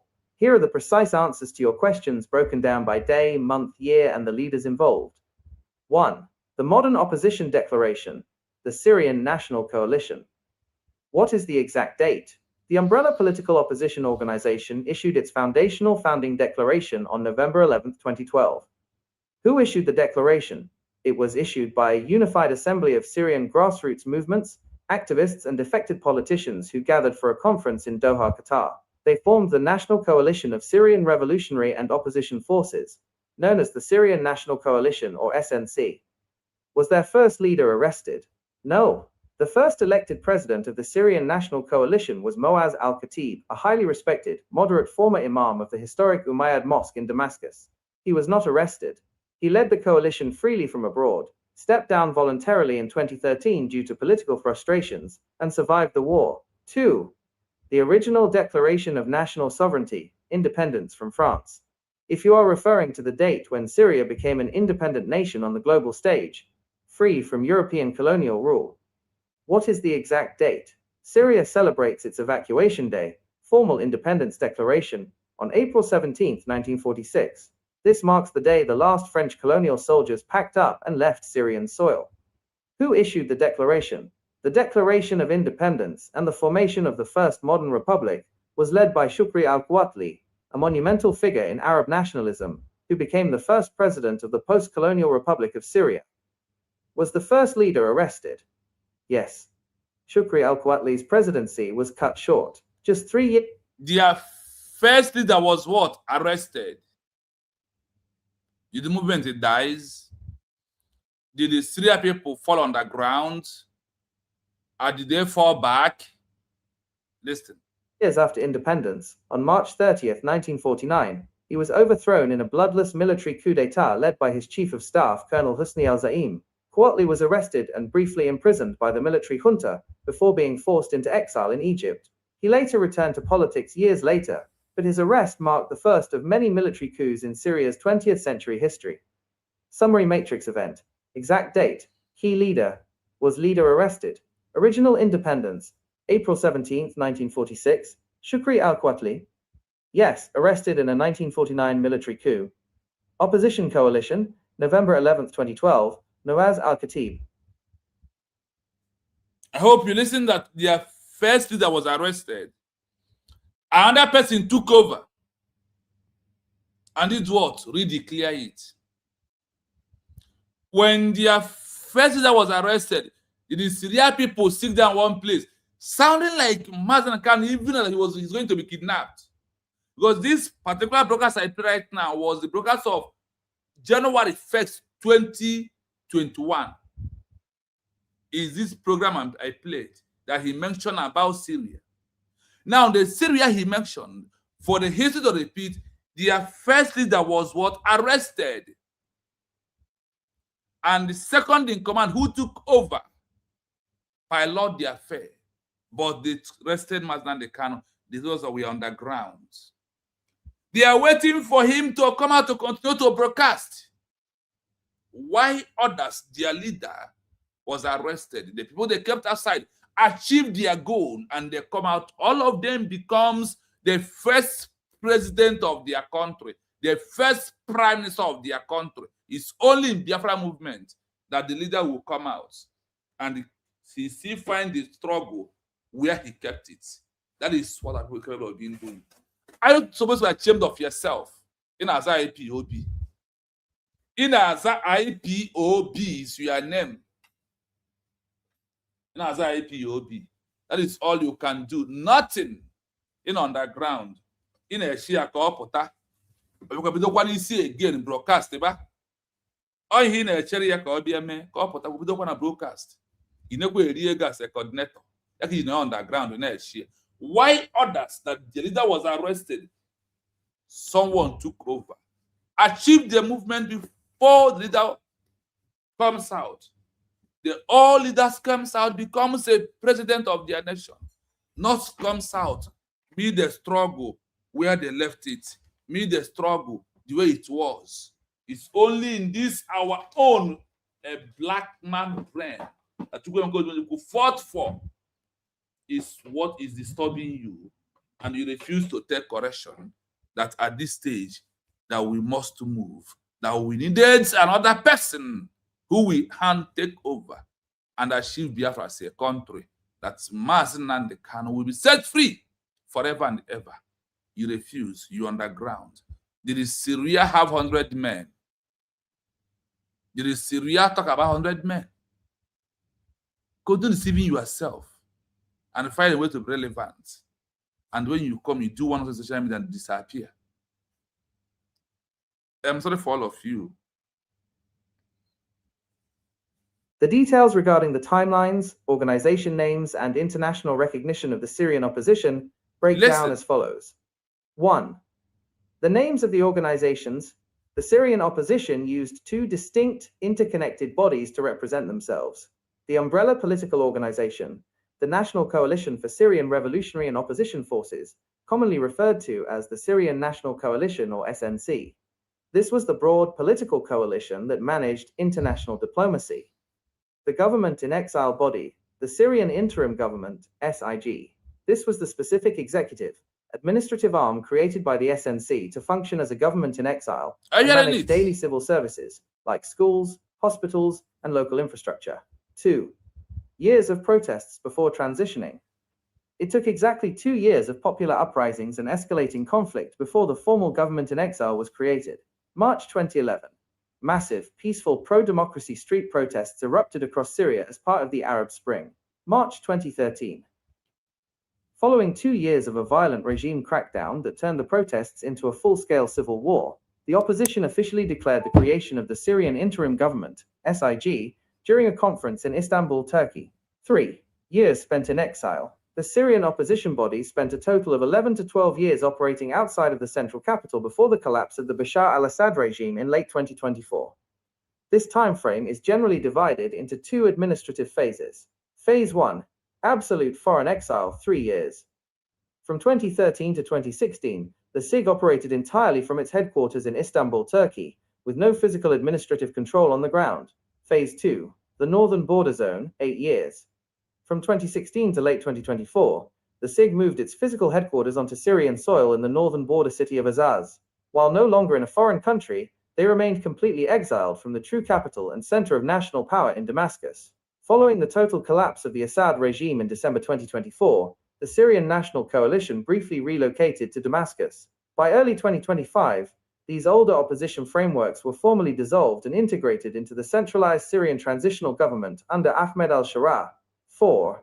How long to achieve international recognition?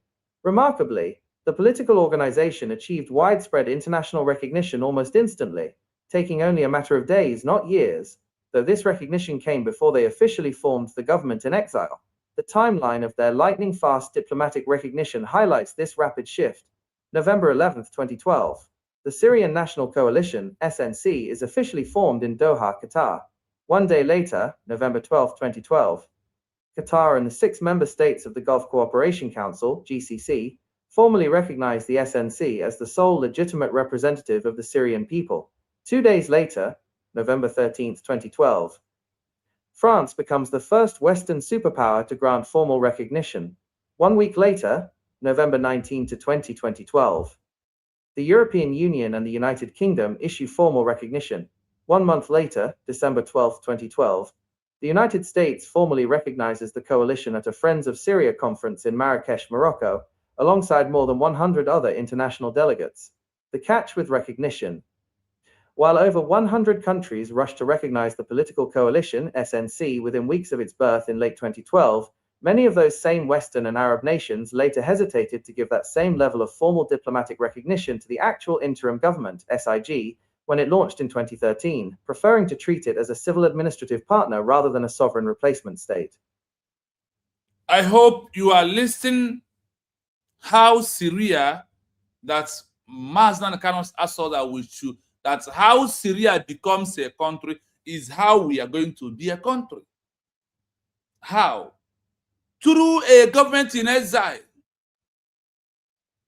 Are you not hearing it here? There is recognition.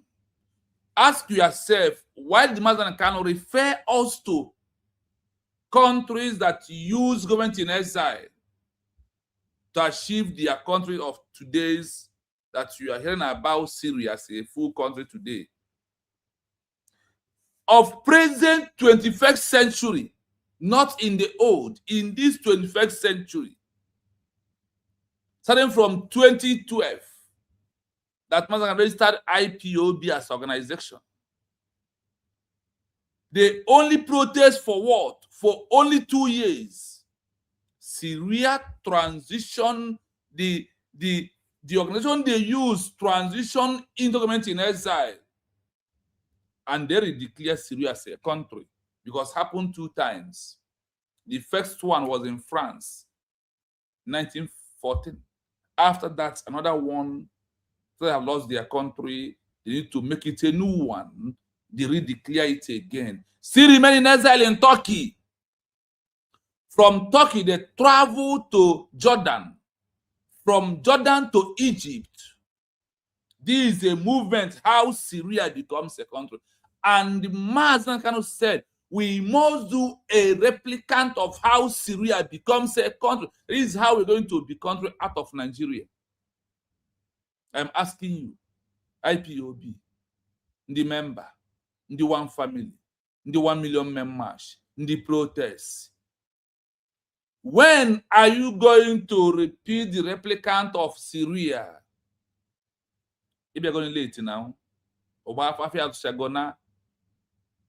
Afia shall go now.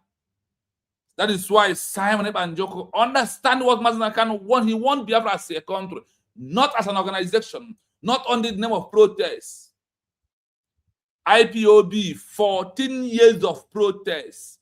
1, 2, 3, 4, 5, 6, 7, 8, 9, 10. 1 decade of protest. 10 years. 1, 2, 3, 4. And the only thing you can do is protest. That is all you know how to do. Protest. Every time, protest. And some have taken you 14 years because of a black man brain that Ojukwu fought for. That Mazi Kanu said that is what we are still fighting out of this moment. You refuse to understand that before they arrested him, before they kidnapped him, he told you, January 1st, 2021, that we should repeat the history of Syria as one of the examples of the 3 countries he mentioned. What is your problem? Wow, you have Mommy Happy May this evening. Good evening, ma, from here. Please, you are welcome to the program. Thank you so much. I was able to hear Nnamdi Kanu say we will do what Syria. I didn't even know he said this. Nobody, I'm just here to say thank you for finding this out. Even if you have to do it every day for 2 months. Wow. So he knew, replica, these people didn't want to do it. So when a PM is doing it, looks like I thought they didn't even know anything about it. So you now bringing this today shows that. So I believe that all these lawyers, all these people going to Mazi Kanu are not telling him the truth. That's why they are still doing Avid and this, and I don't trust his family. You see that, look at the shenanigan his brother did with the program. It was so annoying, the program that Kelena did. I don't think those things. I don't think that because they are not. No, for me, I know. We needed to, everything happening need to happen because we need to know who are our heroes. It's not just you come, you say you are a hero. We need to know who is our hero. And all they are talking about is money and leadership. But no, this Avid and 100 men, it's not like it's bad though. They can continue to do whatever they are doing. My own is nice so that our people will continue to donate money to these people. Is that why they are doing 100 men? What is the purpose of 100 men? Money. What is the money? What is the work of Avid? Anything money. You're going to do now, are you going to do what he told you to do here? Replicate what Syria did. What Syria did, we have already done it. Exactly. If it's not money, it will not be good. 3 countries and give extra one, Sierra Leone in Africa. In Africa here, he said Syria, Somalia, Yemen, and Sierra Leone. All of them. You know these people you go on, ma, go on. And all these people are the people you've been telling us how they got there. This I never had this. I never heard that MNK said this. It's your program now, and because I used to wonder, does that mean that all those people following him? Because we used to say they have no idea, but it's not like even though they have no idea, he told them. Didn't they go and look? Oh, did you come here be in a class? You put in a class, teacher Goku, and you replicate if in the army. Why don't you go and look? Kick and the army and you replicate. Nnamdi Kanu put replicate here for you. I know that there was a video he said we will create a government in Ezra. Yes. But it's not time until the people gave us the mandate. The people has given the mandate. Look at it. Even when PM was doing this mandate thing, my brother, one of the the number of people that voted will be this much. Honestly. Onwerodu. Remember, we are saying 20,000 to beat the number of people that voted. You know, Yeah. that was the original. But to God be the glory, people voted. 50 million. Yes. Can you imagine? And he said we will replicate what Somalia. People, PM listened. Ngozi Oyagbeze listened. Other people listened, working with PM listened. And when he came out and said, I know the day Biafra will come, they were making fun of him. Yes.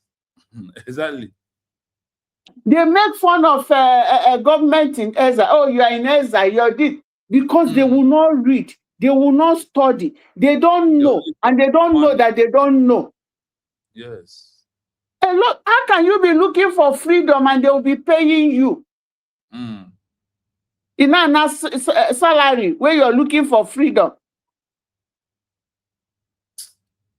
Alume. Alume, my brother, I just want to come in and thank you for sharing this because to me, this is the first time, because I've always pondered all these people to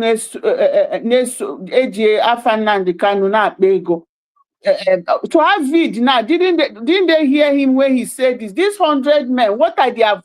I really need that. It's obvious now that all the people Nejafu the Kanu are not telling him the truth. Or they are coming out to say their own. And this is brothers and they are going to say what they want because, you know, Igbo people believe in any opportunity is time to make money. Yes, my brother. Everything is financial, money making. Yes. He said, look at, oh my God. I just joined and I said, really? I had to go back and came back to life. I move you out of life to listen to it again on or am I missing what you're saying? I move it back 3 times, Chino. I listened to this Somalia Syria.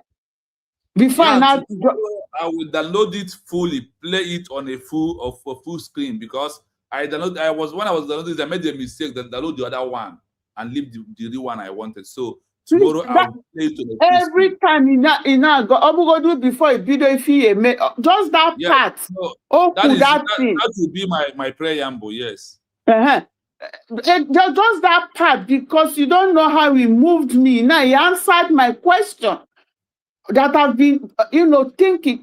Is it that when he said there's nothing on the table, I will bring it, everything is lining up? Yeah. He had an idea. He's a learned man. He read. You know what those people did? He came to this thing. He said it. Just like you now, you got up and started doing what you're doing. Nobody told you because we're in this together. Yeah. And you want to go where it's our own part. That is what we can do. You now, you saw your sleep. You're here doing research. Coming online. Not everybody, me now, I can't show my face. I can't sit down there now as much as you see that, like Elena, all you people. I cannot do that.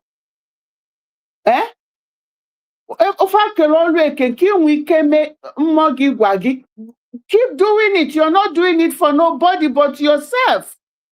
It's part of the freedom. So MNK said this. We will replicate.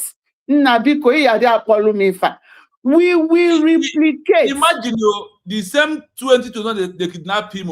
This broadcast of January 2021. The same that year they kidnapped him, January 1st. He made this broadcast that we should replicate what Syria, Yemen. Onye go and everything. Then the agenda. They think that all this money business they are talking, where we Biafrans are keeping quiet, that it will end like that. Let them don't worry. Everything they own, they will sell even themselves to replenish that money that they spend. They don't know anything. Can you imagine? I did not hear this one. I didn't even know he said it. He said it. That we will replicate. That's what Syria did. And what Syria did, as I'm playing it right now, is it not that Syria protests for 2 years? Transition government in exile in Turkey. form government in exile, issue the declare of their country, form a full structure of government in exile, and start achieving recognition. On all them history, Do you know who recognized them first? Look at it here. France was their first recognition. And as France recognized them, they did not travel down to take their territory. They remained in Turkey. When they start having problem in Turkey, they travel to Jordan. From Jordan to Egypt until they are recognition from the British and the United States of America, they now travel to take back over their territory back. And the total of 12 years that Syria remained in exile, after they have issued the redeclared of their lost country, and just the one of yesterday is when people are attacking. Hey, you declare their country. He claims he declares sovereignty. He don't want to come back home because of the syndrome of hear and forget in the people that thought that this Biafra is a business. That is why they cannot face the reality. That is you why. Will not be, my brother, it will not be well to all these people, whoever they might be, even with lawyer and all those things, that will, if they refuse to tell Mazen Nnamdi Kanu the truth. Yes. Because all these people are just looking for where we earn the money they are making. Yes. That's why Nnamdi Kanu, maybe Nnamdi Kanu does not even know that USB has been redeclared. No, he knew, but they did not explain it in details to him. There is something that when you explain something in details to his under, to where he can articulate it very well and know that this is the right way, give him some examples of, well, look at this. Yeah, because I don't know what maybe what those people are doing. Because if Nnamdi Kanu knew what Syria did, he should also be able to know that they did not achieve it by 100 men. I never believed that 100 men coming from Mazen Nnamdi Kanu. These people come outside, like, you know, our people going to go and see about Obi, or when they come, they will lie. It's not the same about Obi or Oluchunwa God went to go and say, come and tell us the truth. Yeah, thank God for Oluchunwa God. So use that one to example of all the noise that making to social media. You find out the truth. But like I said, I am here to prevent those who want Biafra to avoid crying had I know. But after all this, you still remain where you are. Had I know is waiting for you. Is waiting for you. Because our people are wicked. Very wicked people. Our people are wicked. Very wicked. He said that this is what Ojukwu fought for.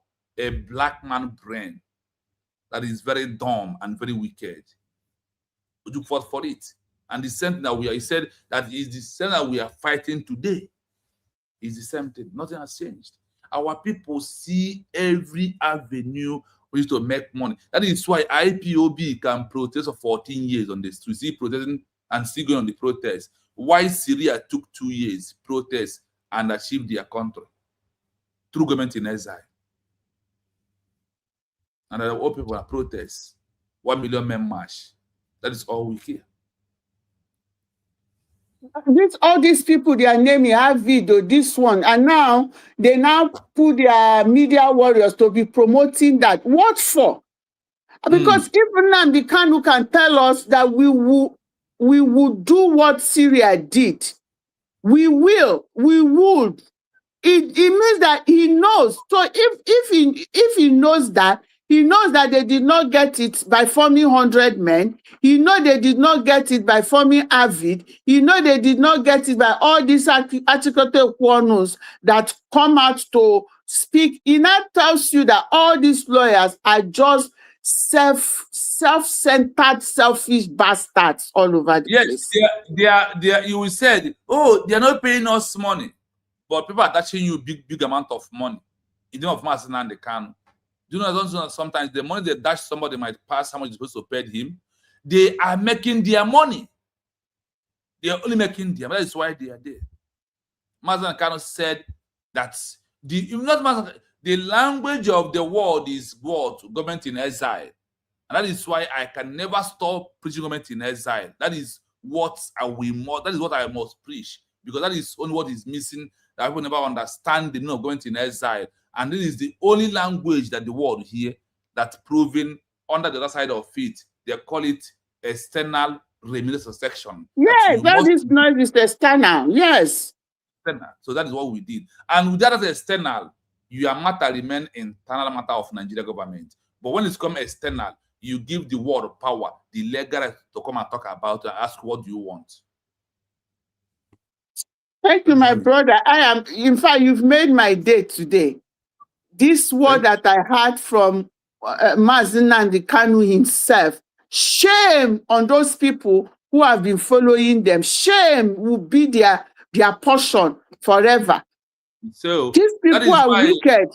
Very wicked. That's why I ask this question. You are claiming IVD. Tell me one country that's because of IVD, that shield recognition, they become a country. Tell me one country that through protest they are a country. Tell me one country because of they are a country. You had it here that this particular Syria started with SNC. When the went in SI, they stop and start using SIN. They started, everybody changes. It's only in this movement that we don't change. Every obese boy, we are doing the same thing year in, year out. Where are we going to get the results? Except the language of the world, government in exile is the only language that exists. And I said I have researched for 31 countries so far. All of them, what the world is doing is that first to form government in exile, first to issue declaration already declare is the one that they recognize, which is where USB fall into. The world has never changed it. And they said, we are not going to recognition because of population followed every group that transition into, but we are given based on the criteria of the international law and who met the exact criteria and who first issued this redeclared. That is why I give an example of Namibia. After Namibia declaration, Namibia has 8 groups that met out of the declaration. After the declaration of Namibia as a country, imagine 8 groups coming out. 4 was being sponsored by South Africa, attacking the SWAPO that issue official declaration of Namibia as a country. That example is why I bash all this nonsense social media today. Said you can do nothing. You can rant, you can shout. You are shouting, you are ranting, it still remain under internal problem of one Nigeria, not external. It's only USB has put it on external. The world, come and talk about us. That is where we are. Thank you so much. I appreciate you. Thank you so much. Just cut that part and keep playing it. Yes. By force. Thank you so much. Thank you, Mommy. Happy me. Thank you so much. Thank you. Bye. Yeah. To do so. Let us pray.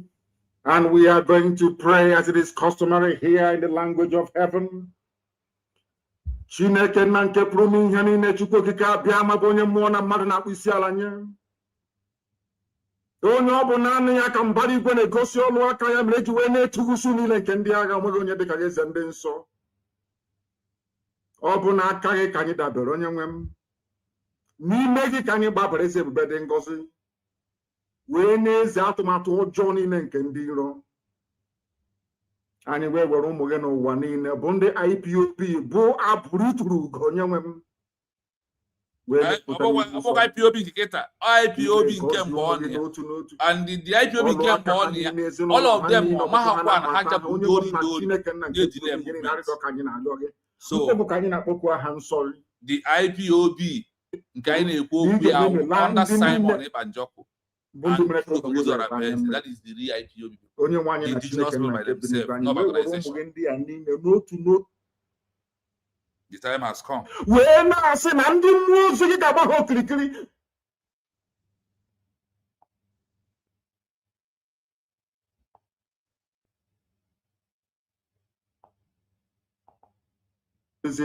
British imperialist interest in Black Africa. Ojukwu was also fighting the stupidity of a black man. That's what we're fighting today. Because those who rose up against him were also black people who were suffering, and they are still suffering till this very day. Ojukwu was also fighting Igbo Efulefus everywhere. That is it. That was exactly what happened. And this fight we are facing now is no different. That is why our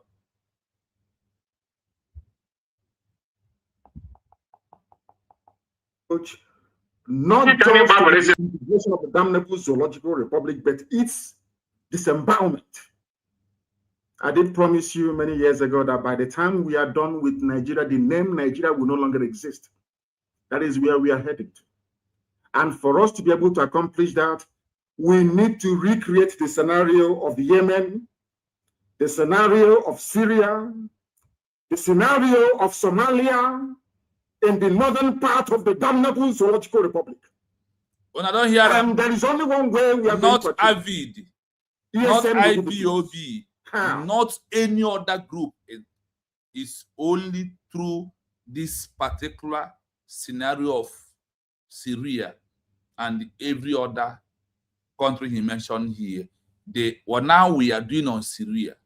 By the time we're done with 4 or 3 of them, if you are talking about IPOB, if you're talking about AVID, if you're talking about all these criminals, all these 100 men and all of them, they are not giving you Biafra as a country. They want to remain under one Nigeria. It's only through government in exile is that every other, I have researched for 30 countries, 30 of them transition to government in exile. The history of Syria is in this 21st century. That's in 2001. Is look at them from 2012. As I registered IPOB as the first organization he registered, was the time that Syria started their movement. Today they are a country. They are fully back in their country. Where are you, IPOB? In exile. God will punish all of you who are delaying us, who are making people to be arrested and put in prison. We are going to end it up here today, or to come back again tomorrow. But before I end it up, listen to the history of Syria once again. Listen, this is my last message to you this evening. Listen to their history. Listen.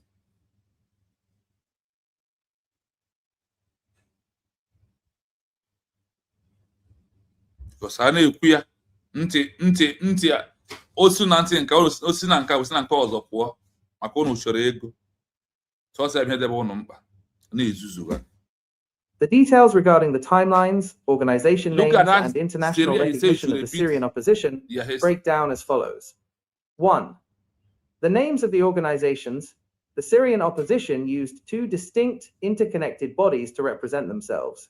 The umbrella political organization, the National Coalition for Syrian Revolutionary and Opposition Forces, commonly referred to as the Syrian National Coalition or SNC. This was the broad political coalition that managed international diplomacy. The government in exile body, the Syrian Interim Government, SIG. This was the specific executive, administrative arm created by the SNC to function as a government in exile and manage daily civil services like schools, hospitals, and local infrastructure. 2. Years of protests before transitioning. It took exactly 2 years of popular uprisings and escalating conflict before the formal government in exile was created. March 2011. Massive, peaceful pro-democracy street protests erupted across Syria as part of the Arab Spring. March 2013. Following 2 years of a violent regime crackdown that turned the protests into a full-scale civil war, the opposition officially declared the creation of the Syrian Interim Government, SIG, during a conference in Istanbul, Turkey. 3 years spent in exile. The Syrian opposition body spent a total of 11 to 12 years operating outside of the central capital before the collapse of the Bashar al-Assad regime in late 2024. This time frame is generally divided into 2 administrative phases. Phase 1, absolute foreign exile, 3 years. From 2013 to 2016, the SIG operated entirely from its headquarters in Istanbul, Turkey, with no physical administrative control on the ground. Phase 2, the Northern Border Zone, 8 years. From 2016 to late 2024, the SIG moved its physical headquarters onto Syrian soil in the northern border city of Azaz. While no longer in a foreign country, they remained completely exiled from the true capital and center of national power in Damascus. Following the total collapse of the Assad regime in December 2024, the Syrian National Coalition briefly relocated to Damascus. By early 2025, these older opposition frameworks were formally dissolved and integrated into the centralized Syrian transitional government under Ahmed al-Sharaa. 4. How long to achieve international recognition? Remarkably, The political organization achieved widespread international recognition almost instantly, taking only a matter of days, not years, though this recognition came before they officially formed the government in exile. The timeline of their lightning-fast diplomatic recognition highlights this rapid shift. November 11, 2012. The Syrian National Coalition, SNC, is officially formed in Doha, Qatar. One day later, November 12, 2012, Qatar and the 6 member states of the Gulf Cooperation Council, GCC, formally recognized the SNC as the sole legitimate representative of the Syrian people. 2 days later, November 13, 2012, France becomes the first Western superpower to grant formal recognition. 1 week later, November 19 to 20, 2012, the European Union and the United Kingdom issue formal recognition. 1 month later, December 12, 2012, the United States formally recognizes the coalition at a Friends of Syria conference in Marrakesh, Morocco, alongside more than 100 other international delegates. The catch with recognition. While over 100 countries rushed to recognize the political coalition, SNC, within weeks of its birth in late 2012, many of those same Western and Arab nations later hesitated to give that same level of formal diplomatic recognition to the actual interim government, SIG, when it launched in 2013, preferring to treat it as a civil administrative partner rather than a sovereign replacement state. That is what I have for you for this evening, or this night, or this early morning where I am. So till we come back again tomorrow, we are going to be handling this program until we finish about these 4 countries or 3. That's the Syria. When I was praised Sierra Leone, I also bring you when he refers to Sierra Leone. Everything will be with evidence, because the time we are into is to be here with his words and debunk all these lies and those who go there to use them of mankind to make money here and there. The time has come for us to end it once and for all. Only USB declared is the only authentic government in exile that are doing what he said about the history of Syria. Take it or you leave it. From me, from here. Have a wonderful night. Thank you so much.